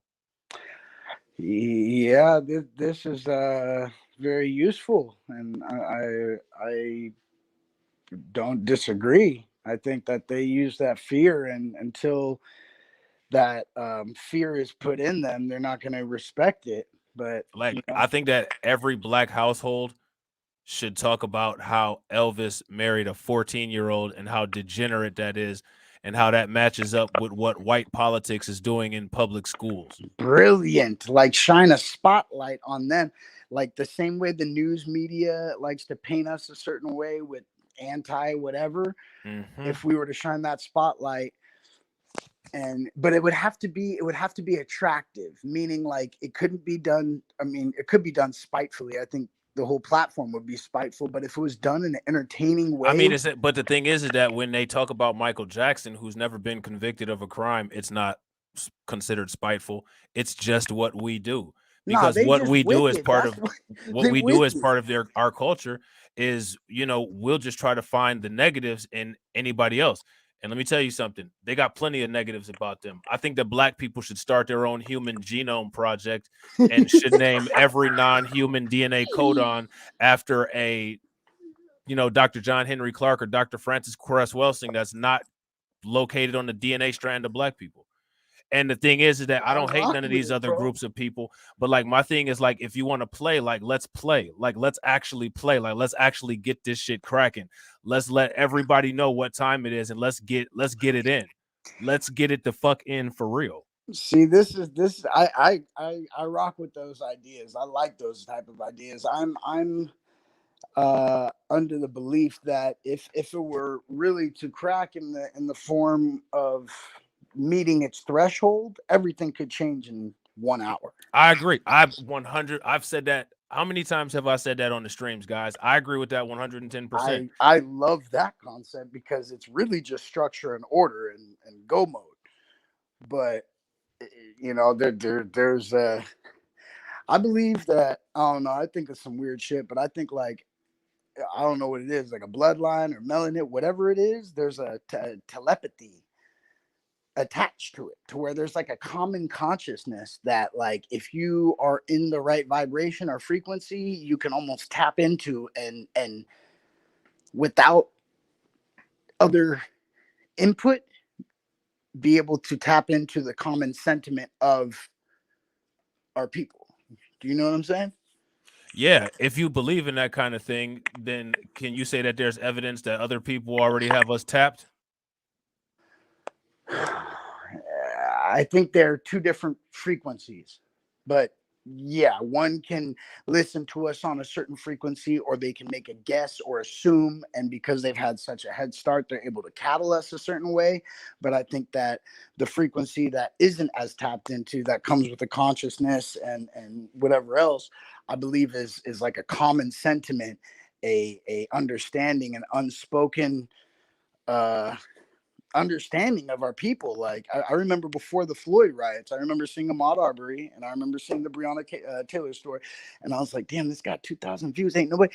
And inside it was, I had to take days off when Sandra Bland happened, because it was just, it was like it fucked with my head, you know. It really made me like question a lot of things, and invoked an emotion out of me that like I just needed to step away. I'm gonna tell you something real quick, bro. You know, one of the things that white society did every time they went somewhere where there wasn't white people, you know what they did? Every time they went somewhere that there wasn't white people, yeah, burn it down. That's one of the things that they did. Anything influential that the other culture did, they knocked the face off of it. They defaced it. Cut the now let me ask. out. Yeah, well, look at what they did to the Great Sphinx. Look what they did to Mount Rushmore. So my question is, if you fast forward that to 2022, You still see them doing it, but they do it in a different way. Yeah. They do it to celebrities. You know what I'm saying? They do it to people in the street. Yeah. It hasn't changed. It's a cultural exercise that they do. That's their unspoken language, which it actually is spoken because they don't have enough impulse control to not do something violent and not bask in it. That's one of the reasons why every time these white police officers do something to a black person, that's why there's always evidence of, little laughter and memes and different things like that, because they don't have any impulse control. They can't stop themselves from being hateful like that. Yeah. See what I'm saying? Yeah. So my thing is, one of the reasons why I said they like to point guns and deface things is because that's part of their culture. But one of the things that they can't face is their own culture. And that's one of the reasons why I feel that the way that we've been copying their culture is not a productive way to copy their culture. A productive way to copy their culture is to copy it exactly like how they do. So every time they come out with a hit piece on Michael Jackson, we need to come out and write an article and say, was Elvis Presley a minor attracted person? We need to rip their heroes in half right in front of them every single time. I guarantee you something would change. Either there would be something that comes to a head or all of that stuff would stop immediately. So you think they care so much, or their image is so propped up? Because I mean, I get what you're saying. I just don't know if it'll have the desired outcome. I feel like it might just create a tit for tat type of, Well, I mean, how do most boxing matches end? It usually ends in somebody that looks like Floyd Mayweather being the champion. So I ain't worried about no tit for tat with them. Yeah, I feel that. Yeah, I think more shit like this, like I like what Torian Rain is doing with Brett Favre. Yeah, and Brett Favre deserved it. I mean, after what they tried to do to Kyrie, and that shit is just. That's what I was saying. Kanye allowed he opened or unlocked the door for a superpower in the black grassroots, and which they've already been doing, but hypocrisy. Like I was posting on shit like because people are tripping on Ye saying he loves Hitler or whatever, and I mean, you program us to love Jesus, love everybody, love our enemy, love Hitler, right? Love Nazis, love the Jewish people, love everybody, right? It exposes the hypocrisy, or saying like you can't talk about Hitler that way, but you want me to worship Christopher Columbus. Like I can't go to Germany and see statues of Hitler, So like it opens up the conversation in a way to where you can really just shut down any type of pushback. And the fact that it's targeted at the, conglomerate that's holds power over our industries specifically, I think that's something that hasn't been played into or spoken on or we haven't really dissected that in the most useful way yet, but I think that's something that is going to move the needle forward. Yeah, I agree. I think we have to do like self-programming. What you mean by that? You know what I mean? Like the whole there's a symbolic purpose behind why we should actually take up Jesse Lee Peterson's idea of White History Month. And from every day of that month, we should talk about a white degenerate. Or their genocides or their history that they've done in this country that, I wrote it down earlier. I was talking to my girl, but like, how what they would call like $5 Indians, right? Because like I've done my Dawes Act recipients. Facts. Shout out to my man Solo T. What up with it, bro? Boom. Yes, Dawes Act recipients. But you ever see like white people that are like, I'm part, this tribe, or they claim that. But then these are the same people who claim like my ancestors fought in the Revolutionary War or fought to free the slaves, right? Because that's like a rebuttal to reparations, right? They're like, oh, I fought in the war, so I don't, basically like we fought for that to be done, basically. But it's like, that's a perfect example of like white supremacy controlling both sides of the conversation. Like you guys basically colonized and got inside of native tribes and sovereign land and expelled the freedmen or so-called Negroes, whatever, or Aboriginals, and then you're sitting inside of there at the same time as claiming to fight against. It's both sides right there, you know. So it's like I feel like there's making connections to all the hypocrisy. There's a way to just like kind of end the conversation, and I don't know what the result of that would be, but like As long as they can talk, there'll never be an end to the conversation. yeah, but You know what I'm saying? when the point has been proven in a way that just makes somebody look so dumb, It already has. But the thing is that the blinders that have been put on society, it's not really so much white supremacy that we got to fight. It's the majority of society we got to fight to actually see things as it is. Yeah, I see that. I'm kind of torn with that perspective because part of me is like, build it and they will come. You know, it's like I can't convince a blind person to open their eyes, but I can shine a light. And if they choose to open their eyes, they can. They don't need to open their eyes. No blind person needs to open their eyes at all. We need to have control over their brain. You see what I'm saying? If we are able to make them be able to conceptualize exactly what it is that we're talking about irrefutably in their brain, they don't need eyes. Matter of fact, sometimes people that don't have eyes or people that don't have their ears can actually see and hear on a different level than people that actually have the 5 neurological senses. Yeah, because their senses get boosted when they're lacking one. I'm basically saying, like, I don't necessarily think that we need to like herd our people, which I think indirectly, yes. No, I don't think so at all. I agree.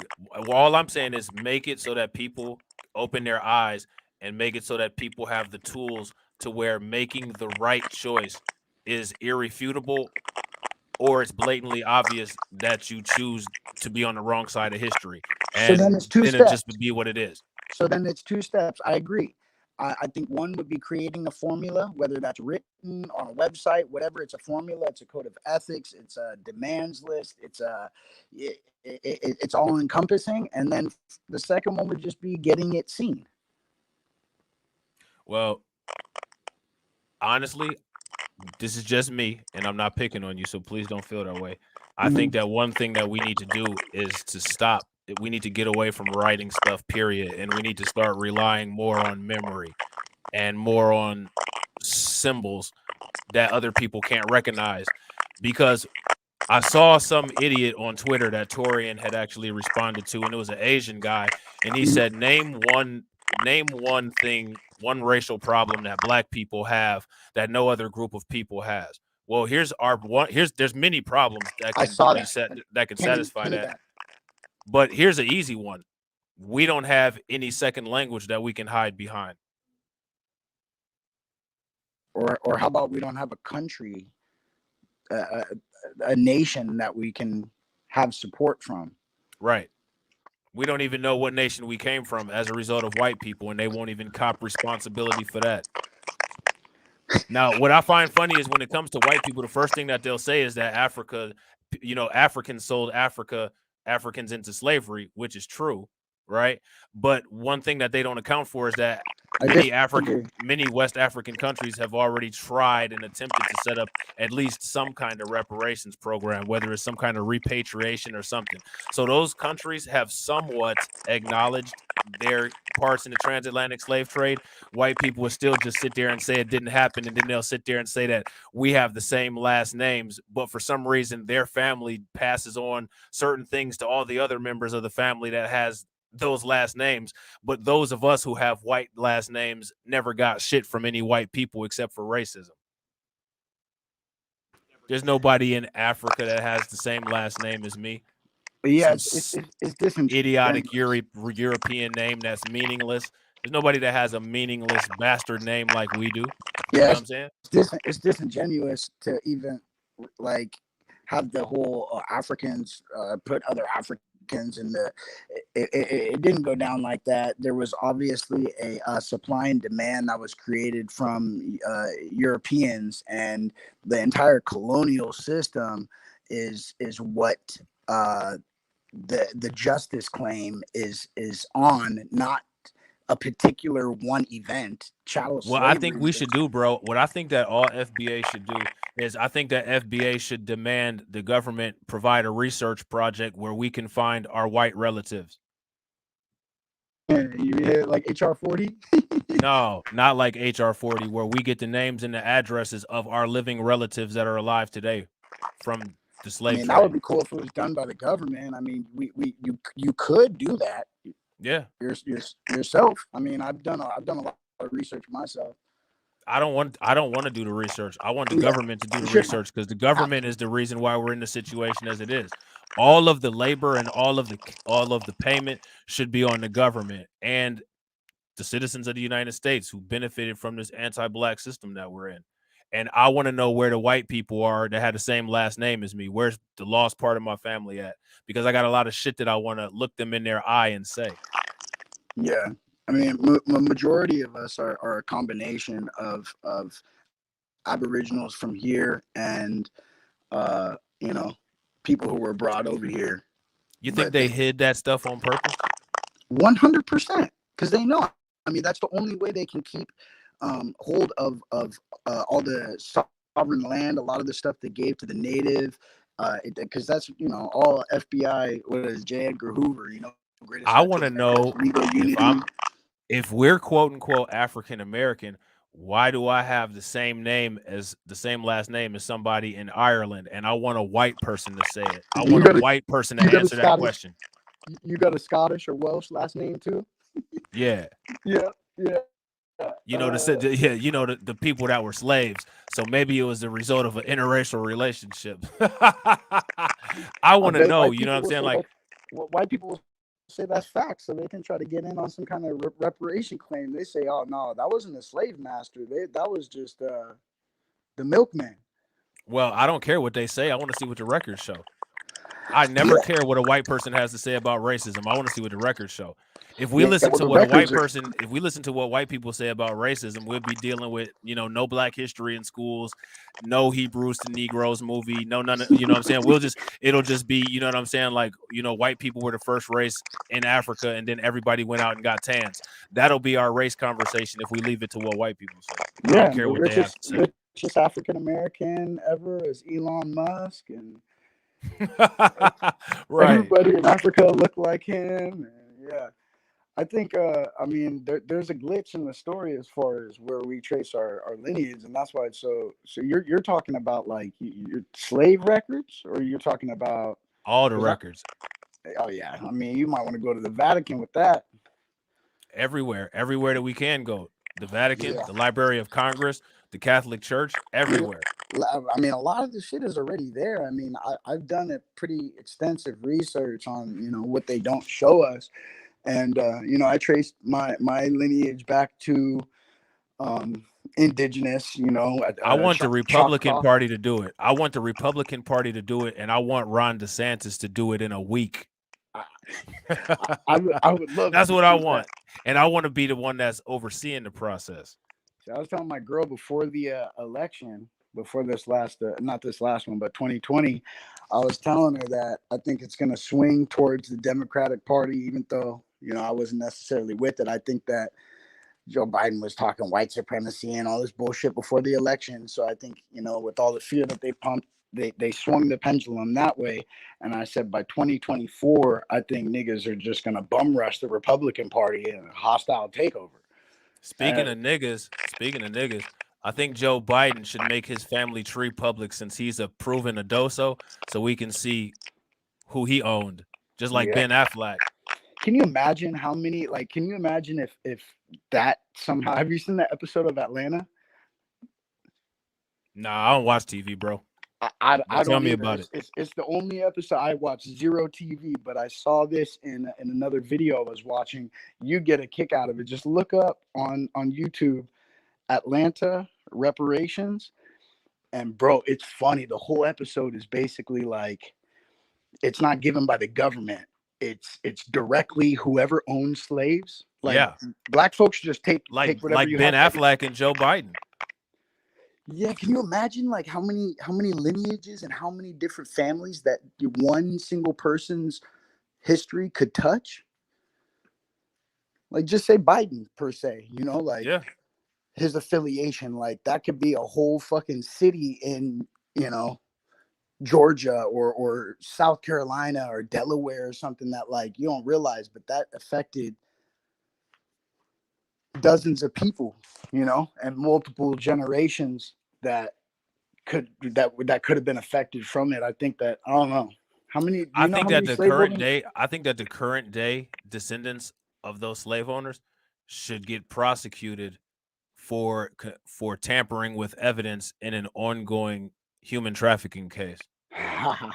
Do you think the government would ever realistically? I mean, do you think that there's any kind of possibility for that? Once we take the government over and write the rules, it'll be a possibility for whatever we want. I feel that.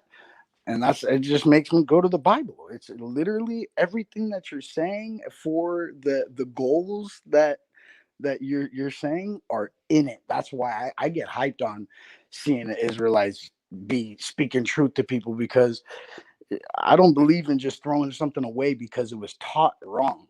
I believe that our people were reading the Bible upside down for all these years, and they got to turn it upside down and see themselves in it, because there's things that only our people identify with.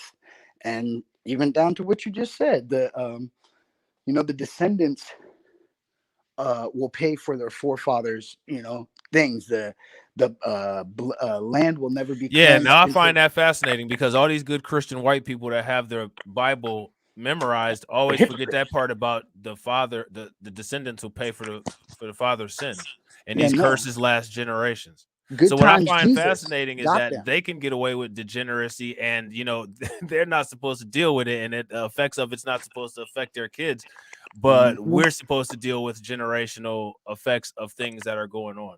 Yeah, it says that the land is cursed, and that the land will never be cleansed until the blood is spilt from those who shed it, and that the sins, the consequences of their sins, basically skip generations. And I think it's like the third and fourth generation will pay for what they did. It's everything is in there. That's why I'm like, yo, this is a little too weird, like not to be super hyped up on it, but I relate to it, not Well, I to. think that those are the things that should be pushed, especially when you're dealing with like white evangelicals and white Christians. I mean, don't you believe in your own religion? No, not at all. They are the direct opposite of it. It says that you Exactly. should never cut a tree, bring it into your house, and decorate it. It's an abomination. Well, there's all kind of abominations. We talked about them in the earlier in the stream. But I'm You know what I'm saying saying? it's a Christmas tree, so the same people. They're Well, sharing. they cut down trees all the time to deforest. You know what I'm saying? I mean, No, I mean they have specifically decorating it and bringing it in your home for like a tradition. It's like it's yeah. directly paganism. It says Oh, don't do that. same with Easter, same with Halloween. You know what I'm Yep. saying? Shout Yep. out to Italia. What up with it? Yeah, Yeah. so that's So what I'm so saying. The hypocrisy becomes our secret weapon if we have a good vehicle to expose it. I think it'll naturally shame them into into getting have you ever results. seen when there's a magnifying glass and the sunlight goes through the magnifying glass, what it does to a blade of grass? Yeah, See, that's what I'm talking about. There focused needs to energy. be an amplifier. Like Hmm. so the thing is that what we see is that there's a truth allergy at play, right? One of the reasons why they use Coumadin as rat poison is because rats are allergic to Coumadin and it kills them. So if we know that about people who constantly shoot the face off every time they encounter other people, Hmm. then we already know what the remedy is to that problem. So the thing is that then puts the responsibility on us of, do we want to go through with this, or what's stopping us from going through with these things?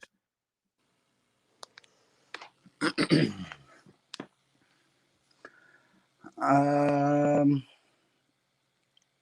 kind of got lost on the specificity of the question. Like, What I'm saying is basically everybody knows what it is that needs to be done. So my thing is, why are people choosing? Because it's always a choice. Why are people making the conscious choice to work against their own interests in the name of religion, in the name of morality, whatever it is? Well, I think it's money. I think money is ultimately what they are serving over any morality or any, yeah, there's ignorance and people who've been programmed, but I think the puppet masters, the controllers, I think that they're ultimately it's the money and access that, I mean, they're the sellouts. That's the same thing as somebody who's, Well, if you have truth on your side, right? If truth why is on wouldn't your, you? Yeah. but yeah, listen, yeah. though, listen. If you have truth on your side, Mm-hmm. how would somebody combat that? I mean, these people are masters at it. All you got to do is gaslight. All you got to do is distract. All you got to do is change the conversation. All you got to do is cancel. They have a lot of ways Discredit to shut down the somebody, truth.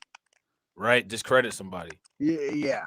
But I mean, So that's what I think. now, Go is ahead. that what all of the money and all of the resources are being used for? 100%. I agree. So 100%. now my thing is that we need to fight fire with fire. So that goes back to my original suggestion of why every single black parent should always have a conversation of, if you hear somebody worshiping Elvis, you should get away from that person because they're supporting the P word. I like it. Because I think the link, what better would, because I don't think they worship Elvis like they worship Jesus. oh no, they do. And basically every single, like, as much as we focus, right? As much as we focus on like our own shit, we should start focusing on theirs. And the reason why we should start focusing on theirs is because we're constantly trying to repair a narrative. Like every time somebody, Rolling Stone wants to write a hit piece on Michael Jackson, we don't have our own media. You got 50 million YouTubers that write a video to, try to help Michael Jackson save face. One of the reasons why we can never catch up is because we're always chasing our own tail. And the reason why is because they take targets and they just continue to shoot at a target until they get the desired result. We need to start being able to have that kind of focus to where we just destroy somebody completely. Brett Favre Go on should be, offense, is what you're yeah, saying. We're always yeah. reactionary. Brett Favre should be destroyed. He should Yeah. have no credibility. His name should anybody who supports Brett Favre should be looked at sideways because of the drag job that we did on him. Yep, but if that's the case, then a majority of these pastors, a majority of these people who are spitting this prosperity gospel and keeping people, all the things that are deviating from the truth or spin-offs or gaslights or giving people false sense of hope or well, you have to get them. You have to get them in the see. One of the reasons why it's easy to manipulate is because they tend to do things that hit people's emotional heartstrings. Yeah. So what we need to do is we need to do things that hit their emotional heartstrings. And one of the things that they really love are their idols. I feel like I don't think there's a bigger crutch that you can use truth to cut them down with other than white Jesus. I don't think there's that's like, 48 laws of power. That's like that thumb screw. That thumb screw is their religion. That's where they've honestly, I hate to say this, man, but I think tearing down white Jesus would actually have more of a negative effect on so many programmed black Bible bumpers than it would on white people. I don't think, because clearly if you look at the behavior and if you look at the patterns, Christianity is just a crutch that they use to identify with whiteness. They don't actually practice it. It's just like somebody that says, I know voodoo, but I've never sewn a voodoo doll. Like, okay. You know what I'm saying? Like, you sit here and talk about you're a Christian, but you don't practice any elements of Christianity. So when you have black people that actually entrench their entire life in religion and define themselves by their religion and how much they go to church, like, I think that would actually be destructive. You know what I'm saying? It shouldn't be. You know what I mean? But I think that, unfortunately, because of the brain damage that a lot of people deal with as a result of the degeneracy factory that we live in, I think that could cause some unforeseen issues. You know what I'm saying? I could see maybe some unforeseen issues. It made me think of like in Africa. I recently saw a compilation of like Africans on the continent, like tearing up and burning pictures of white Jesus. Like they have the whole city out there getting lit. Like, nah, this is a lie. Like you could tell they just snapped. Like they realized some shit, or they've been going through a little decolonization of their own mind. I don't think that white Jesus would be the person. I think that if people just decided to like light on, like if one day, like just one random day, everybody just uploaded videos of them burning a picture of Elon Musk, I think America would go insane.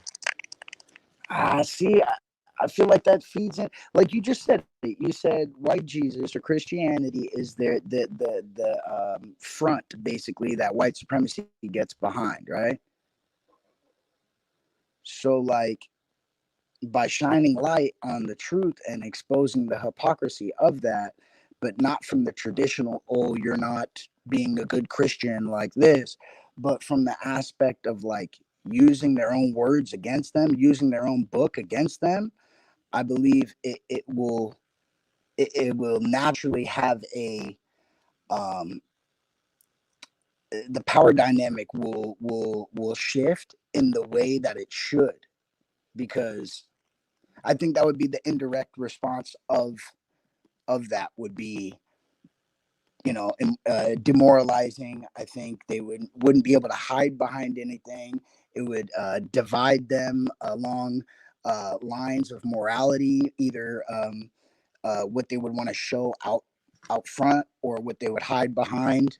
Kind of it would create fractures in the power structure of white power. Basically, I feel like that's why they painted him white. I don't think they would have gone through painting him white. They do it. It's not just Jesus. They do that with everything. Yeah, but that was what the Renaissance, right? So I mean, according to Hollywood, Cleopatra's white. Yeah, and the Prince of Egypt. Yeah. Yeah. Next to Mesa Musa will be white. Next, it'll be anti-Semitic to say that you're a descendant of the transatlantic slave trade. Like, this is literally what these people do. This is part of their culture. You know what I'm saying? Rewrite history in real time. Yeah. I mean, people always associate white people with guns, but they didn't have guns until they came in contact with the Asian people who had gunpowder. Yeah. I don't know why white people call the Fibonacci sequence the Fibonacci sequence when it's an equation that had been used in Sanskrit poetry writing for centuries before Fibonacci had ever been to India.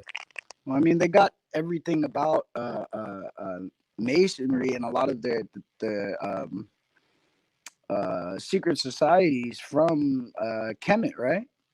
I mean, right. Isn't it? But just my a thing perversion? is that what we see is that they use culture as a weapon, and we continuously create and give away culture. So one thing that we got to do is make our culture toxic to them. If you're gonna keep eating us up, well, then that means that we got to make ourselves poison, so that what they digest harms them. You got No, little I don't white think girls so. twerking and What is that doing? How is that doing anything for empowerment? Well, because when you said we got to make the culture toxic, the first thing that popped in my head was, isn't our culture already toxic? And our culture needs to not be toxic to us. It needs to be toxic to people that touch it. It needs to be like a mushroom. You know what I'm saying? Like, you can be a mushroom, but then if an animal comes from the outside and eats it, it'll kill them. Got you. We got to be the broadcasters then, and then we got to be the ones painting the image, and that's going to be tough to do, considering that they have all of this time of indoctrinating, a certain image of. I mean, think when did they change the name of American in like 18 something? If you look up Webster's dictionary from like 18 something, and you look up the word American, it says American, a term originally applied to the copper-colored or Aboriginal people, but was stolen by the Europeans and now applied to Europeans born in the Americas, basically. Literally, if you look up every single thing, it'll always start out with the preface was stolen by the Europeans or as a result of colonization. Literally every single thing on every single continent. Yep. That's these people's legacy. Yeah. But it's kind of crazy that they want to hide from because they're cowards. You know what I'm saying? What do you think is holding them back from, like, I don't know. I mean, it's kind of hard to explain, but it's like, what do you think is keeping the dominant society from fracturing under common sense? And like, do you think they really think it's like they're scared of inflation, or they're scared of losing their privilege and power, or like, what do you think is the major hindrance for them kind of being honest or leveling, finding some humanity, or, you know, like, what is the biggest roadblock or keeping them? Because I feel like oxygen. I mean, like, not necessarily like the elite class or the news or, you know, pundits, but I mean just like the common person, because I don't hold my tongue around anybody. You know, like, I'll speak. I don't necessarily need to be abrasive or go at people, but like, I speak the truth regardless, you know. And I don't really have the crazy reaction or resistance that I feel like I see a lot. I feel like there's more resistance in the media than there is between common man, common American, common. You get what I'm saying? Yeah. With them, though, it's just a matter of self-entertainment. They're not invested in anything other than maintaining power. But I feel like that's just entertainment. Like liberals. That's like the Democratic Party. I feel like that's that laptop class that, you know, they're just trying to get some privilege, or, you know. But I feel like the right, I feel like they're kind of hot. Like, they're like, bro, we had medical experiments. You guys are trying to snatch our sovereignty. You're doing all this, you know, indoctrinating with our kids. Or like, I feel like there's a legitimate. They're talking about white kids, white people, and they try to package the message for everybody so that they can get people on board. Those people do not care about you. They'll be the next ones telling you to put your baby in a garbage disposal. As a matter of fact, they put people's babies in garbage disposals every day through the police. Yeah. Yep. Yeah, that's crazy, but that's factual. I mean, I'm not like, I don't think they're like the super pro-life or pro-humanitarian. I just think that there's a. We just did the content in this live stream where it showed how they got 11 Republicans to sign on to same-sex marriage. So those people don't have any values. They're no different than anybody else, and they can be bought. They are nobodies. They are not these Captain Americas with all of the American flag painted stuff all over them, because they all have mutual funds invested in emerging markets, which are all third world countries. These people are lames. You know what I'm saying? They're all about self. They don't have any morality, and they try to push this fake illusion of American togetherness, American morality, and these daring heroes stopping the threat of any domestic threats, when they themselves have literally been not just the United States, but the world's biggest domestic threat. You know what I'm saying?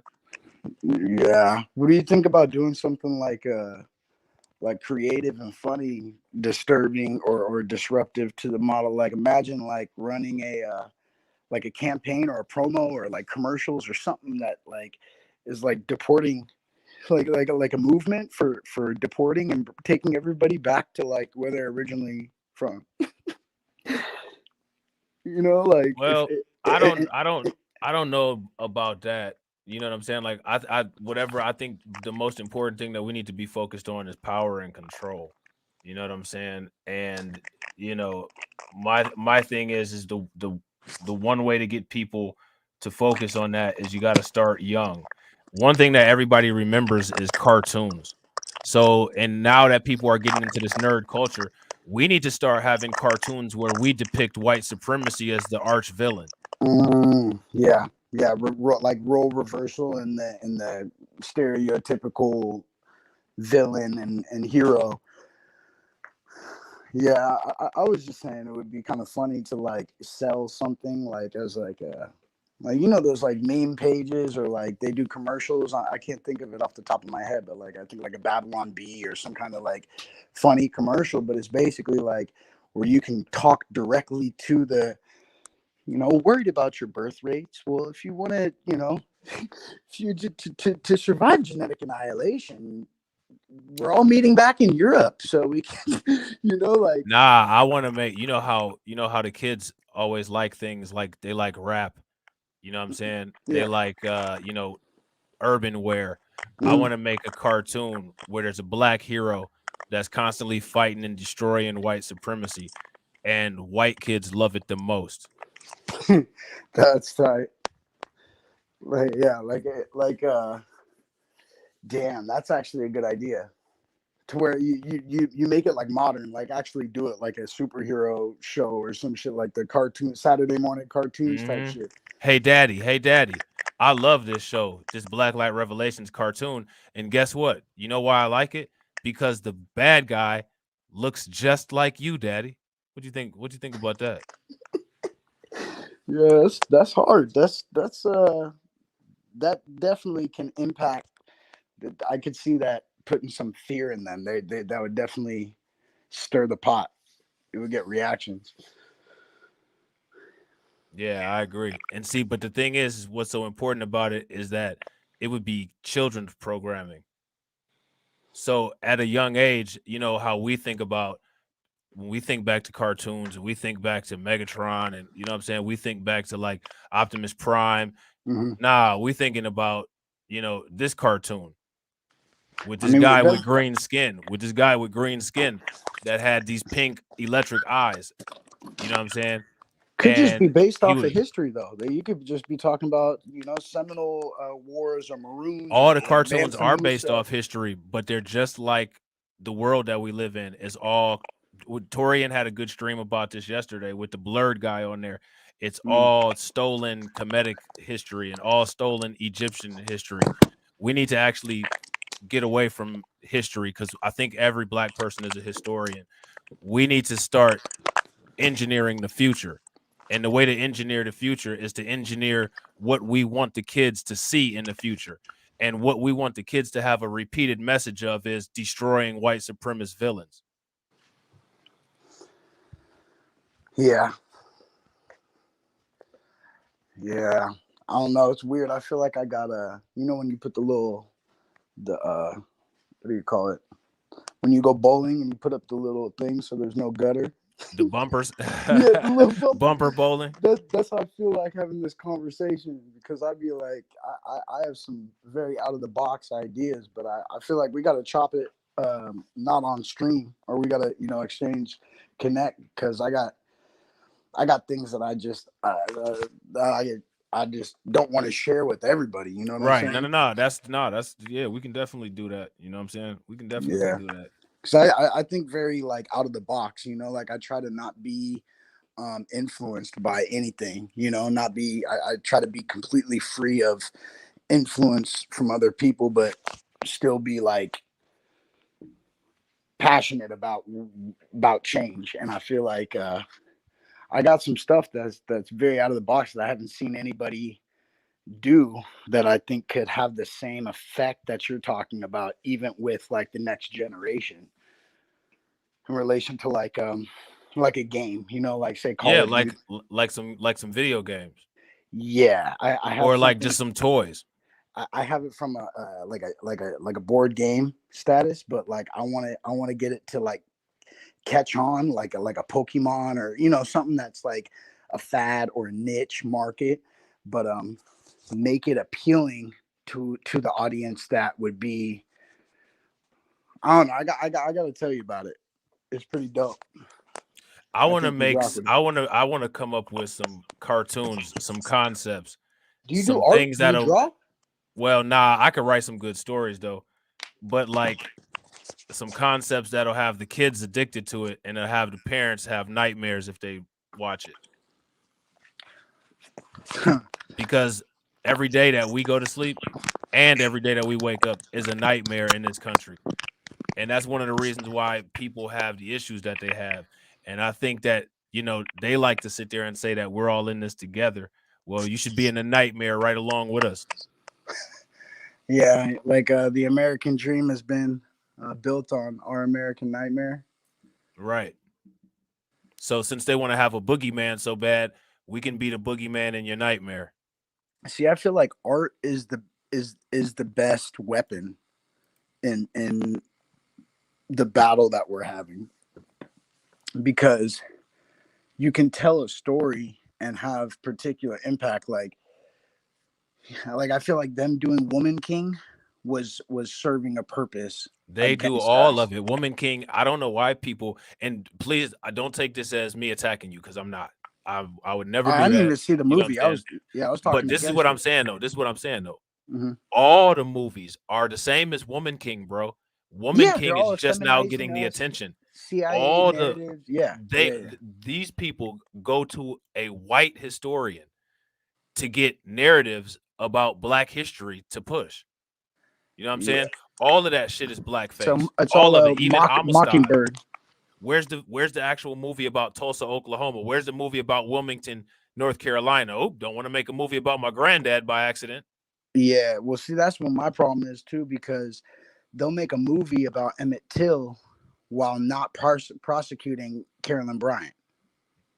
Bingo. So you're literally will murder us, string us along for 50 years, half a century, to give no justice, but then monetize it in the time to create and cause the most pain. So it's like a perpetual loop.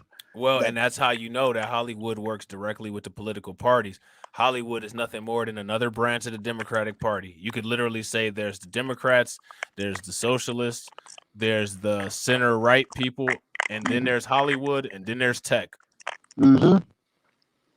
And the media consists of Hollywood, which is one of the reasons why there's always celebrities in your face, because all tech employees, all Hollywood employees, they're all Democratic political party employees.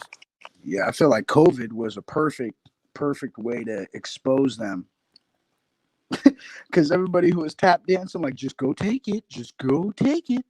It's like, all right, well, now I don't rock with you.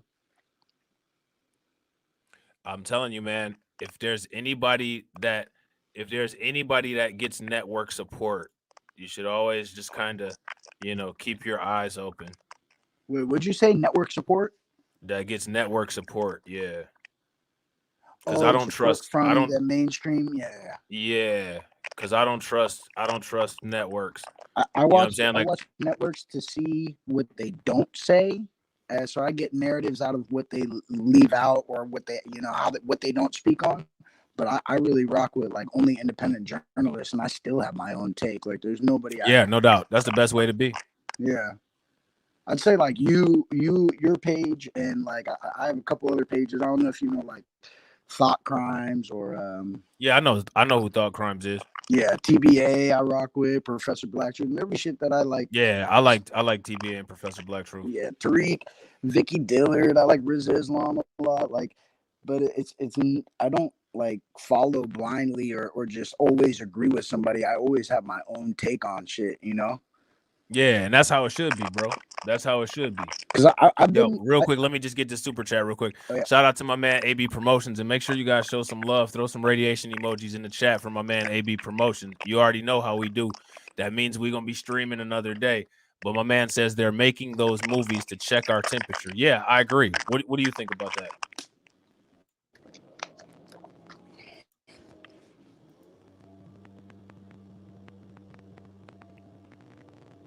Still my beat. You still there, bro? Yeah. I forgot what I was saying. I was trying to remember what I was saying. What do you think about AB Promotions super chat? He said they're making those movies to check our temp. Do you agree with that, or do you disagree? Yeah, I mean, I think it serves more purpose than that. I definitely believe that they're checking our temperature, but I also feel like, if you're a guinea pig, they always keeping their thumb on the scale, Yeah, that's facts. Now, you see this comment that Al made? This is actually true. They kill their family on a whole regular basis. That's a fact. Yeah. Now that's and what I find fascinating is while critiquing everybody else's structure, they don't talk about the high likelihood of families getting completely destroyed while the father is in the home when it comes to them. Yeah. Facts. Or their kids going crazy.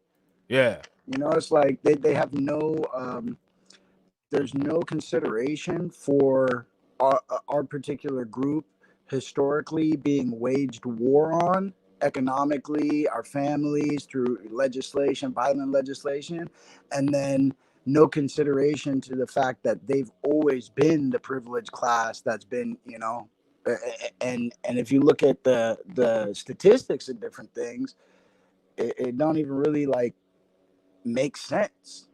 Like how it's only because the media, if they didn't have the media uh caping for them, I don't think it would anybody would be lost in the sauce. Because this propaganda engine is so powerful, I feel like a lot of people just, it's easier to believe the narrative and the stereotypes. Well, yeah, because they don't have to look at their own families. And most You know of what I'm them don't saying? They even don't know have to. us. I feel like Yeah. most of the I mean, racist people don't even have any proximity to us. So the only people they know, the only blackness they see is what the media shows. all white people, you know what I'm saying, like Eminem, but none of them really go around singing that song "White America." Yeah. You ever notice that? Yeah. Why you think that is? I mean, because he represents. I mean, Eminem is the like how Asians are to white supremacy. That's Eminem to the rap game. Yeah. So like my thing is like how Model come minority. like when people ask me about Eminem, I'll be like, yeah, my favorite Eminem song is "White America," and like it's like white people who like literally sit there and want to tell me every little detail about Eminem, be like, oh, I never heard that one. Yeah, you did because it's on the Real Slim Shady album. What did they say? I had a homie who said if Eminem was black, he'd be Royce the 5'9". If Ghostface was black, he'd be Action Bronson. If Chief Keef was white, Man, he'd be 300 Doctors. Ghostface don't fuck with Action Bronson. Action Bronson is a bitch. I think he said if Ghostface was white, he'd be Action Bronson. Yeah, but what I'm saying is Ghostface said fuck Action Bronson. Hey, can you show videos while we're chatting or no? Yeah, what video you want me to show? Look up "What If" by Daylight. Oh, is that a song? I can't do that because it'll be a copyright. You know what I'm saying? They'll mess with my video. No, it's wouldn't somebody have to flag it? It's our music. Oh, okay. Is you said it's your music? Yeah, I'm in the video and it's my homie's song. But do he got a copyright thing with some? Because like, see, I don't even want to. You know what I'm saying? I don't even want to have to deal with that and shit. Because he might actually have some shit that automatically looks for copyrights. Because that's how. No, it's not published anywhere.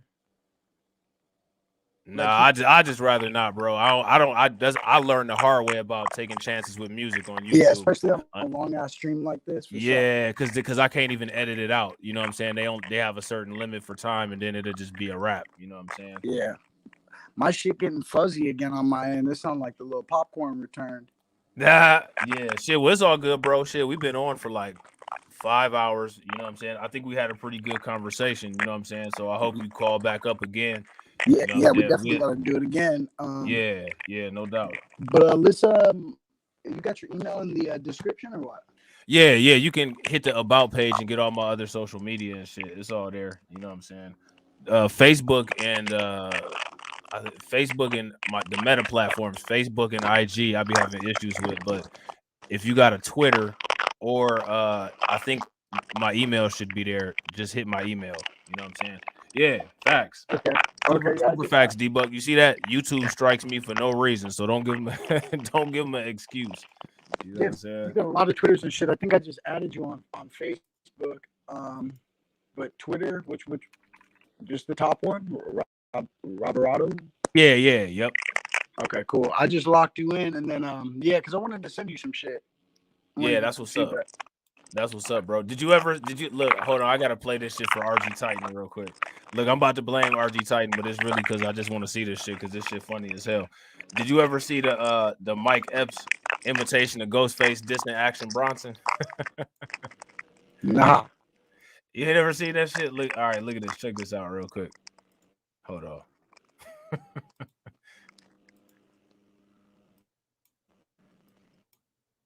My shit freezing up, bro. I'm gonna talk to you in the chat. All right, that's See, we got this nigga named Action Bronson or Burger Bun or whatever this nigga's name is. This nigga that sound like me. See what I'm saying? I gave you a green now later. A whole pack. 7 in the pack. Soft and chewy, nigga. You ate all my shit.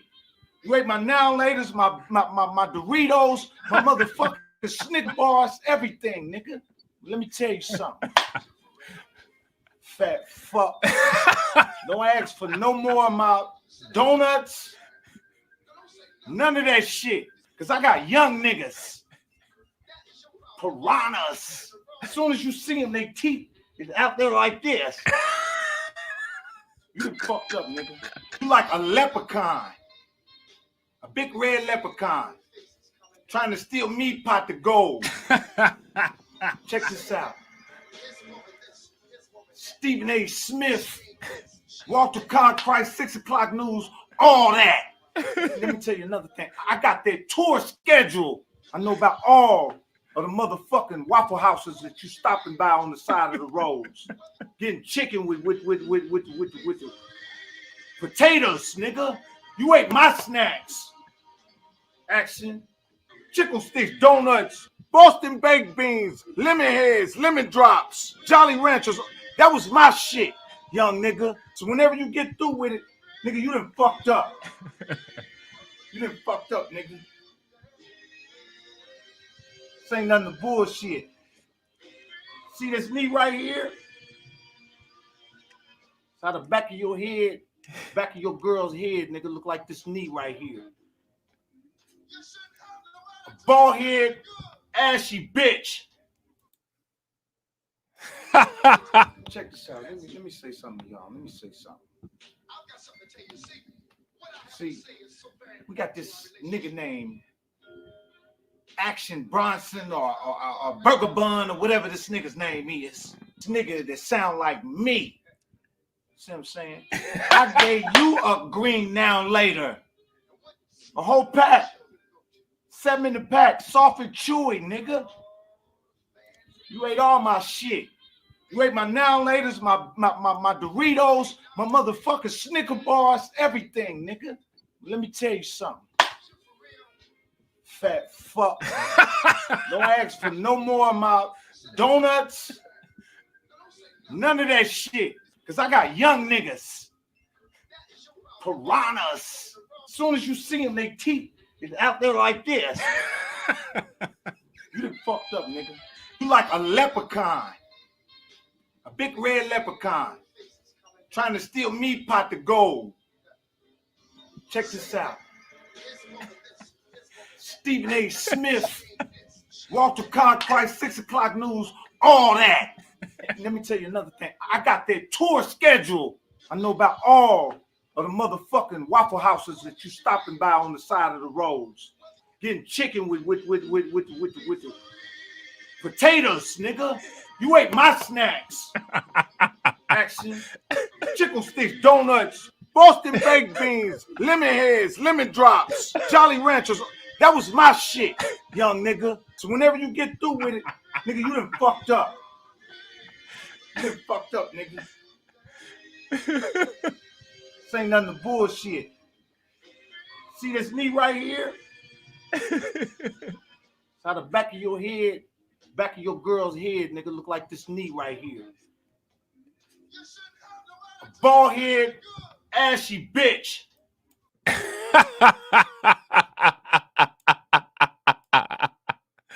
Shout out to my man Mike Mellors John, man. I seen you come in late, man. That is hilarious, man. That shit never gets old. That shit don't never get old, man. That shit is so funny. You know what I'm saying? So shout out to my man Steal My Beats. Shout out to Al McCowan. You know what I'm saying? Shout out to DJ Elmo for calling in on the second panel. You know what I'm saying? So we're going to keep it moving. You know what I'm saying? We're going to do it again on the next one. So if you guys are not subscribed to the channel, make sure you hit the bell icon twice. Smash that like button. Share this video out to all of your followers. I will catch you all on the next one. All right? Peace.